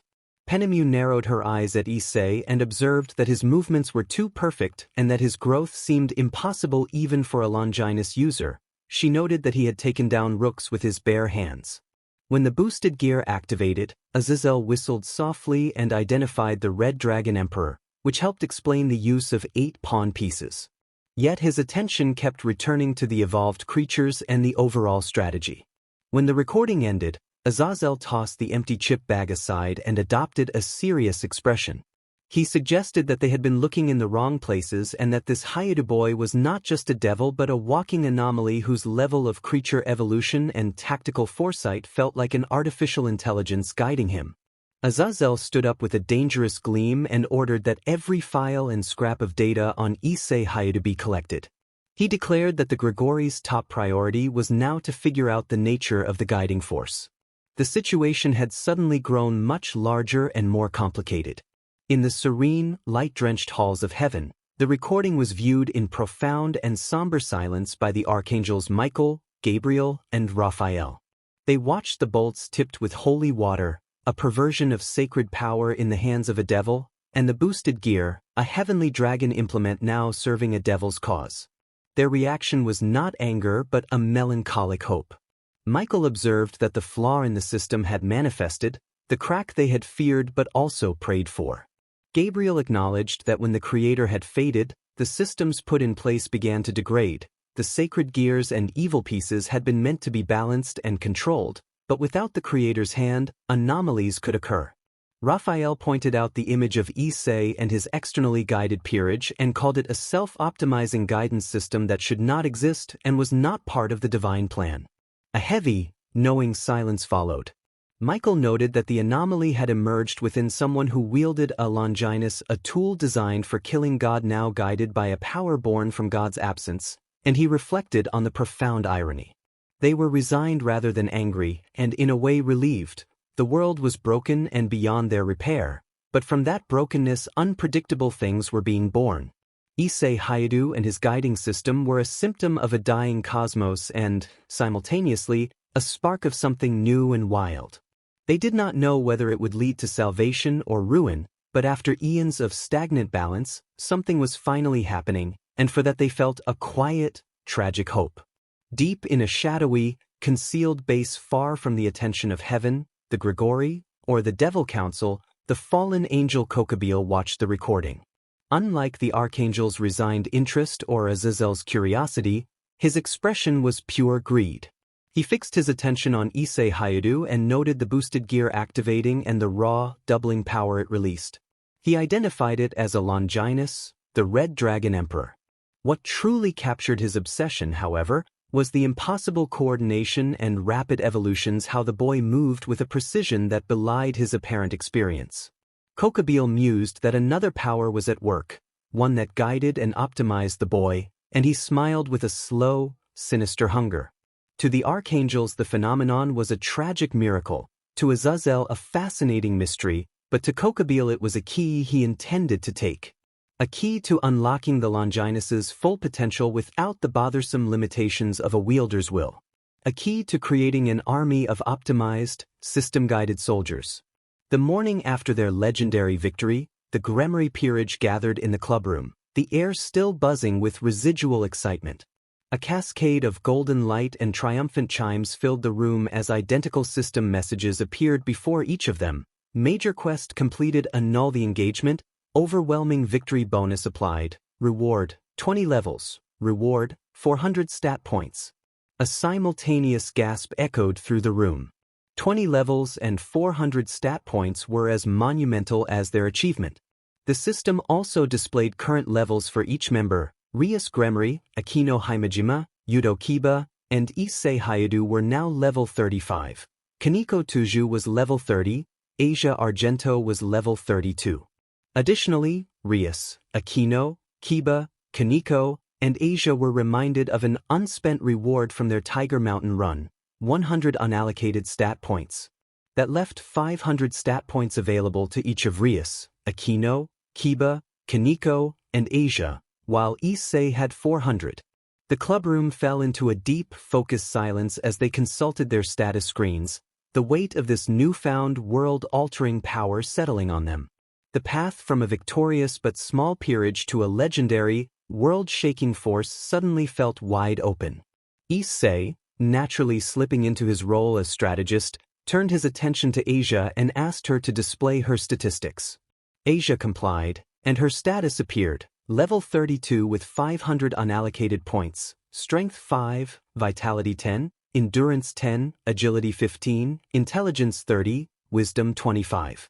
Issei analyzed the numbers and decided her role needed to be survival and healing. He instructed her to invest 50 points into Vitality and 50 into Endurance. As Asia followed the plan, her Vitality and Endurance both rose to 60, and a visible wave of resilience seemed to wash over her. Issei then had her add 20 points to strength so she would not be easily knocked over, bringing her strength to 25.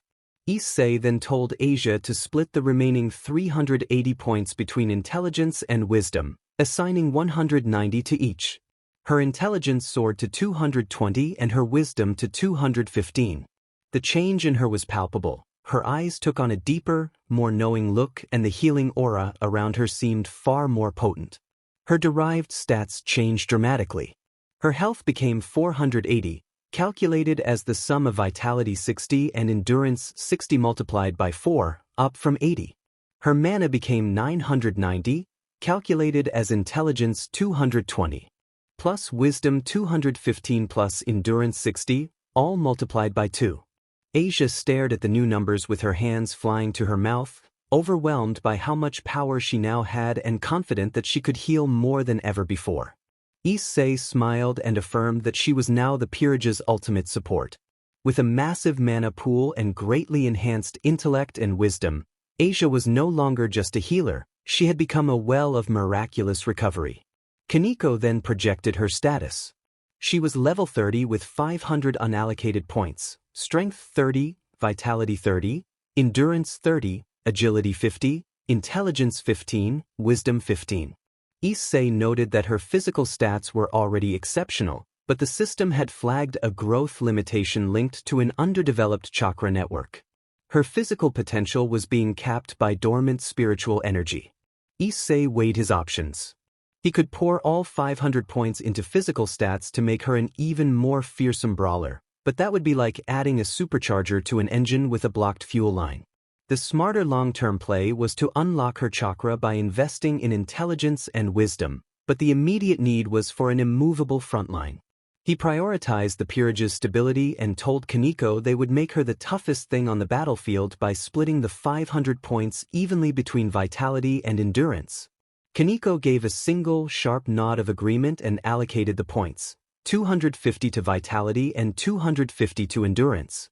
Her frame seemed to densify, and the air around her thickened with palpable resilience. Her vitality and endurance rose to 280 each, and her health became 2,240, calculated as the sum of vitality 280 and endurance 280 multiplied by 4. That enormous health pool transformed her into a walking fortress, temporarily bypassing her chakra limitation by brute force. The path to unlocking her true Nekasha potential would come later, but for now Kaneko Tuju stood as the peerage's unbreakable shield. Next, Kiba projected his status. He was level 35 with 500 unallocated points, strength 20, vitality 15, endurance 15, agility 55, intelligence 25, wisdom 25. He was clearly built as a fast, precise swordsman, but with only around 120 health he was a classic glass cannon, devastatingly fast and skilled, but vulnerable to a single solid hit. Issei identified the need to balance Kiba's incredible speed with survivability. He planned to boost agility further to make Kiba even harder to hit, while also shoring up his vitality and endurance so he would not be taken out by one blow. Issei directed Kiba to place 100 points into agility, then 100 into vitality and 100 into endurance. The strategy aimed to turn Kiba from a narrowly specialized striker into a swift, durable storm on the battlefield. The room hummed with focused energy as the peerage set to work reallocating their points and reshaping themselves for the challenges ahead. Issei instructed Kiba to put 100 into INT and WIS. Kiba executed the allocations with a focused nod. The changes were immediate and profound. Status: Yuto Kiba level 35. 20. Vit: 115 plus 100. End: 115 plus 100. AGI: 155 plus 100. Int: 125 plus 100. WIS: 125 plus 100. The derived stats recalculated in a flash of light.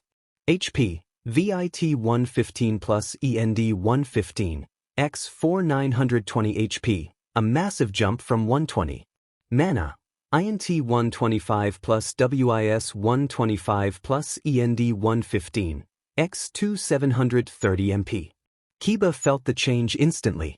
The world seemed to slow down around him as his increased agility made his previous speed feel sluggish. At the same time, a deep resilience settled into his body. His HP had increased nearly eightfold. His mind was sharper, and the complexities of creating and wielding multiple demonic swords now felt effortless with his boosted intelligence and wisdom. He was no longer just the swift sword. He had become the unbreakable tempest, fast enough to evade almost any attack, durable enough to survive what he could not dodge, and possessing the magical reserves and intellect to command the battlefield. It was the perfect evolution for the peerage's knight. Akino projected her status with a playful smile, curious to see how Issei would optimize the peerage's queen. Status: Akino Himejima level 35. Unallocated points 500. Tar 15. Vit 35. And 35. AGI 25. Int 25. Wis 35. Akino was already a unique blend of a magic tank. Her vitality and endurance were high, giving her a substantial 280 HP pool, while her wisdom was the highest in the party. But her intelligence was only 25, limiting the raw output of her spells. Issei considered two clear paths. He could turn her into an absolute magical juggernaut by investing heavily in intelligence and wisdom, making her spells catastrophic. Or he could double down on her unique role as a durable caster, making her incredibly hard to take down while still boosting her offensive power. He decided not to make her a pure, fragile glass cannon. He would perfect what she already was, the peerage's unshakable magical bastion. Issei addressed Akino as the queen and main artillery and directed her to allocate 100 points into INT and 100 points into WIS to increase her spell power. Akino smiled wider as she allocated the points, her intelligence rising to 125 and her wisdom to the air around her crackled with intensified magical potential. Issei then told her to allocate 150 points into VIT and 150 into ND, explaining that if she was going to call down the heavens she needed to be able to stand firm while doing it. As the points flowed in, Akino's form seemed to solidify. Her vitality and endurance skyrocketed from 35 to 185 each. The change was profound. She felt as durable as a fortress wall. Derived stats updated. HP, VIT 185 plus END 185, X4 1480 HP. Mana, INT 125 plus WIS 135 plus END 185, X2 890 MP. Akino now possessed a staggering health pool, making her one of the most durable members of the peerage, while also wielding a massive mana reserve and heightened spell power. She had become a magical titan, capable of weathering any storm while raining down her own divine judgment. Rias projected her status next. The numbers reflected her brute mage class. Issei studied them, his earlier strategy for the others solidifying his approach. Status: Rias Gremory level 35. Unallocated points 500. 10. AGI 15. Int 45. Wis 65. Rias's wisdom was monstrous and her intelligence formidable, fueling a colossal mana pool. But her physical stats were a glaring vulnerability. With only 60 HP, a single stray hit could be catastrophic. Issei shook his head and told Rias she could not remain so specialized. Her power of destruction was incredible, but she needed a foundation. He explained they would give her a strong base points into vitality and endurance so she could survive a surprise attack, a boost to agility to reposition, and still significant increases to intelligence and wisdom to make her destructive power even more terrifying. He intended to turn a critical weakness into a formidable strength. Issei instructed Rias to allocate 200 points into VIT and 200 into ND. The allocation was massive.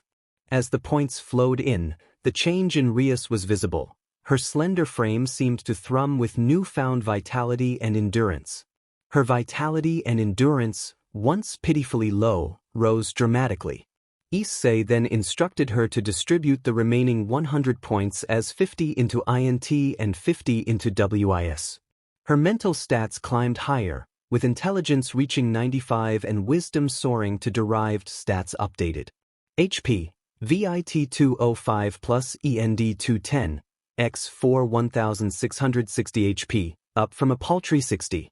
Mana, INT 95 plus WIS 115 plus END 210, X2 840 MP.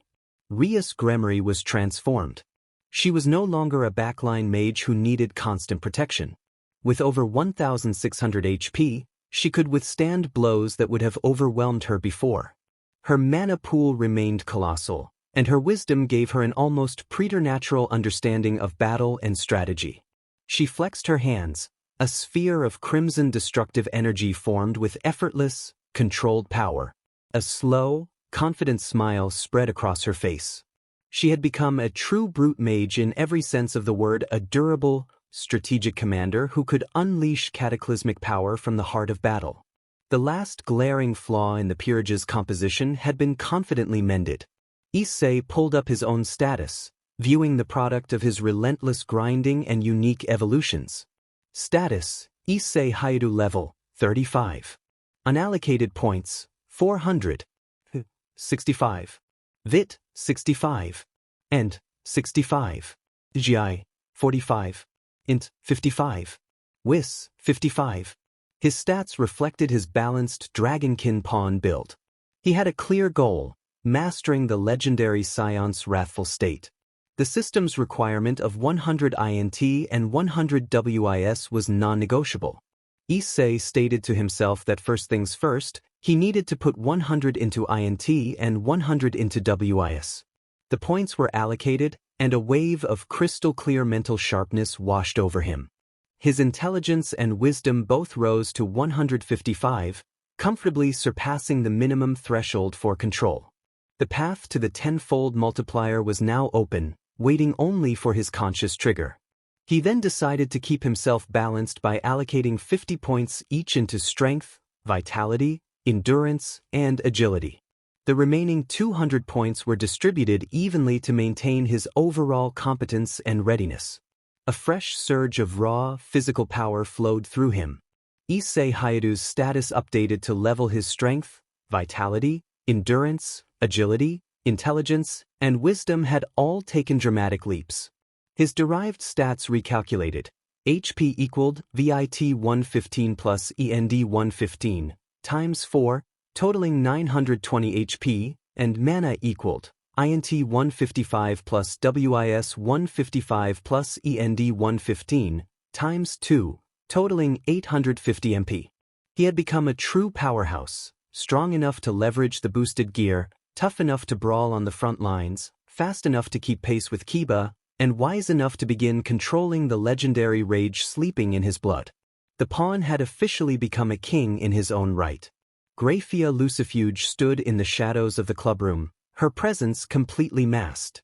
She had witnessed the entire unbelievable process, the sudden level-ups, the casual distribution of hundreds of stat points, the transformation of the Gremory peerage from a powerful team into a group of nascent demigods in the span of 10 minutes. She withdrew silently, her mind a whirlwind of implications, and in a flash of teleportation magic she appeared in Surzex's private study. Surzex looked up from his desk and asked if something was wrong. Grafia told him that wrong was an understatement and that she had discovered the source of their power growth. She warned that exposing it would not simply cause a scandal, it would ignite a war that could consume the entire underworld. She explained what she had seen, a system that displayed quantifiable stat points and allowed instantaneous allocation that immediately altered physical and magical capabilities. Grafia clarified that she had not seen the system interface itself but had heard their discussions clearly. She described how the peerage spoke of stats strength, vitality, endurance, agility, intelligence, and wisdom, and how Issei had guided their allocations.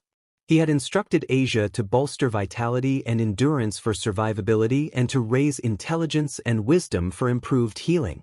He had Kaneko focus on vitality and endurance to become immovable. He had balanced Kiba's agility with vitality and endurance to make him a durable tempest. Most critically, he had emphasized raising his own intelligence and wisdom to control his sacred gear, explaining that those mental stats were necessary to master its power. Surzex's face grew grim as he listened. Grafia concluded that the system did not merely grant brute strength. It provided the intellectual and spiritual framework to wield that strength safely.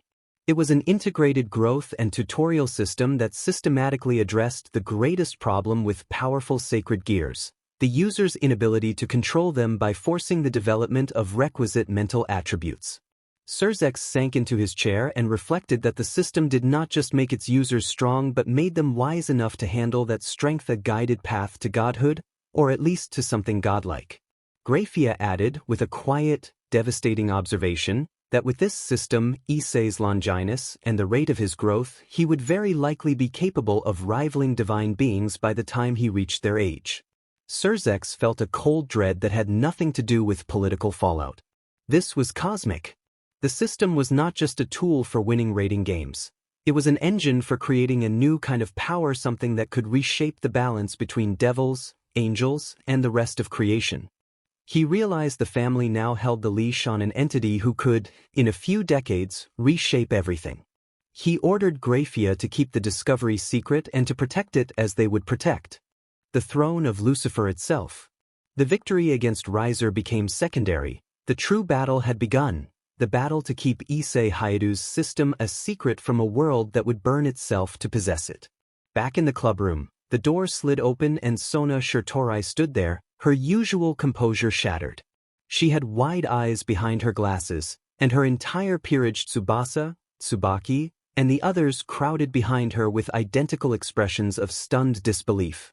For a long moment Sona simply stared at Rias, mouth slightly agape, and then she breathed an expletive of pure, unadulterated awe.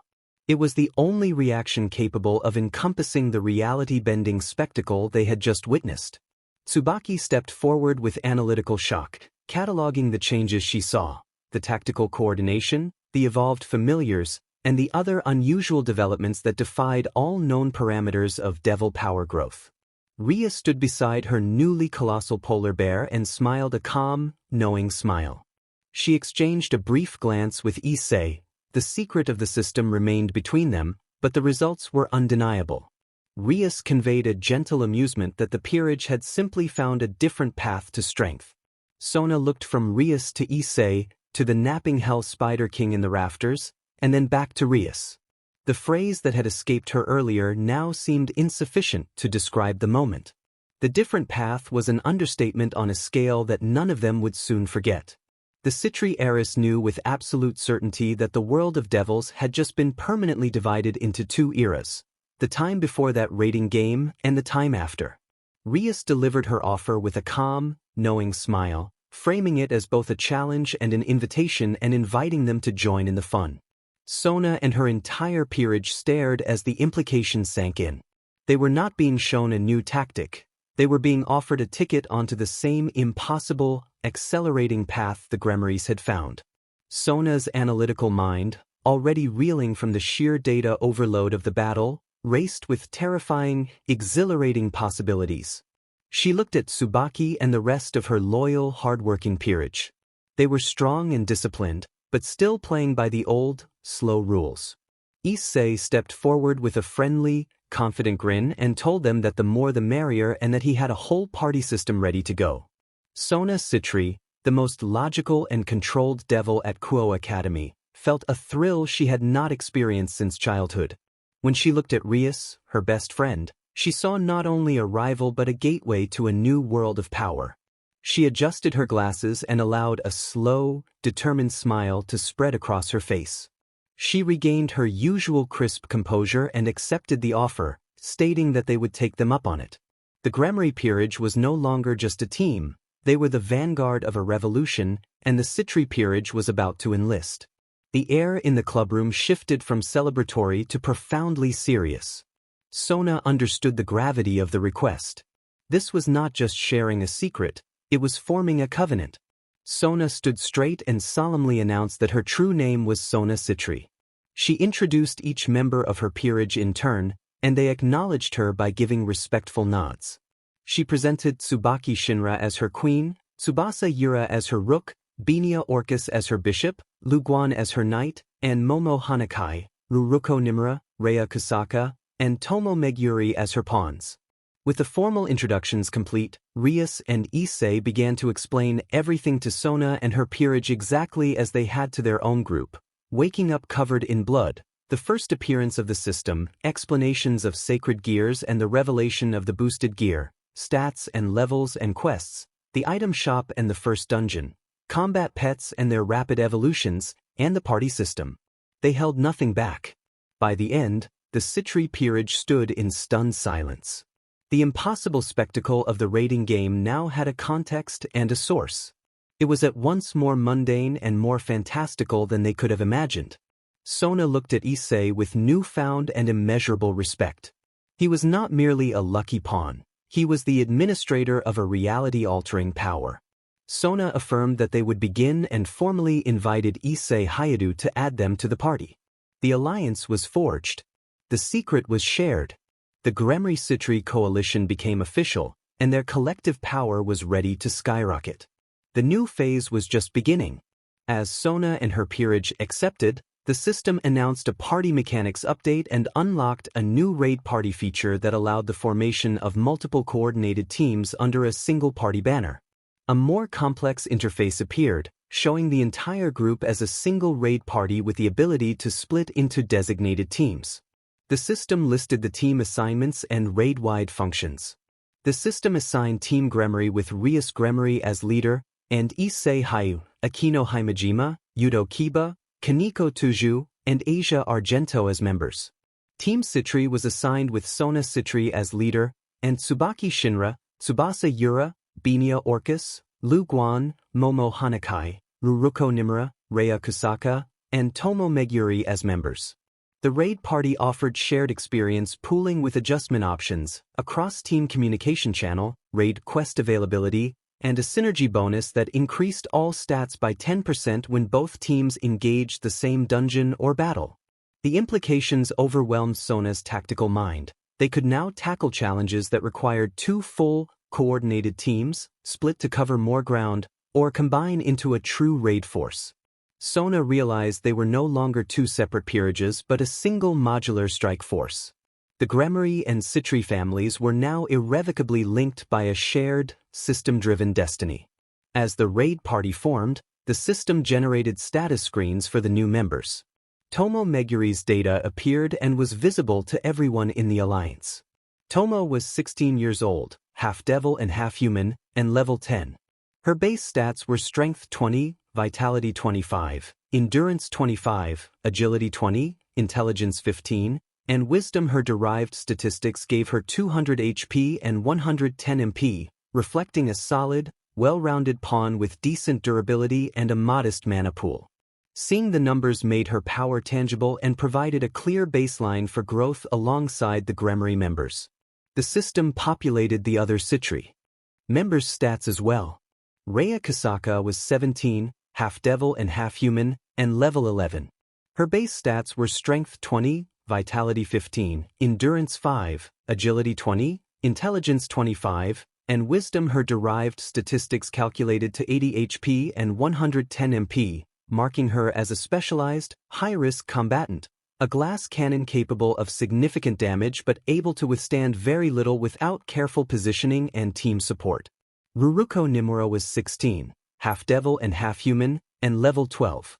Her base stats were Strength 20, Vitality 15, Endurance 10, Agility 15, Intelligence 30, and Wisdom. Her derived statistics gave her 100 HP and 120 MP. Ruruko's profile suggested a more intellectually or magically focused pawn. Her intelligence was notably high, the highest among the Citri pawns revealed so far, while her physical stats remained average to low.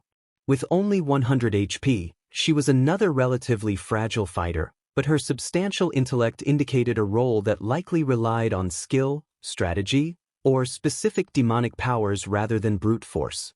The system displayed the status of the final Citri pawn, Momo Hanakai, and her stats were notably more powerful. Name: Momo Hanakai. Age: 17. Race: half devil, half human. Level: 20. Sis: STO: 25. Vit: 15. And 15. Ti, 35. Int, 30. Wis, 25. Derived stats. HP, Vit 15 plus End 15, times 4 120 HP. Mana, Int 30 plus Wis 25 plus End 15, times 2 140 MP. Momo's stat block revealed her as the strongest of the Citri pawns. Her AGI 35 stood out, marking her as the fastest in Sona's peerage by a significant margin. Combined with solid INT and WIS, she appeared to be a highly mobile skirmisher who relied on speed and cunning.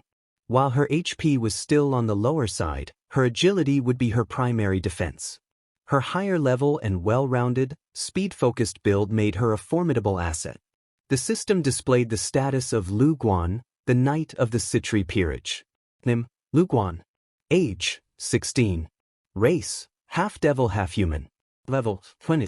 Sis. Vit, 20. 20. GI, 45. Int, 20. Wis, 25.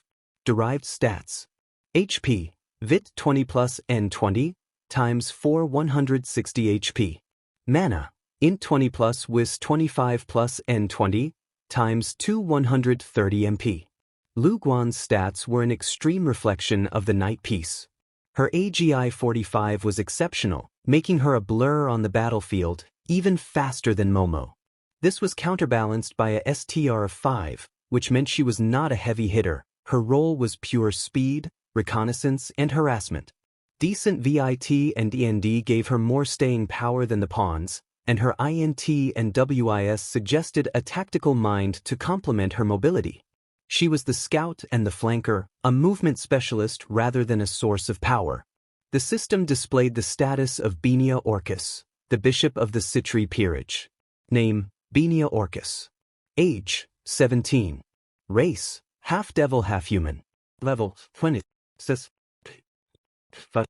10. AGI, 25. Int, 45. Wis, 45. Derived stats. HP, Vit 5 plus N10, times 460 HP. Mana, Int 45 plus Wis 45 plus N10, times 200 MP. Benia's profile was the quintessential glass cannon mage. Her physical stats were poor, with a dangerously low 60 HP making her vulnerable, but this was offset by massive mental stats. INT 45 and WIS 45 granted her a substantial 200 MP pool, the largest in the Citri peerage. She was clearly a powerful spellcaster meant to deliver devastating magical attacks from a safe distance, entirely reliant on her team for protection. She was Sona's magical artillery piece. The system displayed the status of Tsubasa Yura, the Rook of the Citri peerage. Name, Tsubasa Yura. Age, 18. Race, half-devil half-human. Level, 25. Sis. Estia, 25. Vit, 45. And 30. And 20. Wis, 20. Derived stats. HP, Vit 45 plus End 30, times 4 300 HP. Mana, Int 20 plus Wis 20 plus End 30, times 2 140 MP. Tsubasa's stats embodied the Rook piece. She was a physical fortress. High VIT and END gave her a robust 300 HP, making her the most durable member of the Citri peerage by a wide margin. STR-25 provided solid hitting power, but AGI-10 made her slow and deliberate on the battlefield. She was the unmovable anchor of the team, meant to hold the line and absorb punishment, a contrast to the peerage's swift knight and fragile mages. The system displayed the status of Tsubaki Shinra, the queen of the Citri peerage. Name, Tsubaki Shinra. Age, 18. Race, half-devil half-human. Level, 30. Sis. 30. Vit, 30. And 30. By 30. And 30. Wis, 30. Derived stats. HP, Vit 30 plus End 30, times 4 240 HP. Mana, Int 30 plus Wis 30 plus End 30, times 2 180 MP. Tsubaki's stat block was a masterpiece of balance. Every stat was a solid, there were no glaring weaknesses or specialized extremes. She was the ultimate all-rounder, fitting her role as queen. With 240 HP and 180 MP, she was durable and capable. Her balanced physical and mental stats allowed her to adapt to any situation. She was Sona's reliable second-in-command, able to support any role in the peerage as needed. Finally, the system displayed the status of the raid party's second leader, Sona Citri herself. Name: Sona Citri. Age 18. Race: Devil. Level: 40. Sis: 13. Vit: 15. And 15. AGI: 25. And 50. Wis: 45. Derived stats. HP: Vit 15 plus End 15 times 4 120 HP. Mana: Int 50 plus Wis 45 plus End 15 times 2 220 MP. Sona's stats reflected her strategic, leadership-focused role. Her physical capabilities were modest, with a low 120 HP pool emphasizing her position as a backline commander. Her true power lay in her mental faculties. INT 50 indicated a towering intellect, perfect for complex magical formulas and tactical analysis, while WIS 45 provided the deep understanding necessary for command. With a strong 220 MP, she was a potent spellcaster whose strength was not in raw destruction but in precise, strategic application of power. She was the brain of her peerage and now of the entire raid party. With the Citri peerage now fully integrated into the raid party and their stats revealed, it was only fair to reciprocate. Issei nodded to Asia and gestured for her to proceed. Asia focused, and her status screen, now massively boosted, projected for the entire raid party to see. Status: Asia Argento level 32. ST 25. Vit 60. And 60. AGI 15. Int 220. Wis 215. HP 480. Mana 990. A wave of stunned silence swept through the Citri peerage. Tsubaki's eyes widened behind her glasses, and she noted that INT and WIS over 200 and nearly 1,000 mana signified Archmage-level power. Sona stared, her analytical mind reeling. The numbers were absurd. The gentle nun she knew now possessed the raw magical potential of a high-class devil several times her age, all focused on healing. This was their first true look at the result of the system they had just been told about. The proof was right there, in staggering, quantified detail. The Gremory peerage had not just grown stronger, they had been fundamentally remade. Kaneko gave a silent nod and projected her own status screen. The numbers that appeared caused another, deeper wave of shock to roll through the Citri peerage. Status: Kaneko Tuja level 30. 30. Vit 280. End 280. 50. Int 15. Wis 15. HP 2,240. Mana 120. The room fell utterly silent for a moment, broken only by a choked gasp from Tsubasa Yura, the Citri peerage's rook. Tsubasa whispered that 2,240 hit points was the total she was seeing, her voice a mixture of awe and horror. Her own robust 300 HP suddenly felt insignificant. Sona adjusted her glasses, her hand trembling slightly. The sheer, brute force durability on display was incomprehensible. This was not just a strong defender, this was a living, breathing fortress. The Gremory's weakest member in terms of magical prowess now had a health pool that could likely withstand a direct hit from a battleship. The system's power was no longer just impressive, it was terrifying. Kiba stepped forward with his usual calm grace and projected his status. The numbers solidified the pattern of the Gremory's terrifying, well-rounded power. Status: Yuto Kiba level 35. 20. Vit 115. End 115. AGI 155. Int 125. Wis 125. HP 920. Mana 730. Lu Guan, the Citri Knight, stared at the AGI 155, feeling her own speed of 45 suddenly pedestrian. She noted that he was over 3 times faster than she was and regarded him with profound respect.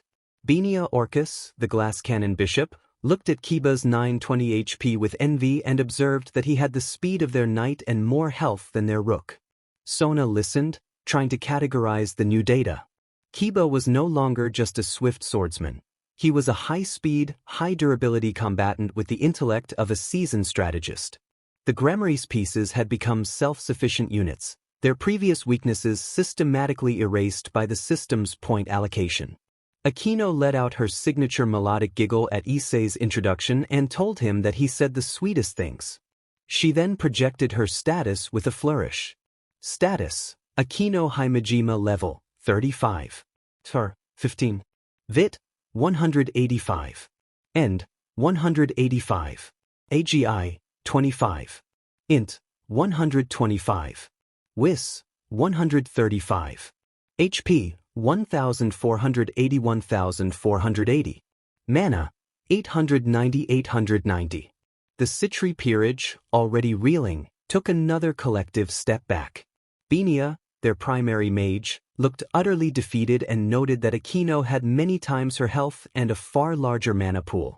Tsubaki, the perfectly balanced queen, felt her own stats, once a point of pride, seem utterly mediocre in comparison. Akino was no longer just a powerful witch, she was a magical titan who could wade into the front lines and shrug off attacks that would obliterate a normal mage. Sona stared, the numbers burning into her memory. The Grimoire's queen had become a one-woman army, blending devastating magical offense with near-impenetrable defense. The title that had once characterized her was now eclipsed by her reputation as a goddess of enduring strength. Rhea stepped forward, the air itself seeming to still in deference to her presence, and projected her status, the final and most devastating reveal for their new allies. Status: Rhea's Grimoire level, 35. Vit, 205. End, 210. AGI, 15. Int, 95. Wis, 115. HP, 1,660. Mana, 840. The silence in the clubroom was absolute. Sona Citri, the brilliant tactician, felt her entire understanding of devil power levels shatter. Rhea's former weakness, her fragile physique, was gone. In its place was a health pool that dwarfed even her own rooks. Combined with her formidable WIS and a colossal mana pool, Rhea's was now the ultimate commander, a strategic genius with the personal durability to lead from the heart of battle, unleashing her power of destruction without a single point of vulnerability. Tsubaki closed her eyes for a moment, as if the numbers were a physical blow. The perfect balance she had cultivated felt meaningless in the face of such specialized, overwhelming stats. Rhea's had transcended the role of a mere high-class devil. She had become a sovereign forged by the system. Issei grinned and projected his own status, the culmination of his journey into a system-guided powerhouse. Status: Issei Haidu level, 35. Class: Dragonkin Pawn. Race: half-human half-devil lesser dragon kin legendary scion. STR: 115. Vit: 115. End: 115. 95. Int: 155. Wis: 155.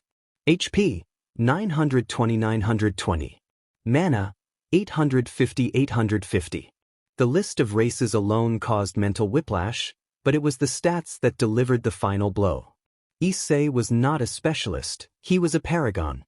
His STR-115 was raw power. His VIT and END at 115 gave him veteran-level durability. His AGI 95 put him in high-speed combat territory. His INT and WIS, both at 155, marked a profound intellect and wisdom. He had no single overwhelming stat like Kaniko's HP or Kiba's AGI. Instead, he had no weaknesses. He was a perfectly balanced engine of destruction, the living core of the system's power. Sona finally found her voice and whispered that he was the system's masterpiece. At that moment, a new level of understanding and terror dawned on the Citri peerage. Their eyes, which had been wide with shock, snapped to the legendary scion listed under Issei's races. Momo Hanakai, the group's otaku, pointed with a trembling finger and asked whether the legendary scion was like the one from Dragon Ball, the form with green hair and uncontrollable rage that could destroy planets.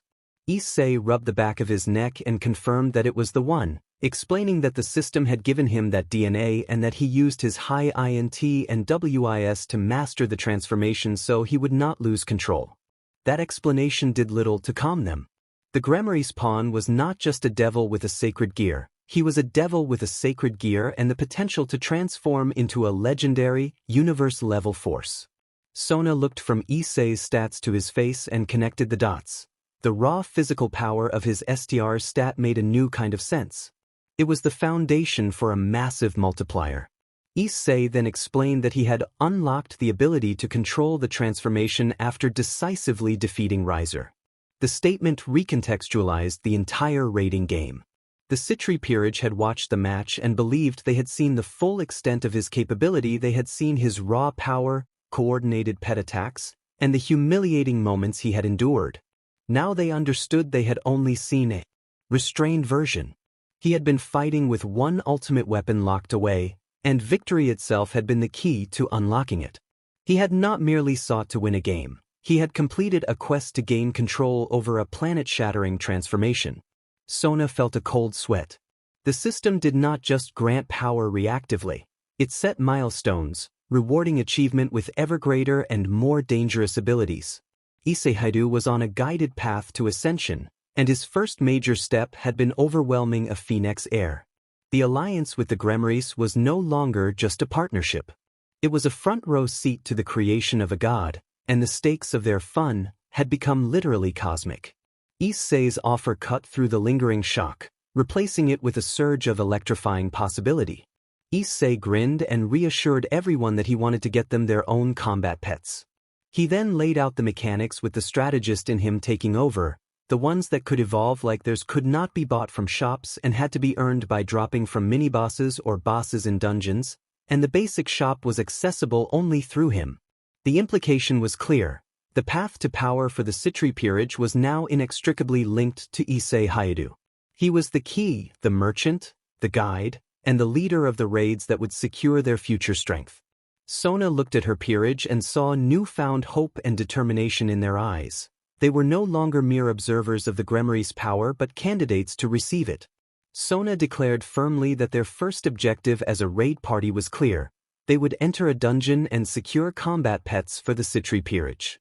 The grind would become a collective effort, and the Gremmery-Citri alliance had become a true hunting party with Issei as their legendary game master. The casual revelation about housing a growing menagerie dropped like a bomb. Issei addressed both peerages and asked whether it would be possible to make an underground facility beneath his home, explaining the attic was getting cramped for all the combat pets. He gestured toward the attic and described his spider's habitat idea. A big cave leading into a pit opening into a huge chamber, measuring on a scale comparable to Mount Fuji. He noted that the spider had only evolved 3 out of 10 times so far, could grow larger, and at present was about the size of a car. The room fell silent at the image of a car-sized spider already far from its full potential. They were not just building kennels, they were preparing to house a kaiju. The logistical and magical challenges were immense, and Sona's calm calculation gave way to concern over structural integrity and evacuation procedures.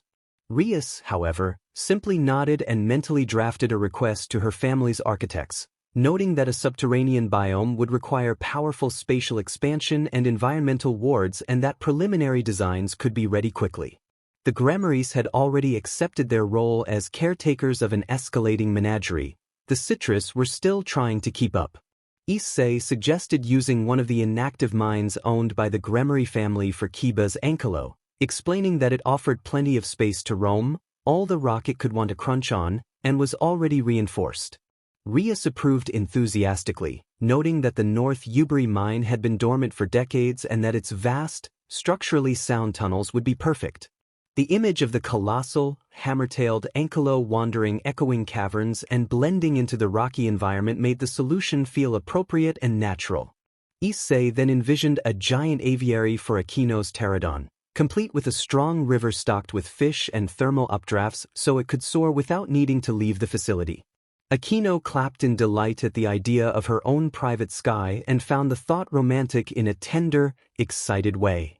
The plan had evolved from an underground bunker into a full multi-biome sanctuary. They were now discussing engineered weather patterns and aquatic systems for a flying reptile.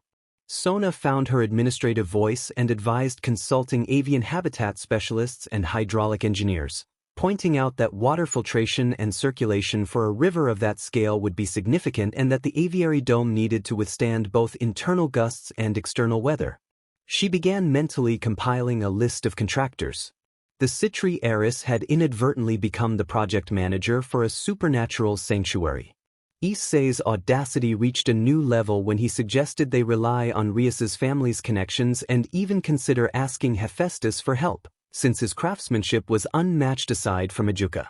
He presented it as the most obvious solution: commission a custom-built, multi-biome, subterranean sanctuary from a master craftsman. The room fell silent at the thought of invoking divine-level artisanship for pet housing. Rias recovered quickly, a slow, calculating smile crossing her face as she acknowledged Hephaestus's unparalleled skill. Rias mentioned that Hephaestus owed her brother a favor for resolving the Cyclops' forge fire, saying it as if calling in a favor from an Olympian god were a perfectly normal errand. The Citri peerage could only stare, their minds breaking around the realization. The Gremmeries did not just possess wealth and influence, they had the personal connections to hire divine craftsmen for their construction projects. The scale of their reality had expanded to include the pantheons. Issei then delivered his final point with sharpened seriousness. He warned that every major political power already knew about their pets and that secrecy was effectively gone. The rating game had been broadcast. The leaders of the underworld, heaven, the fallen angels, and the Shinto, Greek, Hindu, and Norse pantheons had all seen the Hell Spider King, the polar bear, the saber-tooth. There were no secrets at that level. He explained that hiding a car-sized spider was one thing, but hiding a potential mountain-sized kaiju from the collective intelligence of every supernatural faction on Earth was impossible. Rias nodded in agreement and observed that secrecy was no longer an option. She argued that their strategy must shift from concealment to deterrence and that the menagerie had to be presented as a public declaration of strength. She urged the assembled peerages to make others understand the cost of crossing them. Issei outlined the logic. He argued that asking for help showed wisdom and cunning. If they tried to build facilities in secret, it would look like hoarding power and preparing for conflict, making everyone nervous. But if they openly engaged craftsmen and factions such as Hephaestus, the Shinto, or local yokai for environmental work, they would be signaling responsibility and transparency. He said that turning a liability into a public strength would make them appear cooperative, stable, and too well-connected to attack without severe consequences. He pointed out that the plan would also keep their project hidden from ordinary humans. By engaging the highest echelons of the supernatural world gods, devils, yokai, they could create a top-level conspiracy of silence. These powerful factions would have a vested interest in preserving the veil, so a collaborative project would remain off human media and public scrutiny. Issei concluded that the plan would project overwhelming strength to supernatural peers while leveraging those peers' self-interest to maintain secrecy from humanity.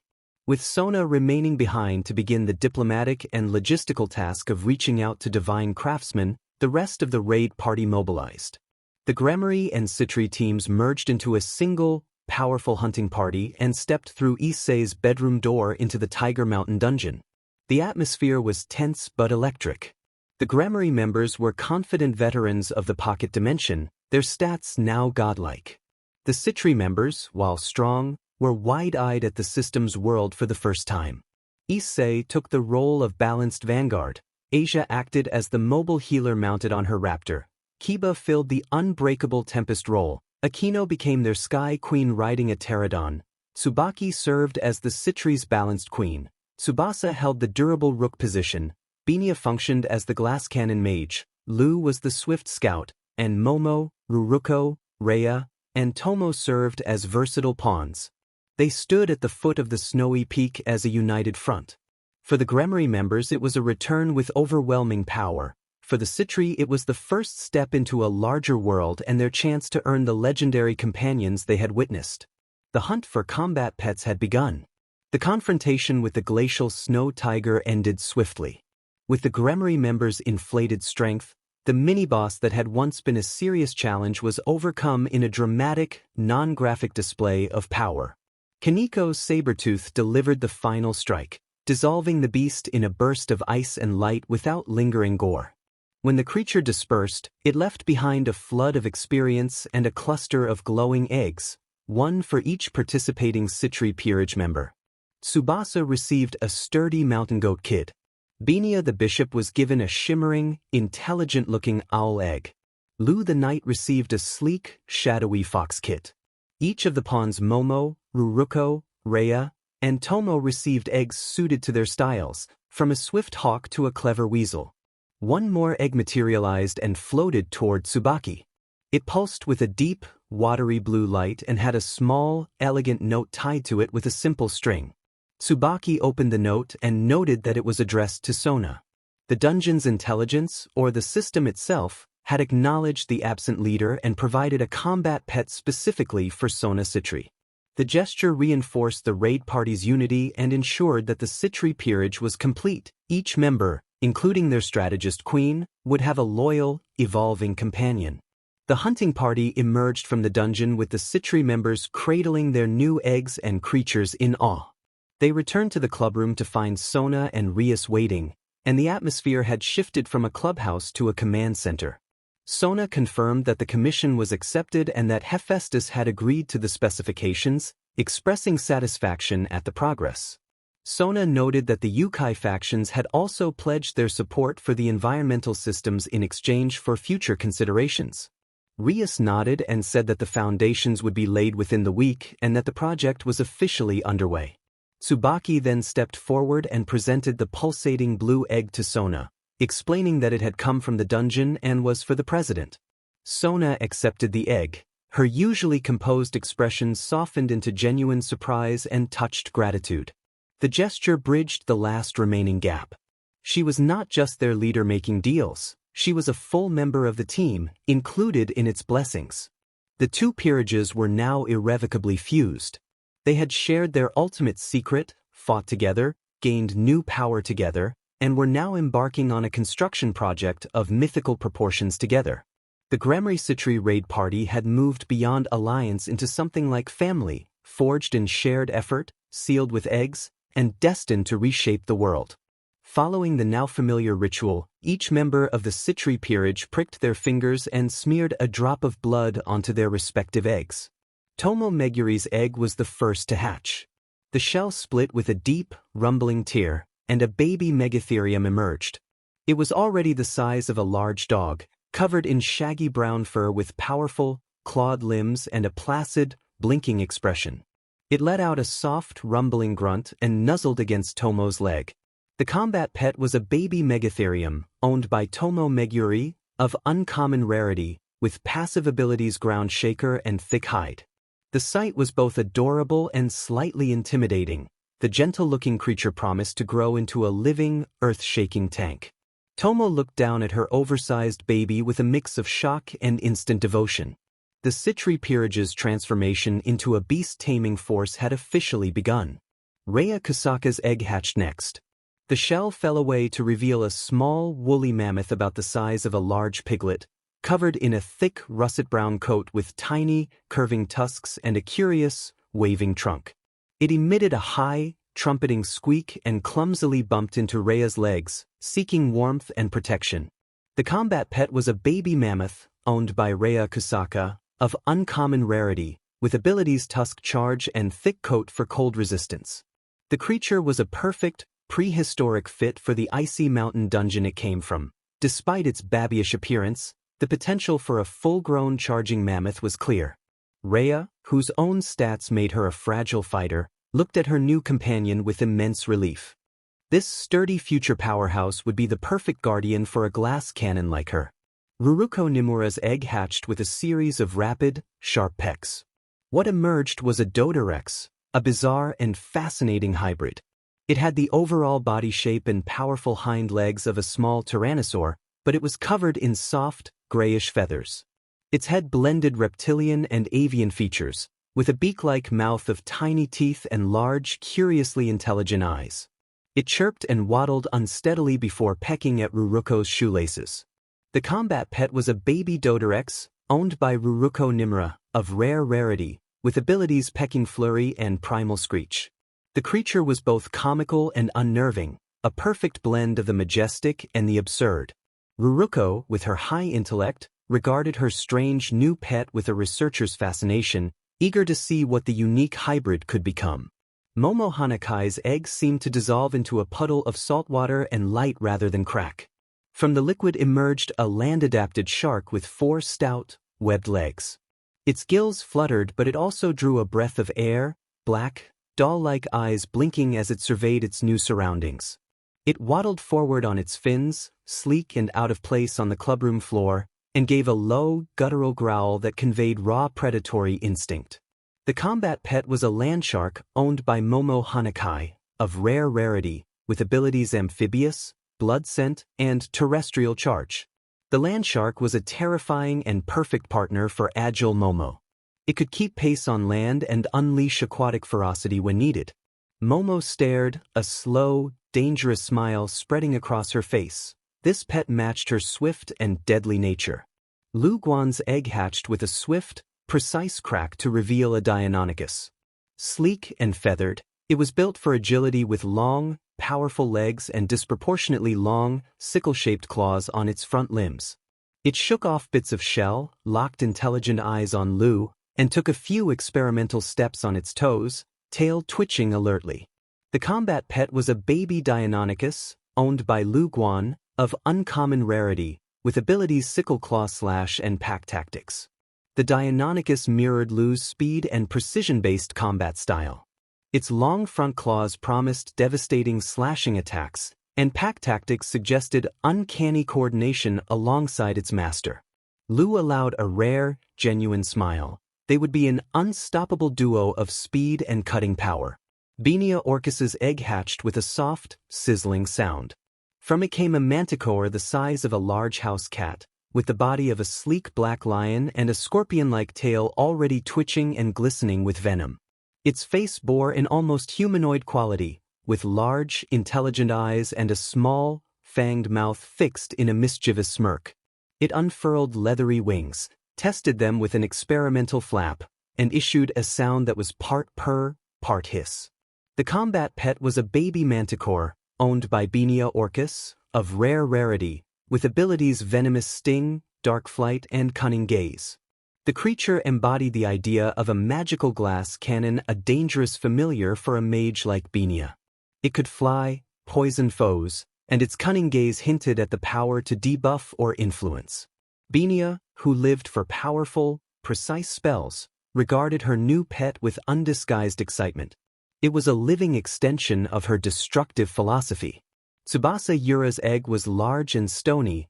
It split in two with a deep, resonating crack. From within emerged a baby Megapithecus, a giant gorilla. Even as an infant, the creature was the size of a large dog, its body packed with dense muscle, long, powerful arms, and a thoughtful, deep-set gaze that belied its species' brutish reputation. It did not screech or cry. It simply sat up, looked at Tsubasa with calm intelligence, and emitted a soft, rumbling sound.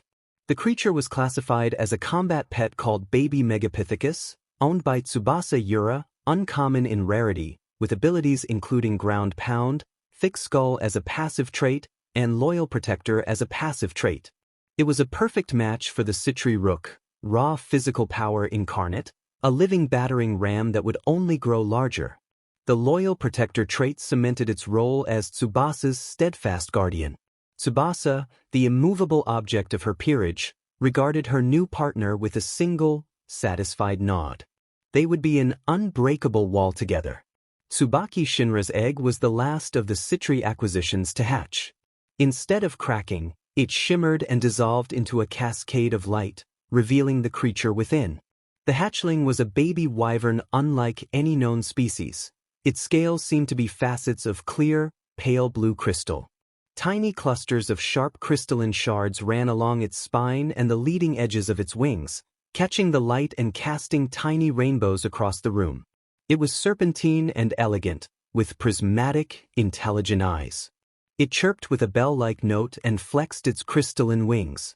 This creature was classified as a combat pet called Crystal Wyvern Hatchling, owned by Tsubaki Shinra, rare in rarity, with abilities such as Crystal Shard Projectile, reflective scales that could reflect damage, and aerial superiority. The hatchling matched Tsubaki's balance and versatility. It could attack from a distance, defend with reflective properties, and command the skies. Tsubaki looked at the beautiful, dangerous hatchling and allowed a slow smile of profound satisfaction. It was a partner worthy of a queen. Sona Citri's egg, the one designated especially for her, was unlike the others. It appeared as a perfectly stable, self-contained sphere of water, hovering in the air. Shadowy tendrils drifted lazily inside. When Sona placed her blood upon the aqueous surface, the sphere rippled and then dissipated into mist. What remained hovering in the air was a creature that seemed ripped from a digital nightmare, a juvenile Reaper Leviathan. Even in its young state, it was imposing, about the size of a large wolf, its body segmented with a pale exoskeletal surface. Four luminous green mandibles surrounded a circular maw lined with rows of small, pointed teeth. Its most distinctive feature was a long, whip-like tail ending in a pincer-like claw. It emitted a distorted, electronic-sounding chitter, its green bioluminescence pulsing softly. This creature was classified as a combat pet called Juvenile Reaper Leviathan, owned by Sona Citri, epic in rarity, with abilities including aquatic dominance, sonar screech that could stun, a grasping tail, and a bioluminescent lure. The epic designation sent a ripple of awe through the room. The creature was a masterpiece of predatory evolution, perfectly suited for aquatic and aerial combat, intelligent, versatile, and intimidating. Sona regarded the alien creature that had become her bonded companion with a slow, calculating smile. For the ultimate strategist, a partner from outside known parameters represented the greatest gift. Something new, something alien, and something that could be shaped into the ultimate enforcer for her meticulously laid plans. Issei whistled low and expressed impressed surprise to Sona as he stared at the pulsing, alien form of the Reaper Leviathan, suggesting she might end up with a godlike pet once it fully evolved. He noted that an epic rarity sat a tier above what they had seen so far and that the potential for a fully evolved Reaper Leviathan could be staggering, a force of nature capable of challenging even divine beings. Sona adjusted her glasses and considered the implications. She observed that a godlike pet could enforce her will on a strategic, possibly global scale, and noted the significant logistical requirements for a full aquatic habitat. She said she would need to consult Poseidon as well as Hephaestus. The statement was clinical in DLVRY, but the ambition behind it was immense. The Citri heiress was already planning divine-scale accommodations for her future sea creature. The raid party had just welcomed its most strategically formidable member yet.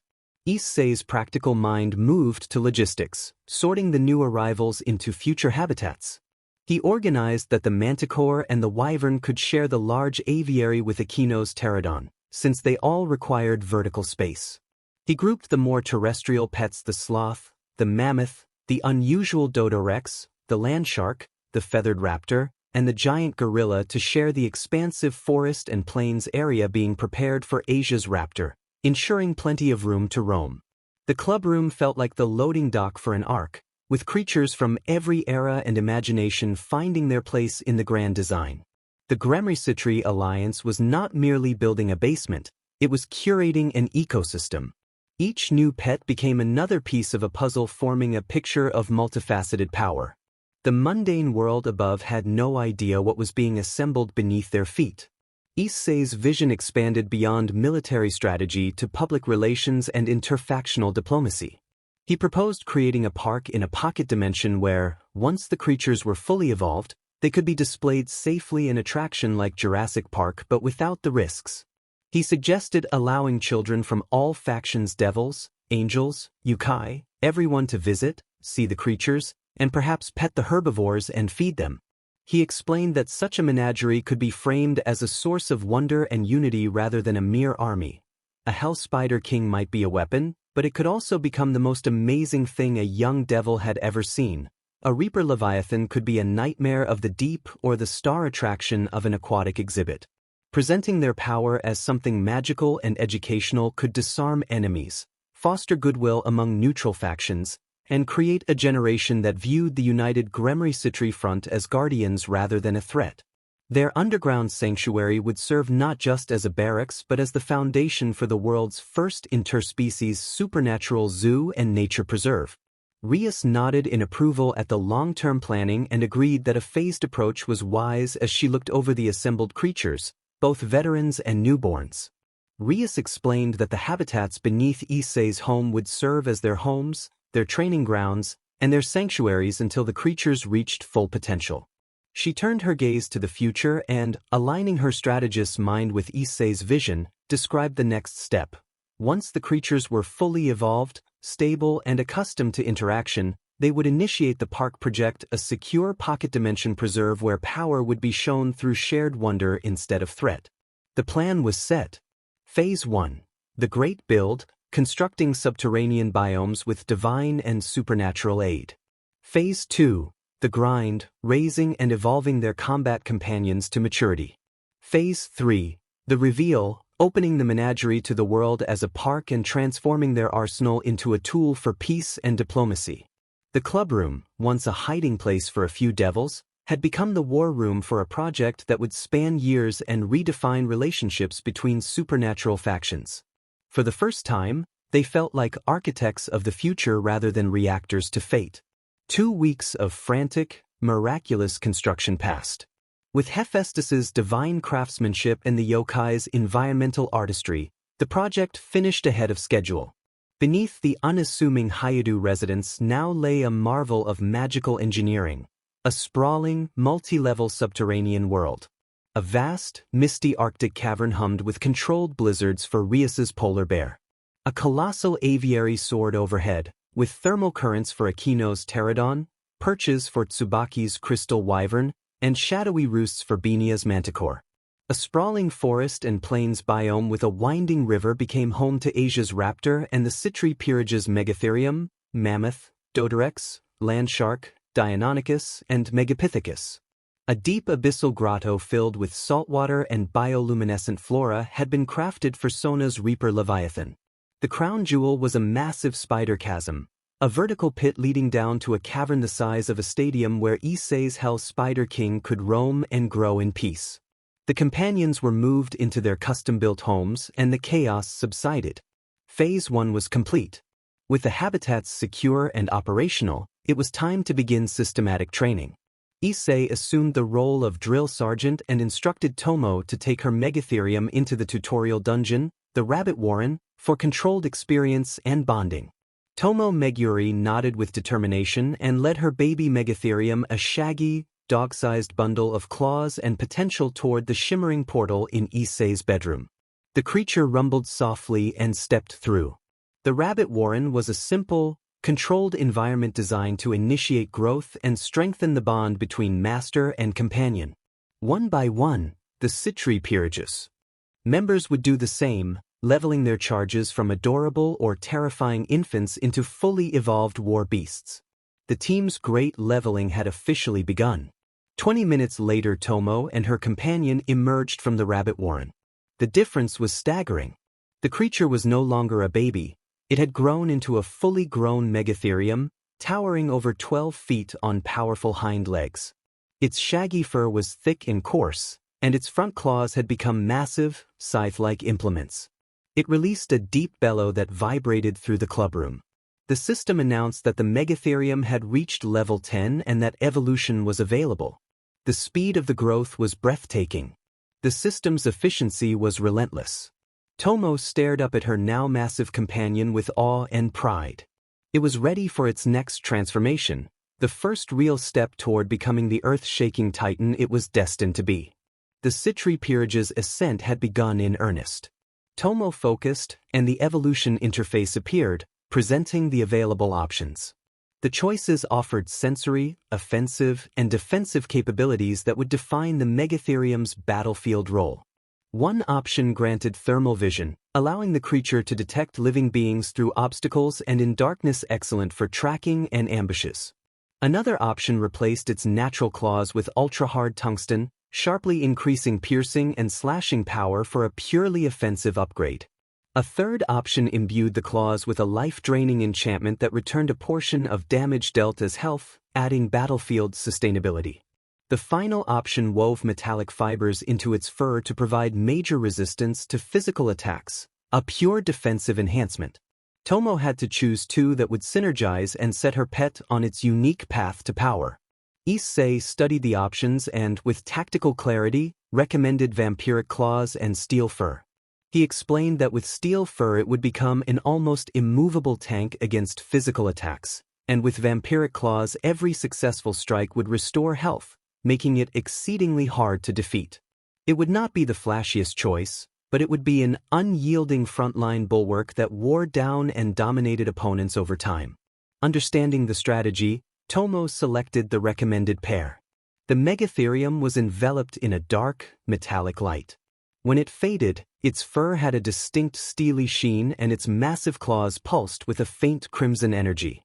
The system confirmed that Tomo's Megatherium had evolved, gaining the abilities vampiric claws and steel fur and rising in rarity from uncommon to rare. The Citri peerage now possessed its first fully evolved rare-class combat companion, a living fortress with a built-in recovery mechanism. The bar had been set high for the rest of the team. Rhea Kusaka, nervous but determined, led her baby mammoth toward the dungeon portal. The small, woolly creature trumpeted a curious squeak as it followed. The system guided the process again, and the cycle repeated: controlled experience, a burst of accelerated growth, and then the choice that would define the creature's next role. 30 minutes later, Rhea stepped back through the clubroom door followed by an absolute behemoth. The baby mammoth had been replaced by a fully grown mammoth with a thick, rich, shaggy coat and tusks that were long and formidable. It was so tall its head nearly scraped the high ceiling of the clubroom, filling the space with its immense presence. Rhea's mammoth had reached level 10 and an evolution was available. Issei focused and pulled up the evolution screen. The options were elemental and decisive. One option allowed the primary tusks to develop smaller secondary tusks around them, creating a devastating, multi-pronged crushing weapon. Another transformed the mammoth into a fire-breathing behemoth whose body radiated intense heat and whose tusks ignited, adding elemental fire power to its strikes. A third sheathed the tusks in magical, unmelting ice, enabling attacks that could slow or freeze opponents. The final option made every step produce a small electrical shockwave, damaging and briefly stunning nearby foes. Issei studied the options and selected the combination he thought best for a frontline disruptor. He directed Rhea to choose electric steps and tusks grow mini tusks, explaining that the electrical steps would make the creature a nightmare for groups of enemies by constantly disrupting them, while the additional tusks would preserve its raw physical power and allow it to follow up stunned foes with powerful tusk strikes. Rhea trusted Issei's tactical judgment and made the selections. The mammoth was enveloped in crackling, golden energy. When it faded, the air around its feet hummed with electricity and its massive tusks had developed a multi-pronged structure suited to breaking through defenses. Rhea's mammoth evolved, gaining the abilities Electric Steps and Multi-Tusk Strike, and its rarity increased from uncommon to rare. The Citri peerage now had a second rare-class combat pet, a living, walking earthquake that could paralyze foes and then knock them aside.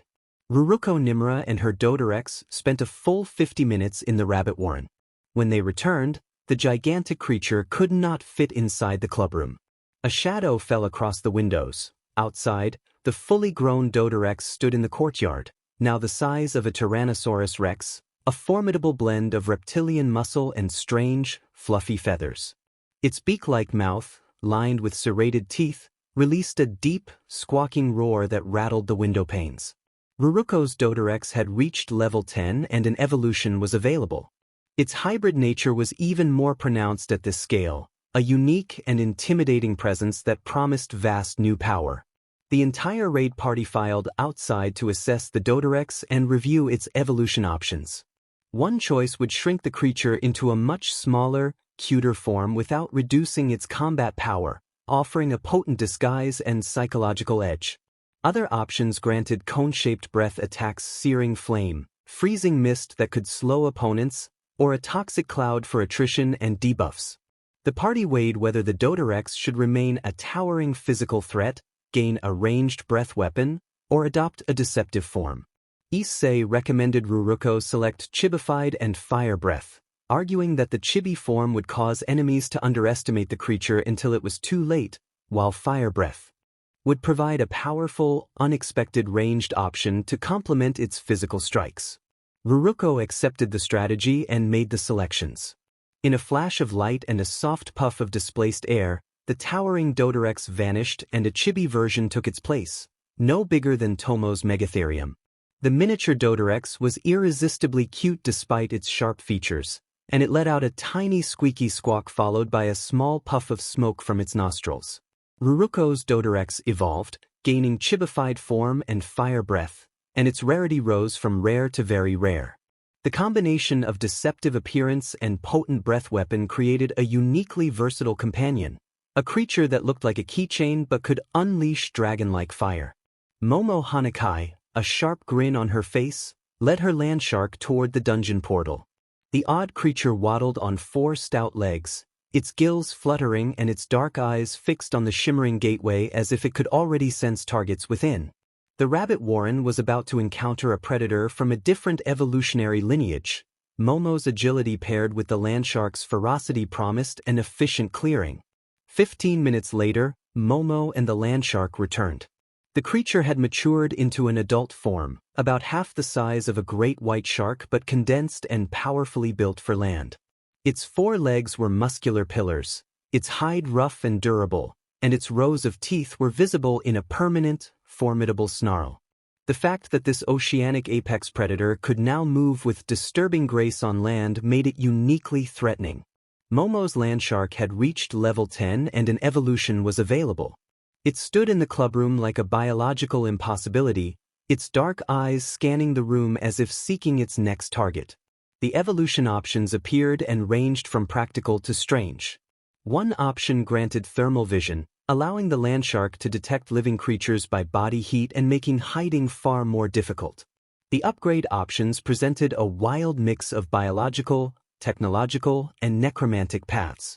One choice would give the landshark 2 powerful folded claws on its underside that could extend with the force of a bullet to deliver armor-breaking impacts. Another option would replace parts of its biology with cybernetics, increasing all its capabilities and granting an energy-based bite. A third would dissolve its flesh and leave an animated skeletal form, trading biological weaknesses for undead resilience. Each path would drastically alter the landshark's nature and turn it into a specialized hunter. Issei did not hesitate and instructed Momo to select thermal vision and the mantis-shrimp-style arms. He explained that thermal vision would let the creature detect heat signatures through walls, in darkness and underwater, while the mantis shrimp arms would provide a sudden, armor-breaching strike that could break through tough defenses. The combination was intended to make the landshark an unstoppable ambush predator suited to Momo's swift style. Momo grinned and confirmed the choices. The landshark shuddered as its form adjusted. Its eyes took on a faint heat-sensing glow, and with a series of mechanical clicks 2 powerful folded claws emerged on its underside and locked into place. Momo's landshark evolved, gaining thermal vision and a cavitation smash ability, and its rarity rose from rare to very rare. The Citri peerage had acquired another rare asset, a living sonar and siege weapon rolled into one, a predator that could locate and breach any target. Lu Guan, true to her role as the peerage's knight, moved with blinding efficiency. She and her Deinonychus vanished into the rabbit warren and returned in 10 minutes, breaking their previous record. Where the baby Deinonychus had been stood a fully grown version, a sleek, feathered hunter about 6 feet tall. Its long, curved claws were fully developed, and it moved with a skittering, hyper-alert grace that mirrored Lu's own. It made a series of sharp, intelligent clicks as its gaze scanned for threats. The rapid clear of the dungeon spoke to their flawless coordination. The Deinonychus was ready to evolve into something even more specialized for the peerage's swift strike tactics. Evolution options refined its role: plasma sheath claws that added intense PNTRTN and heat, a glob of immobilizing mucus for crowd control, padded feet to silence its approach, or tail feathers that hardened into blade-like projectiles for a defensive ranged option. Each choice would define whether it became a high-damage attacker, a controller, a silent assassin, or a skirmisher with a parting shot. Issei chose the build that would maximize lethality at every range, and he advised Lu to select plasma claws and bone tail feathers. He described that the plasma claws would allow the Deinonychus to melt through many defenses on contact, while the bone tail feathers would give it away to punish anyone who tried to pursue it after a strike. The combination was designed to complement Lu's high-speed combat style, a partner that could strike with extreme power and then disengage safely while still dealing damage. Lu recognized the logic and made the selections. The Deinonychus shimmered as the changes took hold. Its sickle claws glowed with a fierce, orange heat, and the feathers along its tail stiffened and sharpened into blade-like projects. Lu's Deinonychus evolved, gaining plasma claws and a volley of blades ability, and its rarity increased from uncommon to rare. The Citres Knight now had a partner that combined searing close-quarters power with range denial, an upgrade that fit perfectly with their speed-focused tactics.